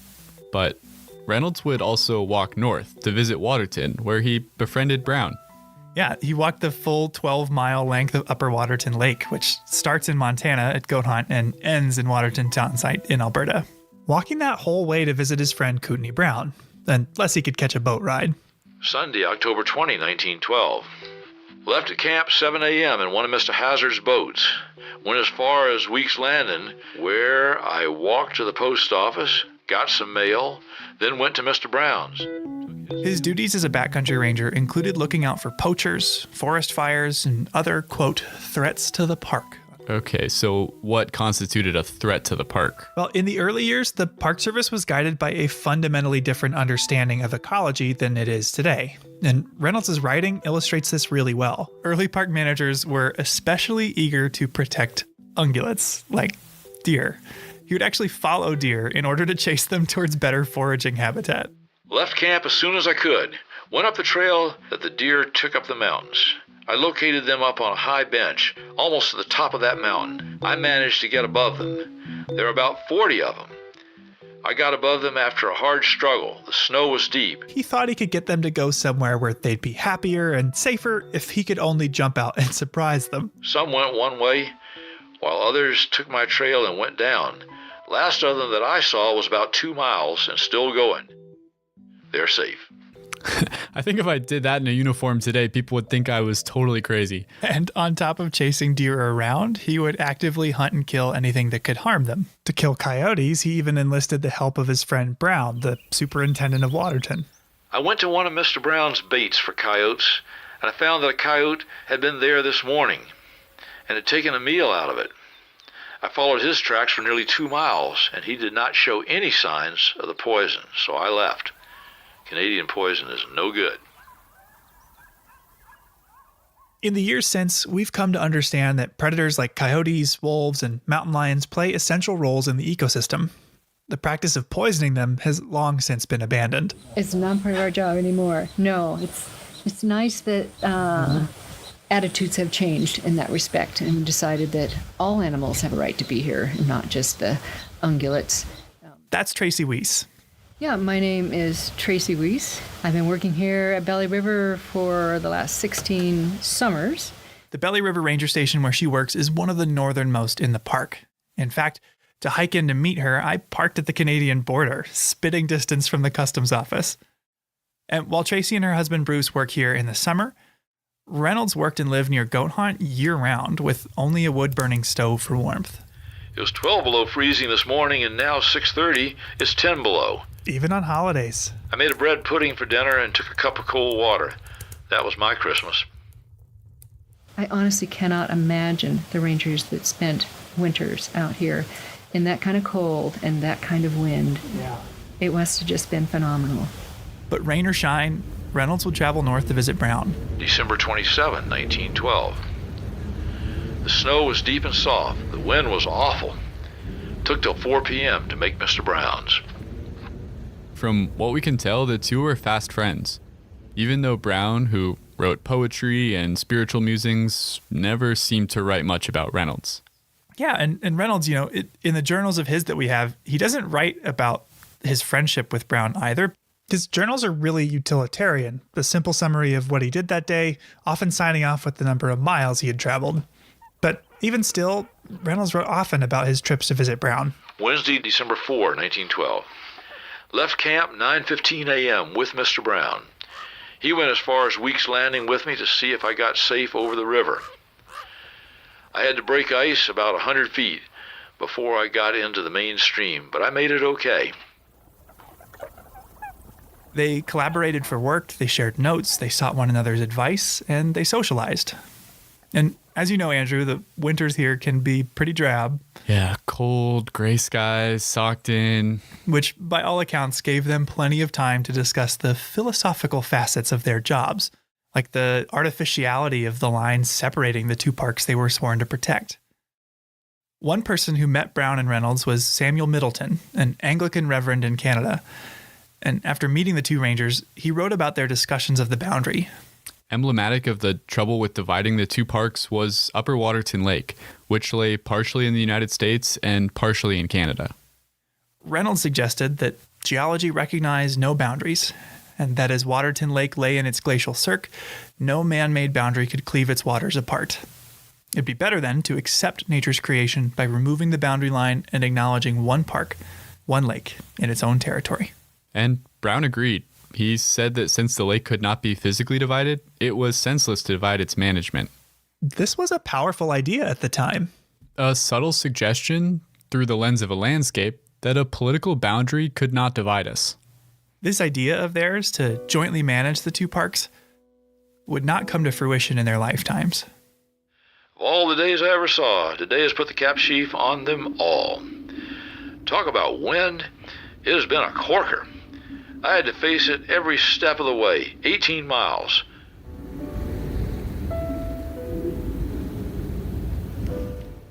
"9 p.m., fearful storm raging.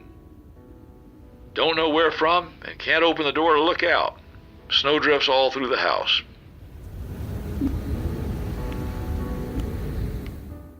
Reynolds was clearly an incredibly tough person with a fortitude that's hard to fathom today. Wednesday, January 15, 1913. Went up to the lake. Had to use my snowshoes. It had snowed hard all day. It was so soft, I sunk in above my knees on snowshoes. I reached home camp, found 6 feet of snow on the roof. I had to go up and shovel away from the stovepipe before I could build a fire. It took over 3 hours. Did not get it nearly all off. We'll finish in the morning. It was 10 below zero all day and snowing hard. Distance 6 miles and 1 frozen toe. But as tough as Reynolds was, the winter of 1913 began to catch up to him, and he caught a cold he couldn't shake. In one last journey, he ventured north to visit Brown, who mentioned Reynolds in his own journal for the first and final time. 4 February 1913. Mr. Reynolds, here, 32 below zero. Rode and snowshoed west side of park to pass. Miles 20. Reynolds very sick. Up all night with him. 4 days later, Reynolds died. And 3 years after that, Brown passed away as well. Over the course of the next 20 years, the parks remained under separate management. A new Waterton superintendent was appointed to replace Brown, as was a backcountry ranger to replace Reynolds. Visitors came, people enjoyed the parks, and life continued. But Reynolds and Brown's idea of an international park lived on, because in July of 1931, the local Canadian Rotary Club called a get-together of Montana and Alberta Rotarians to discuss, for the first time, the creation of an international peace park. And while Reynolds and Brown had entertained the notion, it had never before gained traction. In fact, this would be the first international peace park in the whole world. Yeah, and this new idea was drafted in a resolution by the newly inaugurated president of the local Rotary Club, Samuel H. Middleton. Who just so happens to be the same guy we quoted earlier, who had interviewed Reynolds and Brown about their thoughts on the border. The very same. Now, it's worth noting that Middleton first came to Waterton in search of a summer camp for St. Paul's Indian School, of which he was the principal. One of many schools of its kind that sought to suppress native culture, taking kids from reservations away from their families to boarding schools where they were taught, more or less, how to be white. This policy was called at the time, "Kill the Indian, Save the Man." Yeah. But acknowledging his racist efforts towards indigenous people, he was an important advocate for the establishment of a peace park. A bill establishing the peace park passed the U.S. Congress in December, and it was echoed by the Canadian government the following year. The details of this new designation were not clear-cut, leaving park managers to decide how they would jointly oversee the two parks. Parks that have evolved a great deal in the years since.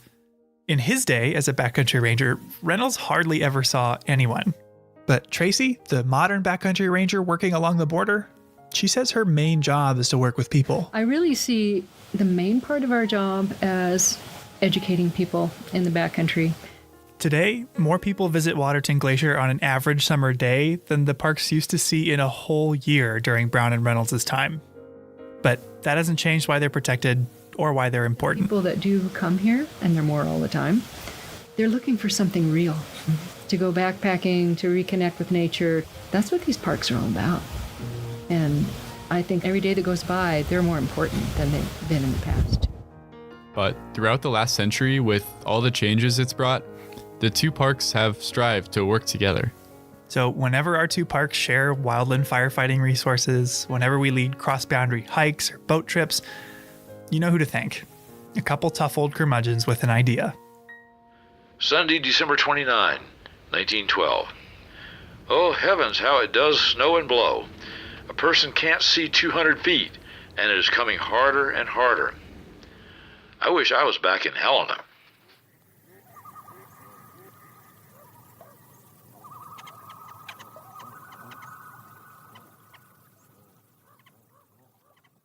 So, Michael, we've been talking about the International Peace Park today. What does Waterton Glacier International Peace Park mean to you? Selfishly, it makes for a pretty awesome place to work. You know, I've got to hang out with a lot more Canadians than I ever did. And the coolest visitor center around here is the Alberta Visitor Center. I feel like Wilson from Home Improvement, like peering over the fence at my neighbors, because from a lot of trails in the park, you could actually see Canada. So I think it's pretty unique to be part of that symbol of cooperation as an employee and as a visitor. I totally agree. It's pretty cool when you think about, the ecosystem here, the plants, the animals, even the rivers and lakes. They don't know where the border is. They don't care where the border is. They're just interacting with each other in the way they always have. And to think that we can overcome the challenges of the border to manage this place jointly and to take care of this ecosystem as a whole instead of as two separate parts that are divided, just by a line on a map is a pretty special thing, I think. Yeah, two countries, two parks kind of choosing to work around or to work through a political boundary for the joint management of a place like this is neat. Yeah. And on that note, I think we should move into our next story about how scientists from two different countries came together across the border to study some important animals that spend time on both sides of the international boundary. Yeah, but always look back in there. Look back in there. Yeah. And you're good at recognizing ducks. So It's 7 a.m. and Lisa Bate is thinking about ducks. And every year, the weather channelizes things differently.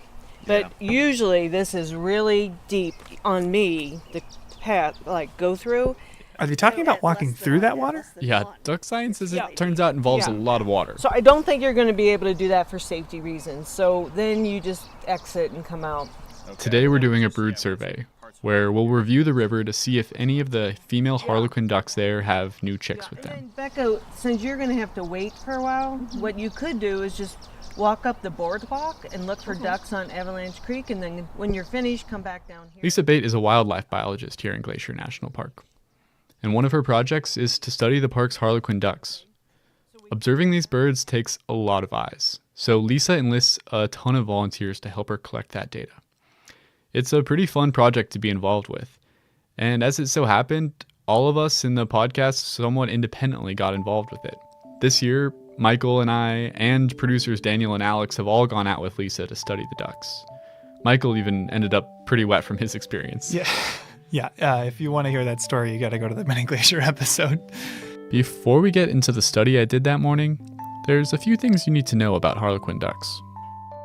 First, the name. Harlequin ducks are named for the male's breeding plumage, which resembles the makeup of a harlequin, a jester-like character popular in early modern European theater. And harlequin ducks are migratory birds, but unlike most migratory birds, they don't migrate north-south when the breeding season arrives. Instead, because they're sea ducks, they actually migrate east-west. But just because these birds migrate east-west doesn't mean they're not international. How so? I know a bird that migrates north-south like a robin will spend time in Canada, the US, and Mexico, but if you migrate straight west of here, you'll just hit ocean, not Canada. Yeah, it turns out the migration path isn't quite straight west. Check out this map of one duck Lisa tracked. Oh, wow. Spent part of the year in Washington, part in British Columbia, part in Glacier, and part in Waterton Lakes National Park. The next thing you need to know is that these birds love whitewater. They feel right at home in crashing surf and fast-running creeks, and that's part of the reason why they're so hard to study. And the last thing you need to know is that harlequin ducks are very loyal. Extremely loyal. As far as we know, the females only nest on the streams where they were born, their natal streams. Though we've banded nearly 300 harlequins in Montana thus far, we have yet to document a breeding female dispersing to a stream other than her natal stream to reproduce. Well, what if something happens to the natal stream? Yeah, that's kind of what makes them such a sensitive species. They seem to not be able to just find a new home. I think this is one of the leading reasons that harlequins are a species of concern. Their range has shrunk. We used to have harlequins in Colorado and many streams in Idaho and Montana, and we no longer have for a variety of reasons.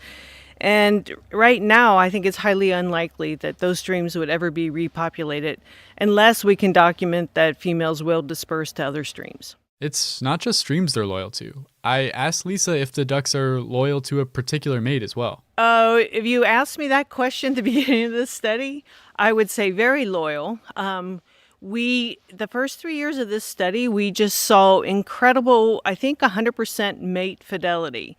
Since then, we have seen some so-called divorces, but I'm working on a paper with some Canadian biologists, and they just documented a female with a certain mate 1 year, the next 2 years with a different mate, and then in the 4th year, she returned to that original mate.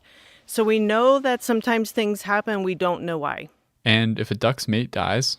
We've documented times when the female died, and the males have already migrated back to the coast, but the following years, those single males will come back here looking for those females. And we've seen 3, possibly 4 males return looking for their females. I assume that's what they're doing. And we have 1 male who I know now has returned 3 years in a row, always single, never with another female, and never with the original female. And we just assume that that female has died. I can picture the Hallmark movie now. Lonely duck wintering on the coast and spending the summer searching the Rocky Mountains for his missing mate, looking for a love he'll never find. And Lisa told me that there's about 33% more males than females on the wintering grounds. So these single males are pretty unlikely to find a new mate. At the beginning of her research, Lisa didn't really know how many ducks there were here.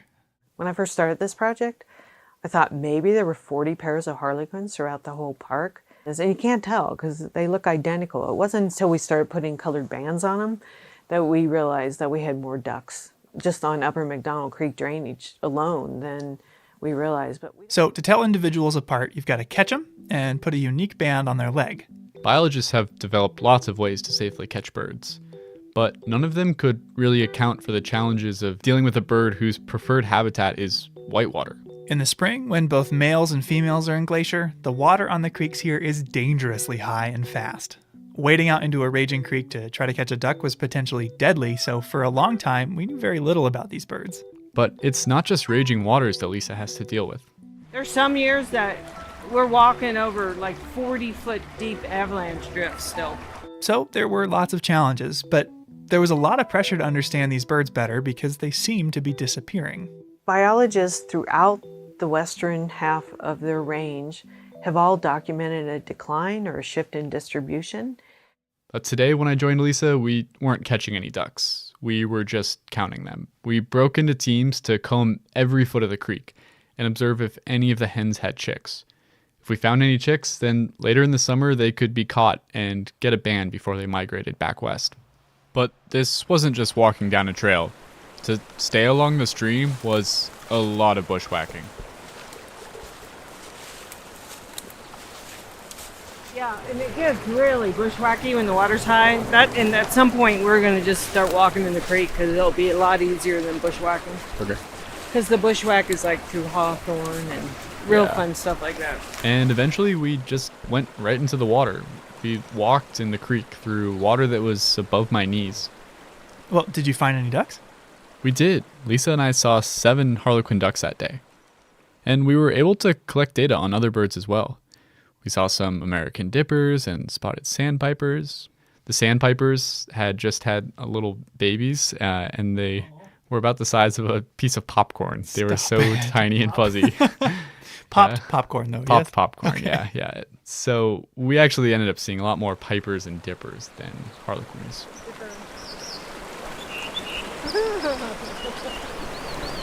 What is that? Yeah. That's great. The dipper just flew downstream singing. Hear it?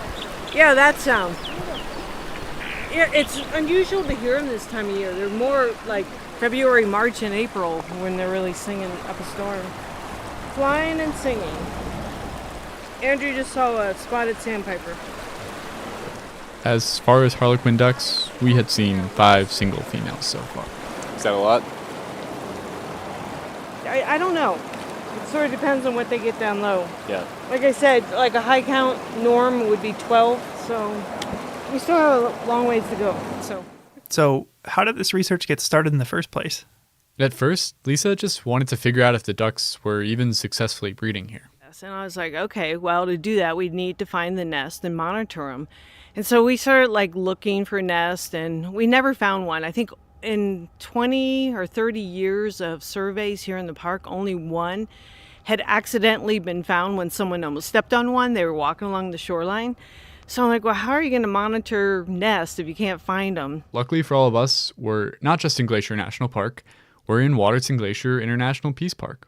Waterton Lakes National Park and Glacier National Park, every year we have Science and History Day, and a full-day science conference where experts from both sides of the border present what they've been working on. In my first year as a biologist here, I met Cindy Smith. She's the retired conservation biologist in Waterton Lakes, and I knew that she had done research on harlequin ducks in Banff National Park. So I was lucky enough to meet her and introduce myself, and I was like, hey, I'm thinking of doing some research on harlequin ducks and trying to find their nests. I said, we just aren't having any luck. I was like, how did you do it? And she's like, telemetry. You have to put radios on them. And she was totally right, because when we first started trying to find their nest, even with radios on, I mean, I think it'd be a 1 in a billion chance trying to find those nests because they're so cryptic, they're so hidden. And some of them literally were like 2.5 miles up off of another drainage and on a cliff and a burned habitat. I mean, But to put radios on them, first you have to catch them. So Lisa and Cindy, an American and a Canadian biologist working together, developed a mist net method of capturing harlequin ducks. So that must have been what I saw. Yeah, do you remember how it worked? Well, Gerard Bird, who joined us on the Grinnell Glacier hike in the Mini Glacier episode, and a friend of his, paddled an inflatable kayak full of a couple people and a pole across the creek. The pole had a rope attached, so there was the near end and the far end, the one that stayed on shore and the one that went across the creek in the boat. And when the crew on the far side of the creek got out, they pulled the net taut. Oh, that makes sense. So no one had to be in the water. No, that you floated across, but you stood on either side and pulled it tight. And because harlequin ducks, unlike mallards that fly way up in the air, harlequin ducks fly down low, right over the water, so they go straight into the net. Okay, so what would you do if you caught one in the net? So the net is suspended on a cable that runs from one end to the other. And if they catch a duck in the net, the crew on the far side will twist their pole to close it, disconnect it from their side, and then the near side crew will pull the net all the way along the cable until the duck is in their hands. And then they can handle it on shore without having to get into the water. Yeah, precisely. So what was your job then? Oh, I had a really critical, a very important duck catching job. Oh, yeah? What was that? I sat probably a half mile up the road just looking at the creek with binoculars to see if ducks were coming. Okay, that sounds pretty important. How many ducks did you see? None. Well, okay, no, I saw mallards and I saw some mergansers. I saw mergansers, but no harlequins. They didn't come down the creek that day. Well, hopefully you still felt useful. I did for all the lofty ambitions I had of catching a duck that day. Lisa valued all the effort we put in. Lisa reminded me that even if you don't find any ducks, knowing that they're not there is useful data for her too. People get disappointed when we don't see many ducks or zero ducks, and I always remind people that 0 is a real number too. It's a sad number, but it's an important number. And even though you didn't see any ducks that day, this method has been incredibly successful here. We have not had any serious injuries to any people, and we have not had any injuries or mortalities to any of the birds. And we have probably captured 250 birds now. Do Lisa and Cindy still work together? Yeah, they do. In fact, Lisa spoke really glowingly of their collaboration. Cindy Smith has been a mentor of mine for years. She's amazing, even though she's retired. As she told me, she's retired from bureaucracy, not biology. So I've worked with her on a number of publications, and she still mentors me on several projects. That's a real Peace Park success story. And the success isn't just with the science they've done. We're not just colleagues, she's become a very close friend. A friendship that's been able to thrive across the international border.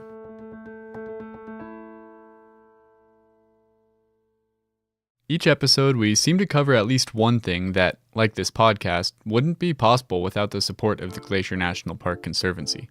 With the help of some friends over there, we got the number of Executive Director Doug Mitchell and decided to call him up out of the blue to ask about these projects. For this episode, we wanted to ask him about a very special bird.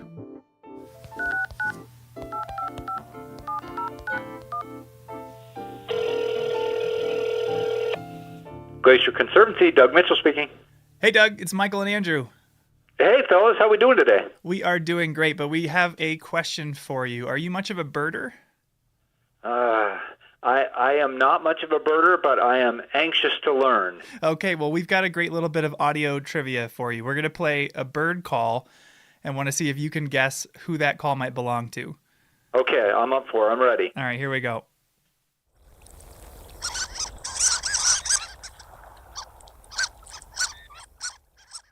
Does that ring any bells for you? I'm going to default to one of my very favorite projects in the park, and I'm going to say Harlequin duck. You got it. You nailed it. How do you know about Harlequin ducks?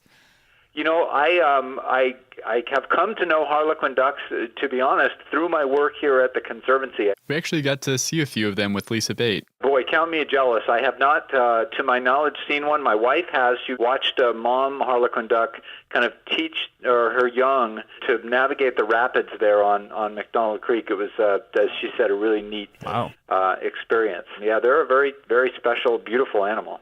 So are you involved with Lisa's research at all? We've been very fortunate here at the Conservancy to be able to support Lisa's research in a number of areas, including with these Harlequin duck studies, and also trying to do some work repairing some of the trails. There are some social trails that can be disruptive on the McDonald Creek area. So we've been very, very fortunate to be able to be part of that process as it's been ongoing. That's pretty cool. It sounds like it might allow some more people to have an experience like your wife did when they visit the park. Yeah, I think that would be great, right? That's what we're all about at the Conservancy, is preserving the park for future generations to enjoy, and to be able to think about being able to protect this species and have people later on be able to enjoy that is really a special thing to be able to think about, right? That's work worth doing. Absolutely. Awesome. Well, thank you for taking some time out of your day, Doug. We'll talk to you later. All right. Thanks, guys. Take care.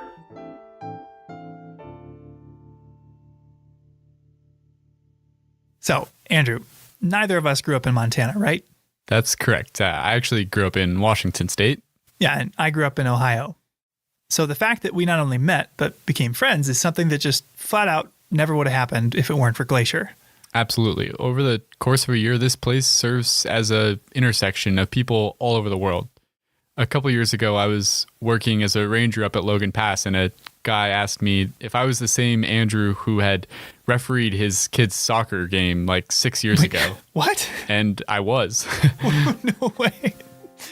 So the Peace Park provides a unique opportunity to meet other people and experience cultures on both sides of the U.S.-Canada border. Just by virtue of having the Alberta Visitor Center near the west entrance here, we've had the chance to meet and befriend a lot of Canadians over the years. From the little things like celebrating Canada Day on July 1st to having them go out of their way to get me Canadian candy, ketchup chips, or Fruitopia that you can't find down here. The International Peace Park is like a confluence of two countries coming together into one unique thing. I mean, it's a lot of fun. And just in this episode, we've heard a few examples of employees befriending their counterparts from across the border. But I want to close us out today by meeting some folks that took the whole cross-border friendship thing to the next level. You know, I would say we got the full story from the Peace Park perspective. Meet Justin and Kim. Yeah, I'm Justin McEwen. And I'm Kim McEwen. We're currently at our home in Calgary, Alberta, Canada. Some Canadians? Well, yes and no. I'm from Ohio. And I grew up in the prairies of Canada in Saskatchewan. Oh, I see where this is going. Justin and Kim both worked in Waterton Glacier in the early 2000s. Justin, how did you wind up working here? My uncle was park superintendent down in Waterton Lakes National Park, so I had some exposure of going out there and visiting him and my aunt. It was a job and lifestyle that appealed to me at sort of a younger age. Appealing enough that around the time he went to college, or university as they call it up there, he got a job with Parks Canada. Started at Elk Island National Park and then moved down to Waterton Lakes. This would have What did he do at Waterton? He was an interpretive ranger just like we were, leading guided hikes, campground programs. You know, I can probably look back on it and say it was like the best job I ever had. And Kim, how did you wind up working here?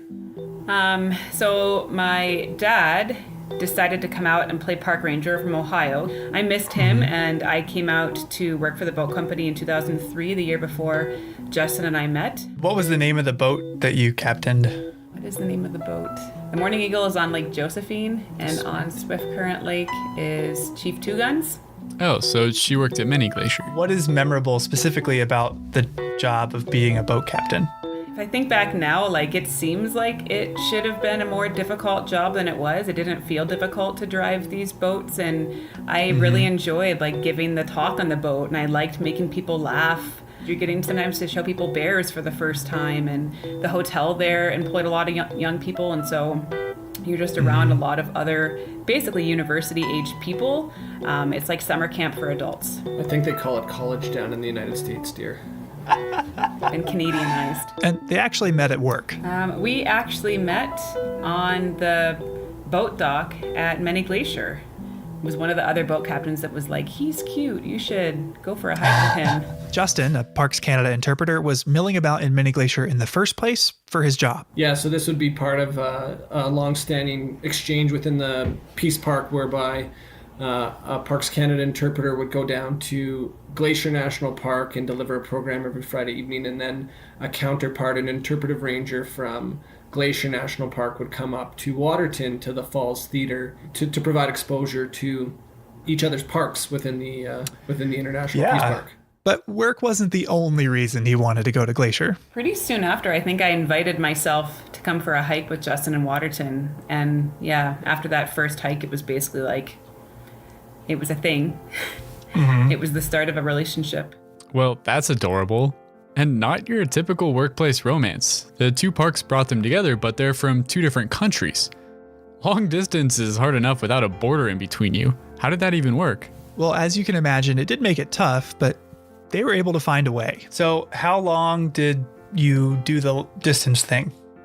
We dated cross-border for 7 years. Kim worked as a teacher on the Blackfeet Reservation living in East Glacier, and Justin could find year-round, off-and-on work in Waterton. Okay, that's only a few hours apart. So relatively close, but they still crossed the border a lot, to the point where Customs and Border Patrol got to know them by name. I'm wondering, when you started seeing each other, how normal in your brain was the idea of dating somebody from another country? It became quite normal. I mean, it definitely took a while, like figuring out the differences between the two countries in the early stages of dating. I remember at one point making Justin a little paper dictionary, translating Canada speak into America speak. And then Justin made me like his edition. So I think I had put things on there like, it's a beanie, but you call it a toque for a winter hat. And I don't remember that, to be honest, but I know yeah, you've so mentioned there were this like before. lots of things like that.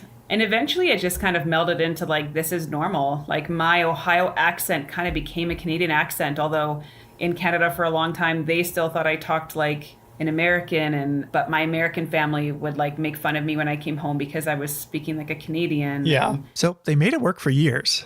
But as time wore on, crossing the border to see one another grew more and more cumbersome. We sort of recognized the fact that we were dealing with an international border, and it was really cramping our relationship style. Yeah.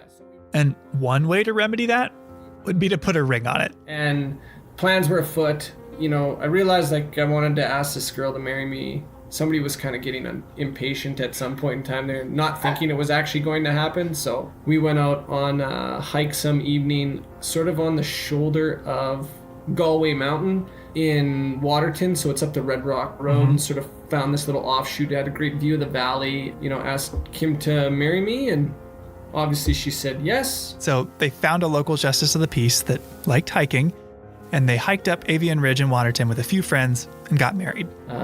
We have that date. That's our proper wedding anniversary, and we have that date stamped on the inside of our rings. And yeah. The following year, they had a full-blown ceremony in Waterton with family coming from all over. Although it was September in Alberta, so the weather was a bit of an adjustment for some. My grandmother actually came from Florida, and the wedding was in the fall, and she like moved to Florida because she does not like the cold, and my uncle as well, so he kind of had brought her. And I know that he had to go to the drugstore in Pincher Creek that morning and buy her long johns that she could wear under her dress clothes because she was too cold in Canada. It was like 50 or 60 degrees. It was a nice day as far as we're concerned, right? And I, for one, learned a thing or two about Canadian weddings. Yeah? Like what?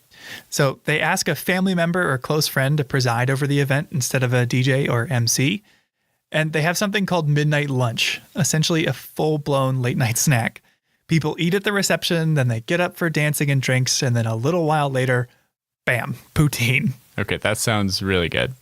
Yeah, but what Kim and Justin did the best, I think, was the dessert. We didn't have cake at our wedding. We had pie. We had like a variety of pies, but our wedding pie that we cut into was apple, Saskatoon, huckleberry, and it was apples to signify Ohio and Saskatoon berries to signify Saskatchewan and huckleberries to signify the Peace Park. And so that was the kind of pie that we cut into as like our ceremonial cake cutting. Oh, that's something else.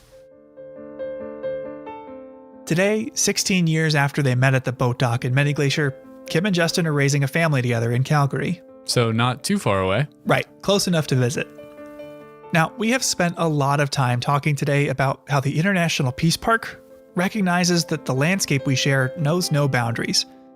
But as this story shows, neither does love, friendship, or camaraderie. Waterton Glacier International Peace Park is an invitation to see ourselves in one another, a much-needed reminder to see not our differences, but the things that we share. Justin and Kim lived this firsthand in a way more dramatic than most of us ever will. So I was curious, what does the designation International Peace Park mean to both of you? I think it is a place that you can sort of leave jurisdictions and politics behind to some degree or another and focus on this sort of contiguous landscape. I don't know, to me it means family, you know? If it wasn't for the International Peace Park, we wouldn't be a family. To see what the International Peace Park means to you? Well, you'll just have to come find out.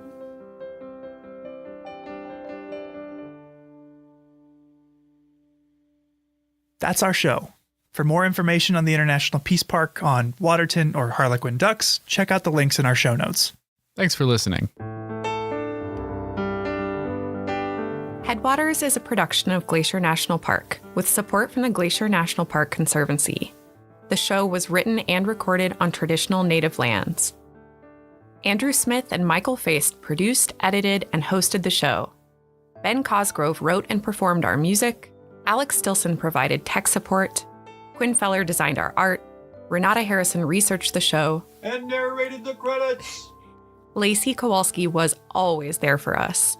And Daniel Lombardi and Bill Hayden were the executive directors. Support for this show comes from the Glacier National Park Conservancy. The Conservancy works to preserve and protect the park for future generations. We couldn't do it without them, and they couldn't do it without support from thousands of generous donors. If you want to learn more about how to support this podcast or other awesome Conservancy projects, please go to their website at glacier.org.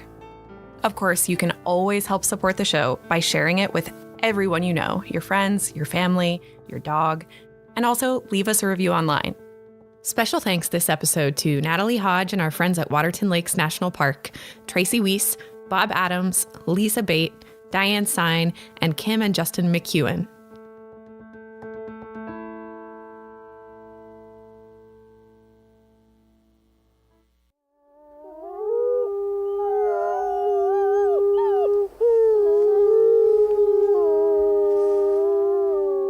From Yellowstone National Park, this is what we do. I'm Brett Rayburn. And I'm Miles Barger. So I have a quick question for you before we get started on this week's episode. Have you ever hiked with a llama before? I have not hiked with a llama before. Is that because you don't want to, or is that because you've never had the opportunity? I think it would be awesome. I've never had the opportunity. I've definitely seen them around at other parks, but I've always wanted a trail goat. You know, that's a thing. Some people hike with trail goats. Yeah. So wait, hold on. So what? All right, explain this really quickly before. No, I've seen people in like national forests. They'll have, you usually need at least two because they're herd animals. and they can carry up to like 50 pounds each. So you can use them as kind of mini pack animals, but you don't have to put them on a string, and they just gather at night. Anyway, what a chick magnet that would be. That would be a conversation starter right there. Well, so my trivia question today doesn't have to do with goats. It does have to do with llamas. So, do you know how many llama outfitters currently have contracts to do business in Yellowstone National Park? I do not. I will guess 11. It's actually 3. So you had a string of doing really well on these trivia questions that might have come to an end here. Failure. So there are 3 outfitters currently that would let you go hiking with a llama. So it's possible. Maybe a bucket list item here. Our guest this morning is someone who probably would have known the answer to that question. So she's Becky Wyman, a concessions management specialist here at Yellowstone National Park. Becky, have you ever hiked with a llama? I have not. No. So it sounds like we need like a work trip. I think so. To come out of this summer, because I love nothing more than hiking and not carrying my own stuff. It makes it quite nice. That sounds awesome. Well, it's awesome having you here today. So we didn't invite you here to just talk about goats and llamas exclusively. Although, if they come up more, I'm totally fine with that. We invited you here because you have a super important job in the Park Service that most visitors would know nothing about. You work a lot behind the scenes. And before we get into the details about what you do, as a concessions management specialist, actually, could you give us like an overview of what concessioners and what CUAs, commercial use authorization holders, like what are all of those things? Because a lot of listeners probably just have no clue what that is. So our office oversees all of the commercial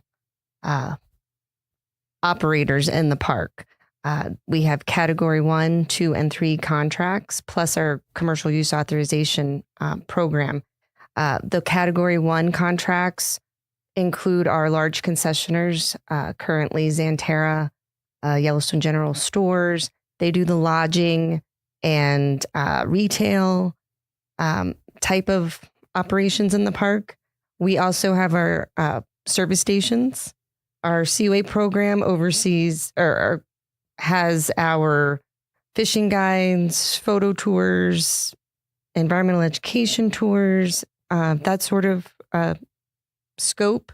And then we have our category 2 and 3 contracts, which include our over snow operators in winter. We have a bear spray rental. We have stock outfitters that do day and overnight trips in the park. Llamas. That include our llamas, as well as a ski camp in winter that is located at Canyon. Awesome. So the Park Service doesn't actually have, like, we don't run hotels or things like that. That is correct. We have contracts that allow other operators to run those, and we oversee those contracts. That is a lot. How many are there? Just like a rough ballpark. It's always changing, right? The number. Well, all of our contracts pretty much stay the same. We have the 3 large category 1 contracts. Like I said, the hotels and retail general stores, and our service stations. We have 38 stock contracts that include the 3 llamas. We have 23 over snow contracts and 1 bear spray rental.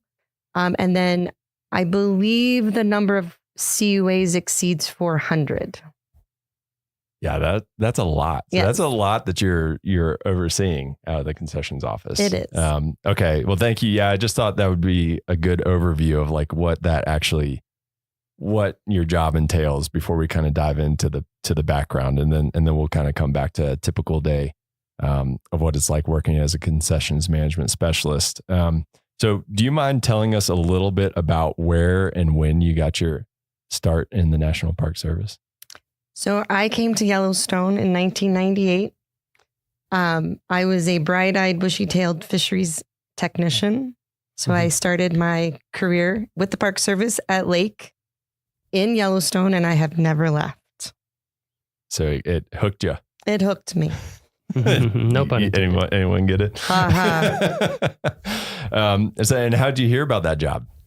I think I heard about it through USA Jobs. Awesome. Yeah, we have, and for those of you who don't know, who are listening to this and don't know what USA Jobs is, we do have an intro episode that kind of explains that, as well as some of the other jargon that we might talk about here. So just refer back to that if you have any questions. So you saw it on USA Jobs, you applied and you got it, and the rest is history. And I drove my car out from South Carolina and I've never left. Wow. Okay. So you're from South Carolina. So you're an East Coaster. I am. Okay. That's me too. And then you found the mountains and then I found the mountains. Gotcha. Same. So how did you get from that job, which is very different from what you do now? What was that transition like? It is. So I worked for fisheries for 3 years. Then I moved to the bison office to follow my husband up to Mammoth. And then I just became a flexible park employee and did a variety of administrative roles. I was the natural resource admin assistant for the Center of Resources, which led me to a detail with at the time, it was the Planning, Compliance, and Landscape Architecture Division. So I was their admin assistant, where I made connections with people in that office that eventually would lead to my transitioning over to the Commercial Services Division in an administrative role. And then I just worked my way up. I oversaw the Commercial Use Authorization Program for several years before I got my current job overseeing the Category 2 and 3 contracts. Wow. So you've done a little bit of it. I'm a jack of all trades. Yeah, that's awesome. That's really cool. I feel like that's a theme across these episodes. We've either had like people who decide this park is for me, and then you make it work within that park, or some people say this is my job path I want to follow and go wherever they need to go to make that happen. Yeah. Or I guess the third type, which is they just want to work in as many parks as possible. Yeah. Yeah. But yeah, there's a lot of different ways you can spin an NPS career, I think. Yeah. Yeah. So you've been here and you've been at Yellowstone. I don't want to do the quick math. What did you say? 98? 25 years. Okay. And, and I am in a dual career family. Mm-hmm. So the fact that my husband also works for Yellowstone National Park has contributed to me being here as long as I have. Yeah. So how many like dinner table conversations are just focused on Yellowstone? All the or time. are you guys just like, no, too All the much time. Yellowstone. We got to talk about something else. I live vicariously through his job. He's got a much more interesting job than mine. Well, so what does he do? He's bear management. Okay. So, I think there's lots of interesting things in both of those. Yes. As in both of those jobs. So what does a typical day in your job look like? Is there a typical day? Typically I'm in the office on the computer, answering phone calls and emails. It's a lot of paper pushing, I guess you could call it. But part of that is just communicating with our concessioners. We review annual financial reports, preparing annual overall ratings, which I kind of liken that to a report card on how they're doing with their contracts. Do you use a red pen? I do not. Oh. I have one in my hand, but that's what I was. You look like you're good at writing like F. Yes. No, and we have very good concessioners. So A++. We review insurance, risk management plans, all things that are outlined in their contracts. Part of my job requires periodic valuations of the concessioners, and this lets us get out into the park to monitor how they're doing, making sure they're meeting service standards as outlined in their operating plans, making sure they're providing a quality visitor service, making sure the facilities are well maintained, and just ensuring the safety of the visitor and their employees. The part that I like most is I occasionally get to go out on horseback rides, ride on snowmobiles, or even take a ski trip every once in a while. So that's what gets me out in the park. So that's what I like. So you're kind of, are you doing like the undercover boss type of situation where you're like kind of hiding in the ranks of visitors? We on may the snowmobile? entail secret shoppers, but usually they know who I am. So it's not quite as if you've been here 25 years. Yes. It's hard to be secret. Yeah, that sounds like that's a really interesting part of that, is getting to test out those different ways of seeing the park. So that was a lot of different functions and tasks that you have. So what do you think is the most important one to be successful at your job? I think communication skills and establishing relationships is the most important part of my job. Yeah, because you're talking with a variety of people from a variety of backgrounds. Right. Many of which I don't always relate to. Sure. So being flexible and just patient is very a really good thing to keep in mind. Yeah. Yeah. I think that's definitely an important thing.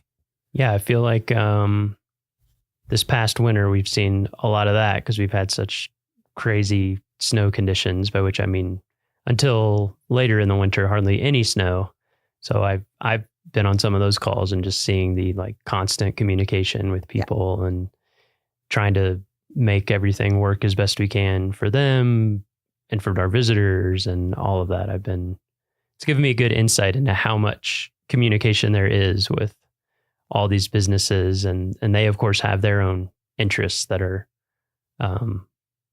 they share interests with the Park Service, but they're also businesses. So they have very different things that they have to think about in terms of their long term. And Yellowstone's had a few hits lately with the flood, the lack of snowfall. Just it's impacted different people in different ways the last few years. Yeah, COVID. It can be challenging to operate businesses on a volcano with crazy weather and you're at the whims of Mother Nature. Yeah. Yeah. So I think you kind of already touched on this, but is your favorite part of the job getting to go out on those snowmobile trips and pack trips and llama trips? And anytime I can get out of the office is a good day. Yeah. Yeah. So if it includes the backcountry, it's even better. So you actually get to go on like a backcountry camping trip, like overnight? Do you do overnighters? I haven't done overnighters with the concessioners, but I have gone out with our backcountry rangers to do stock evaluations in the summer. So I've gotten to go to Beckler, which I had never been to until that. Yeah. Last summer, I got to go to Thoroughfare. Cool. And so some pretty remote, some of the more remote areas of the park. Yeah. Yes. Both places I would like to go and haven't made it to yet. So that's pretty awesome. Yeah. Cool. Yeah, that sounds awesome. And I guess on the flip side of that, what's the toughest part of your job? I think the toughest part of my job is just keeping up with everything. Even though Yellowstone is closed in the spring and fall, we're always preparing for the next season. And so we never get to take a break. And if you fall behind in the management of these contracts, the paperwork, it's hard to catch up. So just staying organized and on top of things is the hard part. Yeah, I want someone to invent like this pause button that you can just hit and no emails will come in, and like you can just like catch up and then you can hit play again and then you'll be, but I haven't found that yet. So some of our jobs have sort of a pause button. They have the furlough. They're not allowed to check email for like 2 weeks or a month, but yeah, you're right. Yes. What about the regulations? Are they changing pretty often, or do they stay fairly consistent? I think they're staying pretty constant, but there are some tweaks that they throw at us every once in a while. Yeah. So we have to stay on top of those. Yeah. I was wondering that. Continuing education. Yes. There's definitely continuing education aspect. Yeah. Yeah, for sure. So even with those difficulties of just a lot of work coming at you, you've obviously done what you could to stay in the National Park Service and in Yellowstone National Park specifically. So why the National Park Service? What's kept you around? I think just working for an agency whose mission is to preserve our natural and cultural resources, since that is my background. And I grew up, my family took trips to the Great Smokies, Shenandoah. And so it's just been part of who I was prior to the Park Service. And so it just made sense when I landed here that I would stay. Sure. I guess it's safe to bet that you hadn't snowmobiled in South Carolina too much I had before not. you got here. There was many firsts out here. Yeah, that's one of the cool things about this place is there's always a new experience kind of right around the corner that keeps you motivated, right? Yes. Yellowstone just gets some people, and you just can't leave. Yeah. Happened to me. Literally, you can't. They You just don't want to let come you. back. No. Yeah, literally, they won't. None let of you. us ever want to. So would you say that there's a defining moment in your career? You know, having been here, this is my first and only park. And I think meeting my husband here and knowing that he wanted to stay here kind of defined my path. And so then I just had to redefine what my goals and ambitions were and find my place. Yeah. So Yeah. I mean that makes sense. Do you guys spend time in the park on the weekends and that, or are you guys? We used to do that a lot more. Yeah. Now we have 2 teenagers, so That keeps you they pretty keep busy. us pretty busy. Yeah, volleyball games and Volleyball games, basketball games. That's the challenging part living in a remote area is that aspect of it. So can you kind of touch on that really quickly? Like that's an interesting perspective, raising a family in a remote location like this. Yellowstone has been a fabulous place to raise kids, especially if you like the outdoors. But with that comes some sacrifices. We're an hour away from the nearest town, like big town for some recreational activities. But you just kind of have to roll with the punches. And if that's what you want to be involved with, you do it. We used to have them in ski school at Bridger Bowl every weekend, and we drive the hour and a half up there every Sunday. Soccer was in Livingston, which is an hour away. We had basketball tournaments and all of that, but we also threw in family trips, hiking, backpacking, fishing, rafting. I mean, you've got it all here. It's just you have to. I mean, we're an hour away from the closest vet for your pets. Mm-hmm. So it takes a special person to live here. But if you love the outdoors, I think this is a great place to be. Yeah. Yeah. That was the biggest. Miles, you've lived on the East Coast too. So like that was the biggest adjustment for me is just how like no one bats an eye when they're driving an hour and a half somewhere. That's like nothing to them. And I'm like, whoa, that's very far to me. When I first came here, that was like a weekend trip. Yep. Was an hour and a half. And so doing that just to go to the store is definitely an adjustment. And I think, like all of the parents that I know and have grown up with here, we all pitch in. We have daycare, we have preschool, we have grade school. Mm-hmm. And we all just probably have to do more here to be involved than you would on the East Coast or in larger metropolitan areas. But it creates that community as well. Yeah, you probably don't find community like this in a lot of.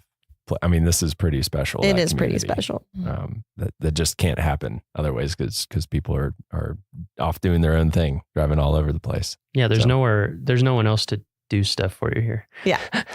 So it's like you kind of have to hang out. Yeah, like my son's been in preschool the past 2 years, and I've been on the board because it's like only so many of us have a kid in preschool, and I've been there, done that. Yeah, I've heard lots of people here told me that when I was moving here. They were like, "Well, you'll be involved in a lot of things because you have to be, and also everyone will try to recruit your kid for everything because they're a precious commodity. They are. They're a limited supply." We need more kids. Yes. Yeah. No. So getting back to your job. So the Park Service mission is to, like you alluded to, preserve the natural and cultural resources for the enjoyment, education, and inspiration for this and future generations. Those kids we were talking about. So with that in mind, how does your job contribute to that mission?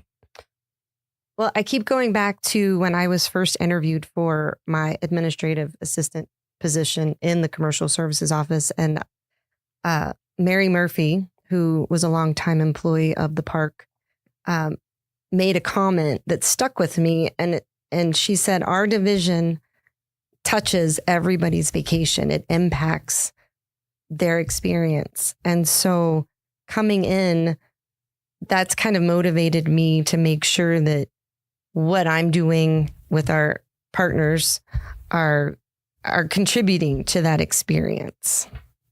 Yeah, for sure. I mean, if someone has a bad experience, that they associate that with Yellowstone National Park and the National Park Service potentially. And then also we work with our interpretive division to help educate our guides to be better educators for their clients that they take through the park. So it's a group effort. Yeah. Yeah. I mean, something I've thought about a lot. I don't know how to quantify it, but I would guess that all of our concessioners spend more, certainly like longer term hours with visitors than any National Park Service employee. Absolutely. Because I feel like most people, if they interact with a National Park Service employee, it's going to be as a visitor at a visitor center desk, maybe for like a few minutes because we are busy and there's lines and people have questions. Or maybe they get to go on a ranger-led walk or talk. I mean, that's a small percentage, but even those maybe are going to be 30 minutes, 45 minutes, whereas concessioners, it can be all day or multiple days. It can be a really close relationship that people form. So I think about that a lot. I think in every park that I've worked at, that's been the case, that those really quality hours are often with a concessioner. So they're like a huge... not just an extension of what we do, but they contribute big time to that mission. Yeah, for sure. So for someone who's listening to this and is like, man, that sounds like a cool job. I like a challenge. I like to go snowmobiling every once in a while. What's the series? Do you know your series in USA Jobs? It's an 1101. Okay. So that's what people can look at if they're interested in those, and that's concessions. It's a concessions management specialist. Okay. And I believe they start at a GS7 and go all the way up to supervisory positions. There are, I don't know what the series number, but there is a concessions management assistant that might be like a 6-7. But yes, we're all over the Park Service in every park. Okay. Yeah. And that's the other great thing is that every park has those types of jobs. So if you want to move around the country, you can do that pretty easily. Absolutely. That's another great part of that job. And every park is different in the contracts and commercial use authorizations and activities that they offer. So pick your park, pick your activity, and there's probably something out there for you. Yeah, for sure. Mm-hmm. And do you need formal training to qualify for those positions? Obviously not. Just lots of experience. I come from a wildlife biology background. I think a business, accounting, finance experience would be beneficial. I've kind of had to learn on the job. But one thing that's helped me in Yellowstone is just my varied experience working here, and knowing people and programs and the willingness to be flexible and patient. It took me a while to get where I am. And I made some choices for my family that kept me from taking certain jobs. And there were certain jobs I didn't want. But I think those type things would be beneficial for someone looking at this.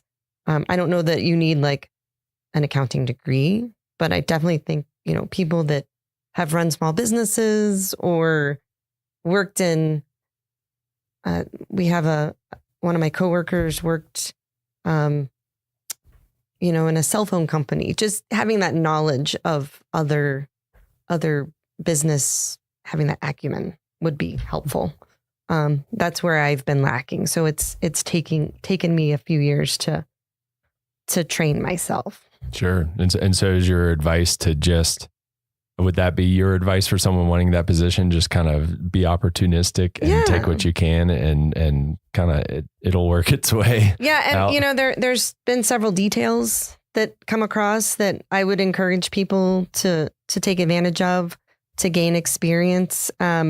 Once you get into the program, our Washington office offers annual trainings with asset management, pricing and evaluation, financial management, commercial use authorizations to kind of bring everybody up to speed because it is kind of a different aspect of the Park Service. And especially for those people in parks that have collateral duties. You're a superintendent, but you also have to manage the commercial services. It helps with those type things. But I do think there's some introductory trainings on DOI talent that anyone can take. Like, I think there's an introduction to commercial services, just to give you some background on the program. Yeah, that give you that solid foundation to get started and kind of learn more about it. Well, that all sounds, that's great advice. I think super applicable to a lot of people listening. Do you have a favorite, before we let you go, do you have a favorite memory in Yellowstone National Park? I'm guessing you have a few in 25 years. But you can only pick one. That's my rule. Okay. Well, very strict. After 25 years, I have too many. So I'm going to pick one that's not in Yellowstone. Yeah, that's totally Before I came to Yellowstone, I worked for the Fish and Wildlife Service in Vernal, Utah. And we worked in Dinosaur National Monument. So my favorite memory is just, I worked for an endangered fish project, electrofishing down the Yampa through the park. It was my first job out of college and the best one ever. Can you describe to those who don't know what electrofishing is? Because it sounds like some heavy metal band from the 80s or something. Well, we had a raft with electrodes that came out from a boom on the front of the raft, and it had a platform, and we turned the generator on to create the current, and we would go through the rapids with the electricity on, and the fish would get stunned and float to the top, and we'd have large nets hanging off the front of the boat that we would scoop the fish up and bring them in and tag them if they were the right type of fish. And no fish are harmed in that is correct. They are okay for our listeners out there. Did you get any like really weird random species that kind of floated to the top? No, it was an endangered fish project, so we were looking for specific fish. Okay. And so they were few and far between. Yeah. But you just got to make sure that you don't fall in the water when those electrodes are on. That's one of the most amazing rafting canyons. It's beautiful in the country. It is beautiful. Yeah. I would love to go back. That's another group trip that we can take. So we're taking llamas. That's the one section I have not done. Gates of Lador. Yeah. My father-in-law's done it, and he's says it's unbelievable. Yeah. Nice. And it's a great name. Yeah, exactly. Well, Becky, thank you so much for joining us today. It's been awesome learning a little bit more about what you do and how you contribute to the National Park Service mission. So just thanks for taking the time to talk to us and teach us a little bit more about it. My pleasure. All right, that's it for this week's episode of What We Do. Thanks again to our guest, Becky Wyman. If you like what we do, rate and review the show wherever you listen. Every positive review really helps new people find the show, so we appreciate it. If you have questions or want to learn more about a particular job, contact us using the form at go.nps.gov/whatwedopodcast. Thank you.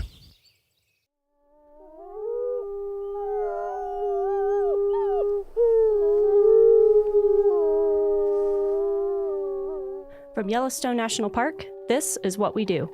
I'm Ashton Hooker. And I'm Brett Rayburn.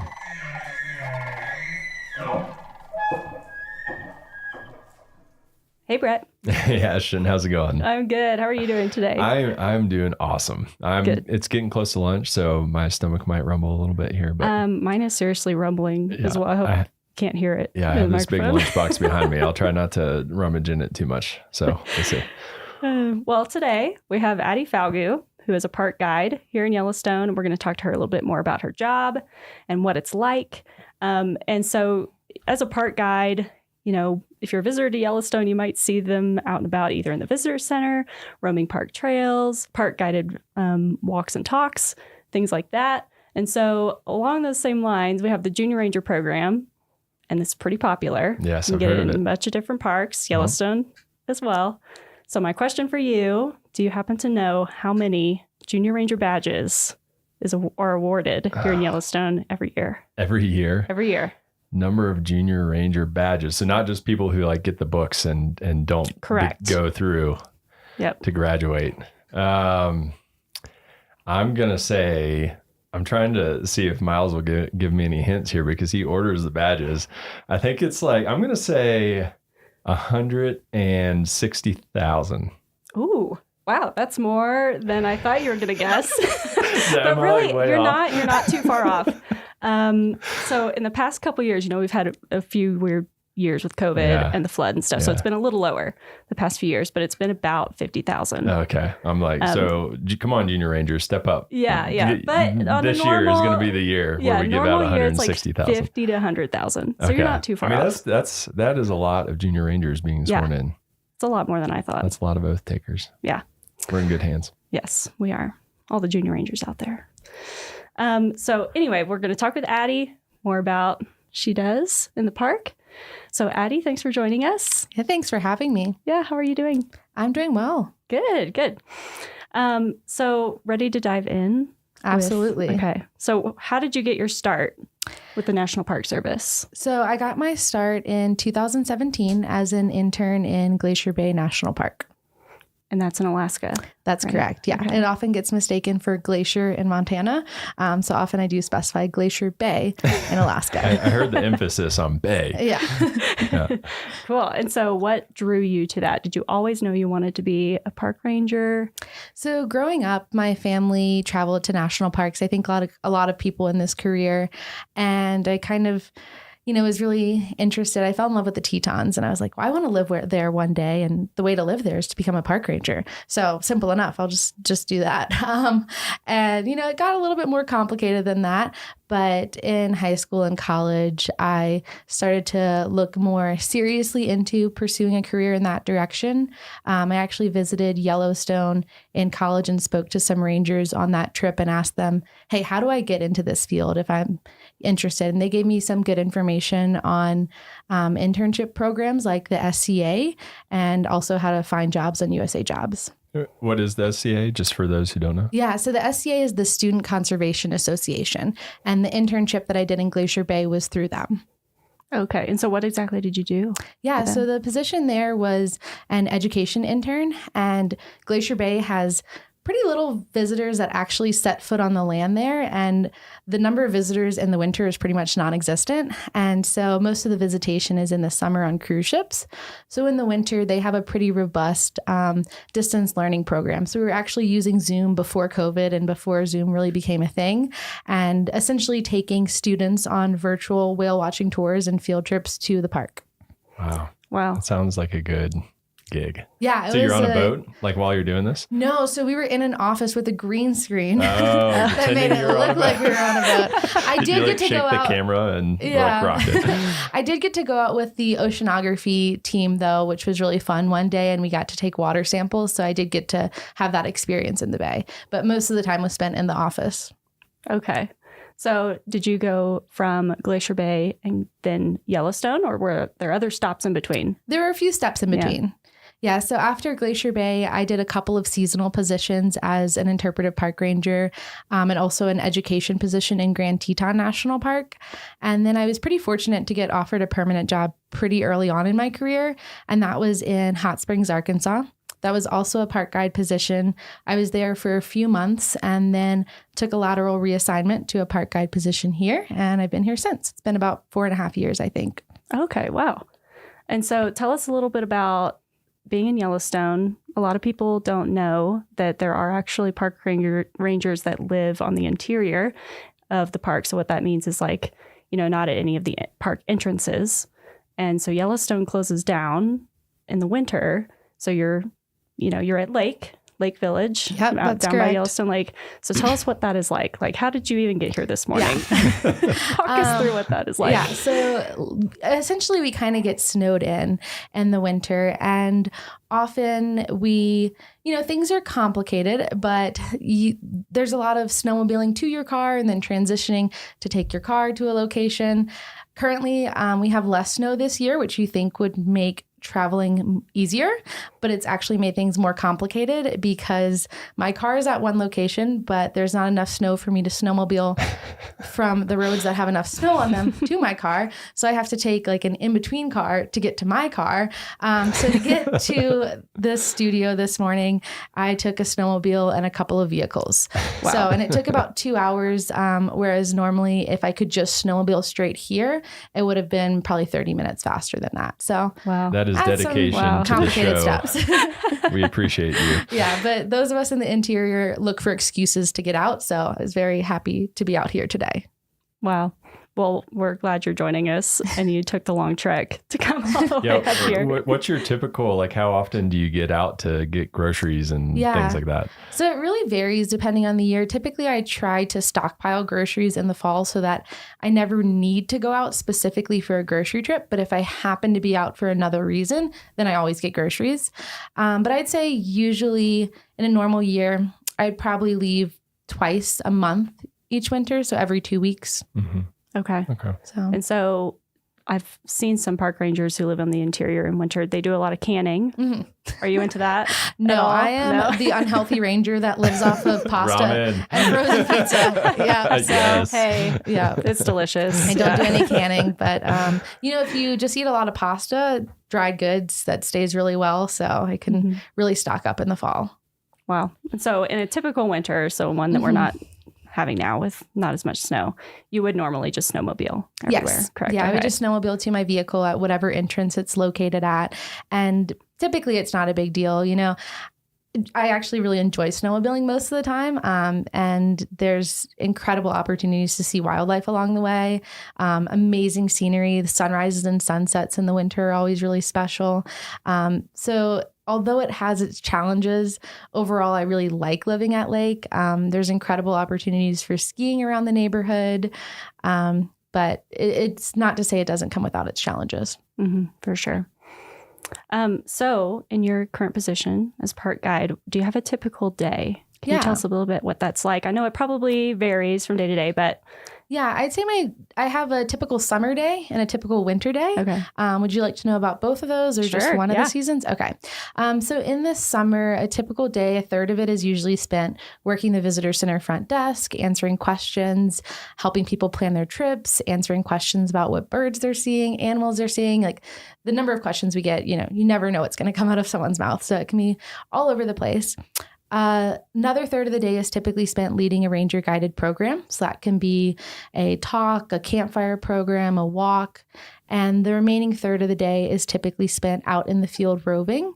And so talking to visitors on boardwalks in some of the thermal areas, interacting with people at wildlife jams, making sure no one's petting bison at wildlife jams. Very important. Yeah. So that's kind of a typical summer day. In the winter, my job is kind of unique in that I staff a building called a warming hut. And so, most people are kind of putting out figurative fires in their day-to-day work, and my job is literally to go and start a fire. So I go to the warming hut, start a fire, and the purpose of that is to serve as a place for snowmobile groups to stop in and warm up. That's the sole source of heat for the building. So depending on the day, if it's really cold out, it could be 10 degrees inside when I get there. It could take a few hours to get up to temperature, but we try to get it about 60 degrees in the building and interact with groups as they stop by throughout the day. The Fishing Bridge Warming Hut is a quieter location. So on average, we've got about 20 to 40 people that stop per day. And in between groups, surprisingly, cell service is actually really good at that location. So I'm able to plug into a mobile hotspot and respond to visitor trip planning emails. I've helped with social media at times as well. And so I can stay connected and do other work in between groups. So it's more kind of office and admin work mixed in with splitting firewood. Wow. That's a good combination. Quite a variety of skills required. And so where do you live? Like, what are your living accommodations like? I'm sure a lot of people are wondering. That's the number one question I get asked at the warming hut. And what I usually tell those visitors that are asking is that we have housing at each of the developed locations in the park. So my housing area is only a couple miles away. So it's just a couple miles snowmobile ride to the warming hut. Often groups get there and they're like, how did you get here? And I'm like, well, I snowmobiled here just like you. But like I had the easy commute. Like they're snowmobiling 26 miles to get to me. I only did 2. So You're like, I just crawled out of the lake. Out of the lake, which you probably could because it's not frozen. Yeah, I did a training once in the park where I spent the night in a snow trench, and sometimes I do consider telling people that. I'm like, where do you live? Where do you sleep at night? I'm like, just in a trench in the snow over there. I've been here a few years, so they moved me to the 3-bedroom snow trench. Yeah. They take care of us here. So what's the most important skill you'd say for your I'd say job? the most important skill in my position is probably communication.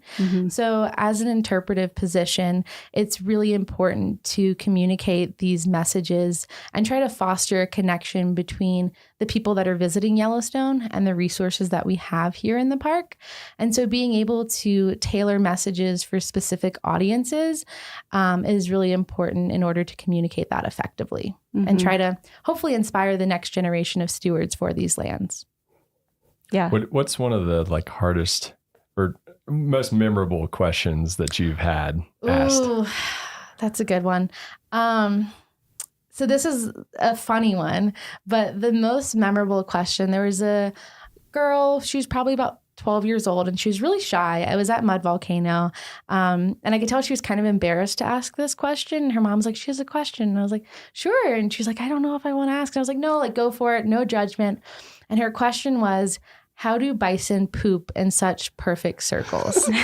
And I loved it because so often we get the same questions. That's a scientist question, over right? and over again. And so that I'd never gotten that one before and I've never gotten that one since. And so, I took a moment and I was like, well, it has to do with the consistency in which the poop comes out. So it's kind of like pancake batter. Like if you put pancake batter in a frying pan, it spreads out into a circle. I'm like, it doesn't come out that shape. And I think that helped her out. So I wonder if she thinks about that. I'm not eating any pancakes that you bring to the office, but that's a great way of explaining it. Yeah, I'm going to think about that every time I see some bison poop out there. Yeah. So what is your favorite part of the job? My favorite part of the job is probably getting to re-experience the magic of Yellowstone through the eyes of first-time visitors. I've literally had kids jumping up and down for joy when they saw a grizzly bear for the first time. Oh. And I've seen adults cower when they hear a bison grunt during the rut. And those moments just remind me of how special this place is. They allow me to remember why I fell in love with this place and why it's worth protecting. That's great. Yeah. Yeah. And so on the other side of the coin of that, there's great parts of the job, maybe some that are not so great or just a little tough. What's the toughest part of your job, you'd say? I think the toughest part of my job is probably dealing with angry and frustrated visitors. People are coming here on vacation and everything's supposed to go right for them. And when it doesn't go right and they're on vacation, they really want someone to blame and someone to give them answers for that. And being a frontline staff member, we're kind of the face for the park. So we're often the person that receives the brunt of that anger and aggression. And especially in the middle of the summer, if you're receiving that day after day, multiple times a day, and often these complaints are about things that we have little to no control over. Sometimes they're because of natural disasters like floods. It can be really hard to deal with that. Yeah. Yeah. It takes lots of patience. Yes. Yeah. Yes. Lots of patience. So even with those kind of tougher parts of the job, why do you still want to, work as a park guide or work for the Park Service? What is it that keeps bringing you back? Yeah. Although there can be tough days and those negative people, I think the good days and the good people really outweigh it. You might have someone who's mad at you one moment and then you have a really special connection with a junior ranger the next. And it just reminds you kind of why we're doing this. Also, just having an opportunity to live here is something that I try not to take for granted.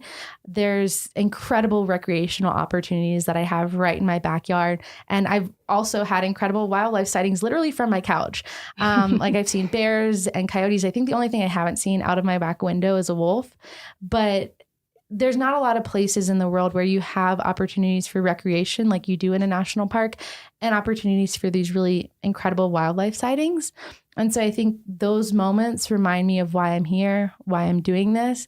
They're incredibly rewarding personally, but they also remind me of the importance of protecting that so that other people can experience that too. Oh my gosh, like being in a lake in the winter when it's slower has got to be so quiet and peaceful. Like, in those moments. I mean, the other morning, actually, Sunday, I went to the warming hut and there were 4 wolves in the road. And that was I did my 2-mile snowmobile commute to work, got to my office, and I saw 4 wolves at my office. And I've seen foxes and coyotes passing in front of that building as well. And I was all alone. No one else was there. And so it's a really special moment when you have moments like that. And those moments always kind of take me back to why I'm here. And I find that some of my best moments in the park, best sunrises, sunsets, rainbows, wildlife sightings, have occurred on some of my most difficult days. And so it's like, even though there are those tough days, the park always finds a way to remind me of why I'm here.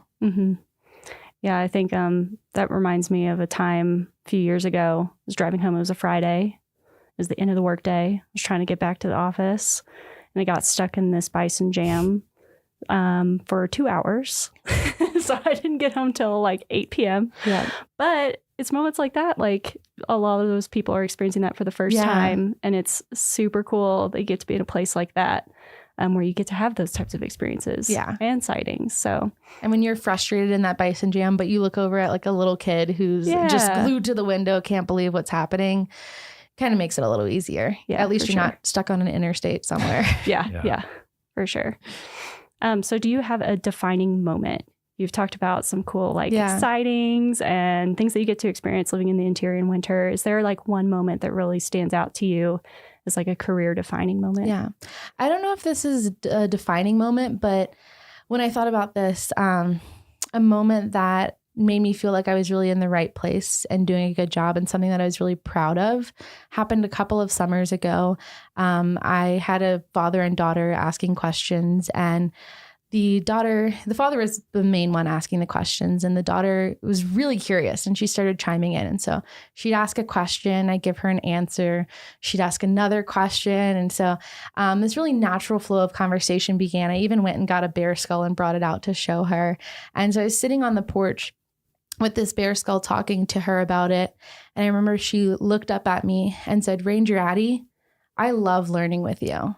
And it really just melted my heart because it felt like all of this was worth it. And I really was having an impact and inspiring the next generation of stewards for these lands.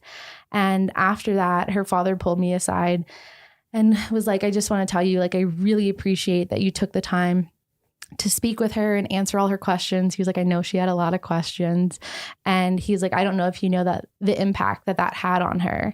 And I didn't even realize this at the time or tell him, but I don't think they realized the impact that they also had on me, because that was just reminded me of why I'm here and why I'm doing this. Mm-hmm. And that's kind of one of the like interesting things about your job is it's less like quantifiable the impacts that you have. And so like, who knows what that little girl is going to grow up to be or do. I know we're talking about junior ranger badges in the intro. And after I answered all those questions for her, I was like, "Well, you're working on a junior ranger book, right?" She said no, she'd never heard of the program. And so I got her a book, and she was like, "I want you to be the ranger to swear me in. Like, when are you working again?" And so I was like, "Tomorrow at 10 a.m. is the 1 hour that I'm here." My personal park I was ranger. like, "You got a deadline for this, because then I'm going to be on my weekend. I'm going to be backpacking." And she was like, "I'm finishing it." And so she came back. I think she was only 6, but she did all of her work that day and came back the next morning, and I got to swear her in. So, maybe cool. she'll be in this position in the future. You know, Yeah. Maybe she'll be a real ranger one day. That's awesome. That's awesome. And that's a lasting impact too. Yeah. That's really cool. So we'll get into the nitty gritty of your job. The park guide position that you're in, do you know what the series is on USA Jobs? So if people want to go apply, what should they look for? Yeah, the series is 0090. And do you know, are those like entry-level jobs? How far up the ladder can they go with those? Yeah, so park guide positions are typically more entry level, and mine is a GS5 position. And do you need any formal training or anything like that? There's no formal training needed for this position. Just having experience in education and interpretation is helpful. Okay. So if you were to give somebody advice on like what type of experience they should get, what would you tell them? My recommendation would be just get experience where you can, whether that's like volunteering at your local environmental center, which is something that I did, or working at a nearby state park. If you can get experience in interpretation and environmental education, that's going to be a really good way to get your foot in the door. And how did you, I mean, obviously you have to know a lot about the resource to answer all those questions about circular bison poop and stuff. So how, I mean, is that just stuff that you research kind of on the job or on your own just because you're curious? How do you get that knowledge? I'd say a combination of both. I had visited here, I don't know how many times before working here, probably 5 times with my family. And so from that, I just had a lot of basic knowledge of what are the popular sites to see and how do you be a visitor here, because I had visited. So I kind of had some of that background knowledge. I had some knowledge on the ecosystem that I learned when working in Grand Teton National Park. Some of that was on the job learning. Some of that was reading before I did that position.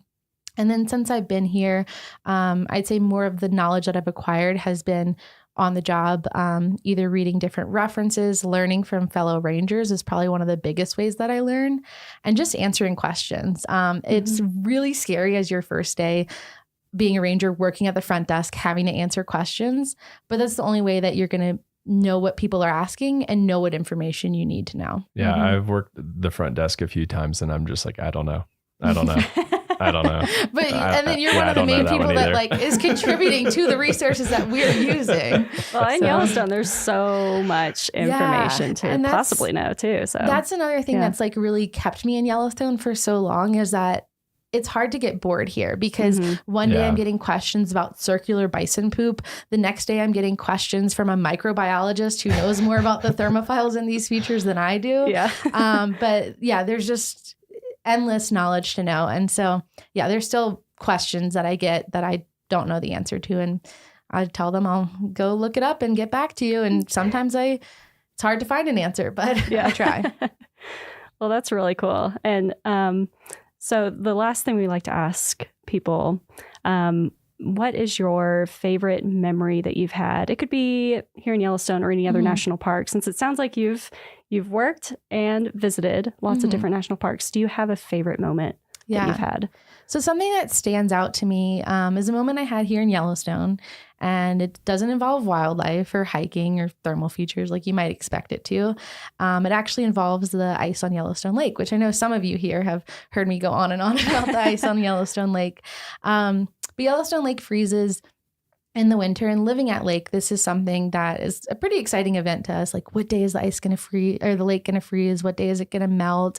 Sometimes it sings as well. So we kind of really like live our lives by the seasons of the lake. And Ice Off Day is like my favorite day of the year. I just think it's so incredible, and it doesn't happen every year. But if conditions are right, as the ice breaks up, it gets pushed out of the lake at Yellowstone River, which is the only outlet to the lake, and it flows down underneath Fishing Bridge. And as that happens, those chunks of ice all kind of get compressed into each other, and you can stand on Fishing Bridge and look underneath your feet, and it's just mesmerizing watching this like icy slushy move. It sounds really cool too. It's like a bunch of shards of glass almost. And usually it occurs late May, like Memorial Day weekend. And a couple of years ago, I was actually out of the park on a temporary work assignment, and I wasn't scheduled to get back until June. And I was like, there's no way I'm going to make it back in time for Ice Off. And I was pretty sad about it, because it only happens once a year. Like it's not like Old Faithful. It's not happening every 90 minutes. So I was really bummed that I was going to miss Ice Off Day. And I was moving back into the park on June 3rd. And as I'm driving along the lake, I see that the ice is still there and it's starting to break up. And I rushed to Fishing Bridge, got to Fishing Bridge in time. I'm standing there watching the ice, listening to the sounds, and I look up and there was a double rainbow. And as silly, and as silly as it sounds, it just felt like The lake had waited for me, and that was Yellowstone's way of welcoming me back home. That's awesome. That's really cool. I would like Yellowstone to welcome me back home with a double rainbow next time I'm down there too. So if you could I'll try. could make that happen, that would be. So, and I have to go back to one other thing you said really fast before we go, because you said it sings. Yeah. So as the ice cracks and forms, those sound waves are kind of sent through the ice, and you get these really unique sounds. It kind of sounds like lightsabers. It doesn't happen often. Conditions have to be just right, but it's really cool when it does occur. Sorry, can you give us what does it sound like? Can you give us your best impression? Yeah, it's like pew, pew, pew. But also there's other sounds too, but those are the coolest sounds. That's cool. I will be listening out for lightsabers next time I'm down there. Yes. Well, thank you so much for joining us, Addie. Thanks for having me awesome today. Yeah, this was really fun. Well, that's it for this week's episode of What We Do. Thanks again to our guest, Addie Falgout. If you like what we do, rate and review the show wherever you listen. Every positive review helps new listeners find the show. If you have questions or want to learn more about a particular job, contact us using the form at go.nps.gov/whatwedopodcast. Thanks for listening. Headwaters is supported by the Glacier National Park Conservancy. This summer, I came across the story of a bear nicknamed Growly. Growly was a grizzly bear who lived in Glacier National Park in the 1970s. And when he was young, he lived a normal bear life. His mom taught him how to pick huckleberries and dig up glacier lily bulbs. He swam across his first creek, caught his first animal, and after a couple years, struck out on his own, ready to take on the world. We also know that by age 7, Growly got into some trouble. You see, when you're a bear trying to pack on the pounds before winter, you've got to eat a lot. And if you want to eat, say, 150 calories, you could find and pick 150 huckleberries, or you could eat one Twinkie. Bear management records from 50 years ago are light on the details, so we don't know exactly what Growly did, but we do know he was labeled a, quote, problem bear, a term often used to describe bears who associate people with food. More often than not, problem bears aren't malicious or uniquely ill-tempered. They're smart. They know that they need a lot of calories to survive the winter and happen to live around humans who leave a lot of food lying around. One account stated that Growly wandered through a busy campground searching for food. Another claimed that he followed his nose to an empty cabin, quote, vandalizing it to get food inside. He hadn't hurt anyone, but this habit suggested it was only a matter of time, and park managers decided to remove him. The next time Growly followed his nose, he followed it into a trap. For some bears, this is where the story ends. But for Growly, this was just the beginning. Growly would soon leave Glacier and would go on to change how all of us recreate in bear country and play a part in the creation of bear spray.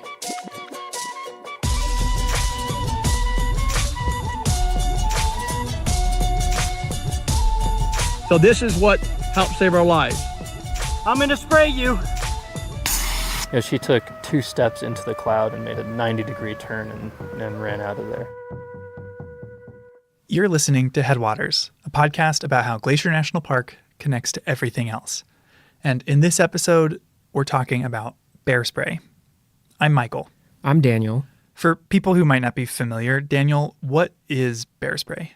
Bear spray it's basically a self-defense spray, like a pepper spray, a really strong pepper spray that you spray at a bear if you're being charged or attacked. Right, and it's become a central part of the visitor experience here in Glacier because we have one of the highest densities of grizzly bears anywhere in the lower 48 states. Yeah, so most people who come to the park, they're picking up bear spray at the airport on their way here or at basically any store around in the whole area. Gift shop, grocery store, all over. It's an essential item around here. And if you see a park ranger out and about, they will have a can with them. And if you go on a hike with one, they'll likely sing its praises, sometimes literally. I went on a hike with a ranger this year who wrote a whole song to let wildlife know we were in the area. Grizzly bears, grizzlies in the way. Get off the trail, because if you charge pepper, you'll get sprayed. Thanks, Ranger Frank. Oh, wow. Yeah, it was very good. I love it. But while bear spray is ubiquitous now, it hasn't been around forever. So in this episode, we're diving into the origins of bear spray and meeting some of the people behind the hottest life-saving accessory in bear country.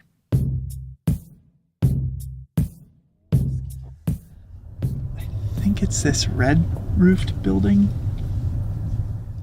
My first question for you then, Michael, is like, what actually is bear spray? What is it made of, and how do they make it? Right, how do they make this stuff? And that was my first question too, and it turns out we don't have to go far to find the answer because a lot of bear spray is made locally, right outside a glacier. Where are we at? We are at the Counter Assault Bear Spray Factory in Kalispell in the Flathead Valley.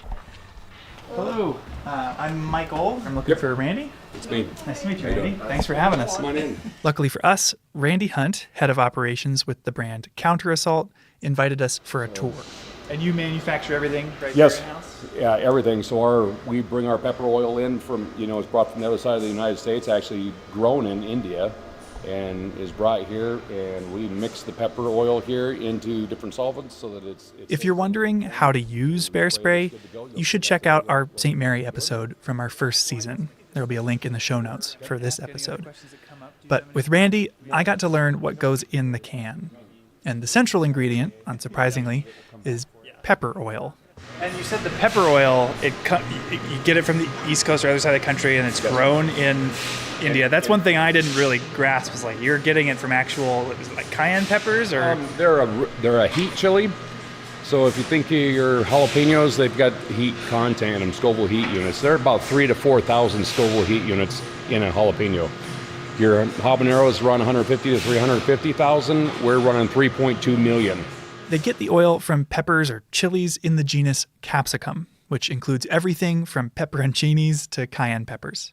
So it's like, they're like real peppers that go in food. And because it's all from real peppers, it's a food-grade oil, which on its own would be safe for consumption, technically. And our pepper oil. So you can use it. It's safe to eat. You could actually fry chicken wings in it or French fries. You probably won't want to eat them because it will clear everything out of you. But yeah. And this oil is in more than just pepper sprays. It's found in everything from hot sauces to pharmaceuticals, like arthritis cream. Okay, but that's not all that's in the can. There's something else besides peppers mushed up in there. Yeah, the pepper oil is actually only 2% of the ingredients, because if it was just pepper oil, it would harden in the can and be useless. When you spray it, if you cook bacon, it will solidify when it cools down and turns white. Well, we got to keep the oil in a liquid form, so we put a solvent in there instead of shooting hard pieces of like bacon grease out at the bear. It keeps it in a liquid form in the air. So even though pepper oil is only 2% of the ingredients, bear spray is 3 times more potent than pepper spray for humans. And so the ingredients are the pepper oil, a solvent to keep that oil liquid, and a propellant to launch the spray. That's the pepper oil. Yep. Oleoresin capsicum, 3.2 MOS, 40 pounds. What would you say it looked like, Daniel? It looked just like hot sauce. Yeah. Like it looked like hot sauce. Like a dark, thick hot sauce. It was, it smelled hot too. And so how much of this goes into each bottle of can, like the pepper oil? These 2 containers, 10 gallons, will make about 1,000. They were actively filling these cans when we were there. Randy was saying like these 2 10-gallon buckets of the pepper oil concoction will make over 1,500 cans of bear spray. So a little bit goes a long way. Goes a long ways, but it's still not as far as we would like it to go, because that's some spendy food grade oil. I bet. So, while there are many brands of bear spray today, Counter Assault holds the distinction of being the first. Opening back in 1986, they helped pioneer this formula of pepper, propellant, and solvent that reputable brands widely use today. You know, across the board, all the bear sprays are using a really hot pepper oil. All of them are going to work, and the biggest thing is people are safe and the bears are safe. And that's what it's been refined down to, is using a product that's not going to hurt people, it's not going to hurt bears. Keeps everybody safe. Bear spray's non-lethality, the fact that bears that get sprayed with this will turn around but ultimately be unharmed, is not only a huge selling point, but it helps explain why bear spray exists at all. Ever since Glacier was established in 1910, grizzly bears were on the decline. When the U.S. was founded, there were an estimated 50,000 grizzlies in the lower 48 states, living everywhere from Canada to Mexico, between Iowa and California. But by the mid-1900s, Euro-Americans had all but exterminated them. There were less than 1,000 grizzly bears left in the lower 48, largely isolated within large public lands in the West, like Glacier and Yellowstone, something that's still true today. But while national parks are often seen as safe havens for wildlife, the relationship between Glacier and grizzly bears was fraught in the mid-1900s. Grizzlies, or bears in general, were a huge attraction for park tourism, but not in the way they are now. Right. This was an era where a very typical part of the visitor experience was to feed the bears, like out of their car, throwing out pieces of bread alongside the road, feeding bears. Yeah, like this animals as a spectacle approach. The second director of the Park Service, Horace Albright, was actually a huge fan of feeding wildlife in parks. He encouraged the creation of bear feeding platforms in Yellowstone, and Yellowstone even opened a zoo at one point for people to come look at captive animals. Wow. So it really was a different relationship than the one we have with wildlife today. And predictably, it had some consequences. Like encouraging bears to seek out humans when they're hungry seems like a disaster waiting to happen. And it eventually led to tragedy. In 1967, 2 visitors camping in separate areas of the park were killed by grizzly bears who'd come to their campsites in search of food. These shocking deaths later came to be known as Night of the Grizzlies, and were the first grizzly fatalities in Glacier's 50-year history. In response, Glacier completely overhauled all of its bear policies. They closed some campgrounds, outlawed giving food to wildlife, and installed bear-proof trash cans. They also found and killed the bears responsible, and faced a lot of pressure from the public and even some policymakers to kill more. The park superintendent at one point issued a memo. Here, Daniel, can you read it? Okay. When a grizzly bear appears in any area of visitor use, it will be immediately destroyed by a park ranger. Wow, that is a pretty aggressive stance for a park to take against bears. Yeah, it was pretty intense.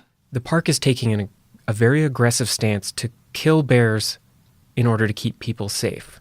Mm-hmm. But as a species, at this time, they're actually becoming very threatened in the 1960s and 70s. Right. As Glacier's dealing with these events, grizzlies are identified as an endangered species by the federal government, which demands a broad recovery effort.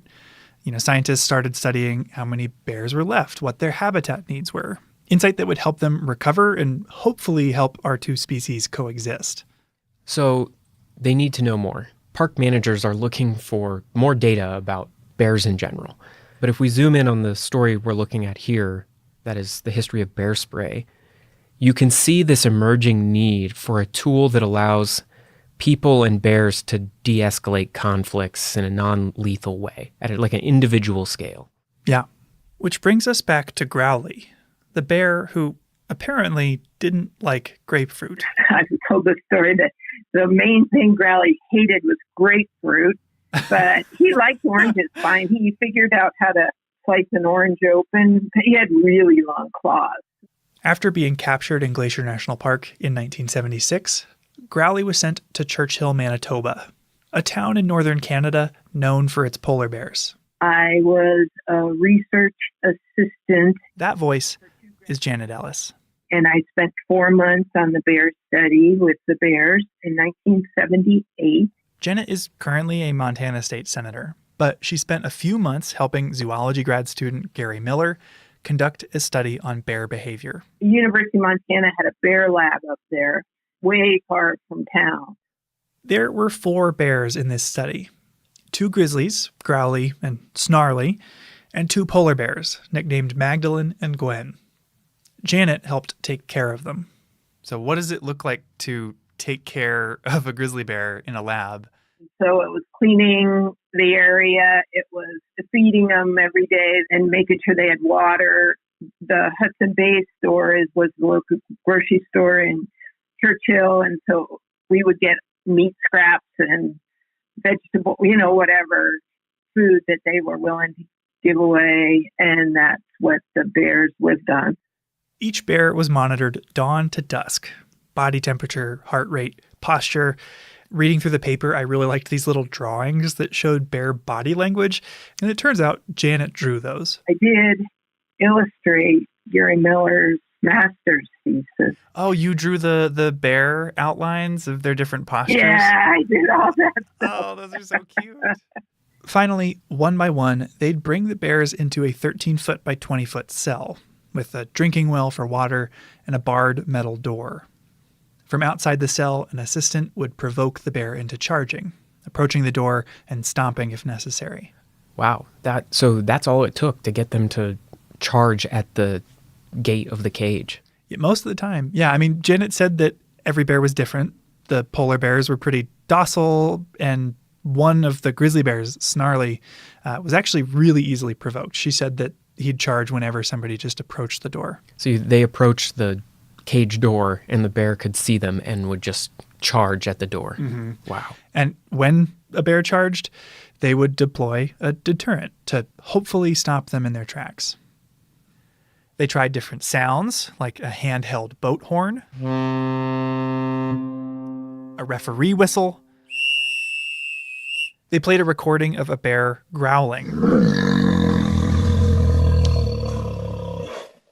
It was actually a recording of Growly, the bear, growling, which might be how he got his name. And they tested a popular item marketed to alert bears to your presence. Bear bells. Here's an excerpt from their research, read for us by a voice actor. Twice, when small bells were tested on Growly, he slept through the test. The bells were of the type that are sold to hikers in Glacier and Yellowstone national parks to warn bears of their approach. In these tests, the assistant stood at the door of the cell and rang the bells. Growly was not more than 6 meters away and never woke up. The idea that small bells will warn grizzlies before approaching clearly needs reevaluation. I've definitely heard a lot of bear bells on the trail here in Glacier, but the problem is I don't hear them until the person's like right next to me on the trail. So yeah, they're just not loud enough to really alert a bear. Yeah, I've heard that, the thing you're bothering the most by wearing bear bells is yourself. And it wasn't just sounds. They tried strobe lights, they waved a giant piece of plywood, and they sprayed bears with chemicals or irritants like onion juice and Windex. Oh, wow. And they also deployed a product called Halt, which was a pepper spray developed for postal workers who were getting bitten by a lot of dogs in the 50s. Wow, they were throwing everything at these bears. But before this, there really weren't that many choices. Yeah, I mean, it seems a little strange now that they'd be trying things like Windex, but there weren't non-lethal deterrents available at the time, so they were just seeing whatever would work. So after they try all this, what were the results? Well, sounds like the handheld boat horn worked pretty well, but only if they were extremely loud. And the boat horn also apparently didn't work in low temperatures. The bells and whistles didn't do much. The giant piece of plywood could stop a bear, but the effect didn't last very long. However, Halt, the postal worker pepper spray, worked really well. Each time it was tested, the bear charged until it was sprayed. The bear then turned and ran to the farthest corner of the cell, where it rubbed its eyes and blinked vigorously. In one case, Snarly went to the water well and washed his face with his paws. That's the only thing that would stop a charging bear. And that was true with grizzly bears and polar bears. I mean, they couldn't see. even if it was for a couple minutes, and they would just stop and it would freak them out. And so, yes, it was the only thing, because we had, like I mentioned, boat horns and the bells and all kinds of things. So it was a precursor. Thanks to Growly, Snarly, Magdalene, and Gwen, who endured around 20 tests each, the paper that came out of this study concluded with this line. The results of HALT dog repellent in the laboratory indicate that effective repellents can be developed.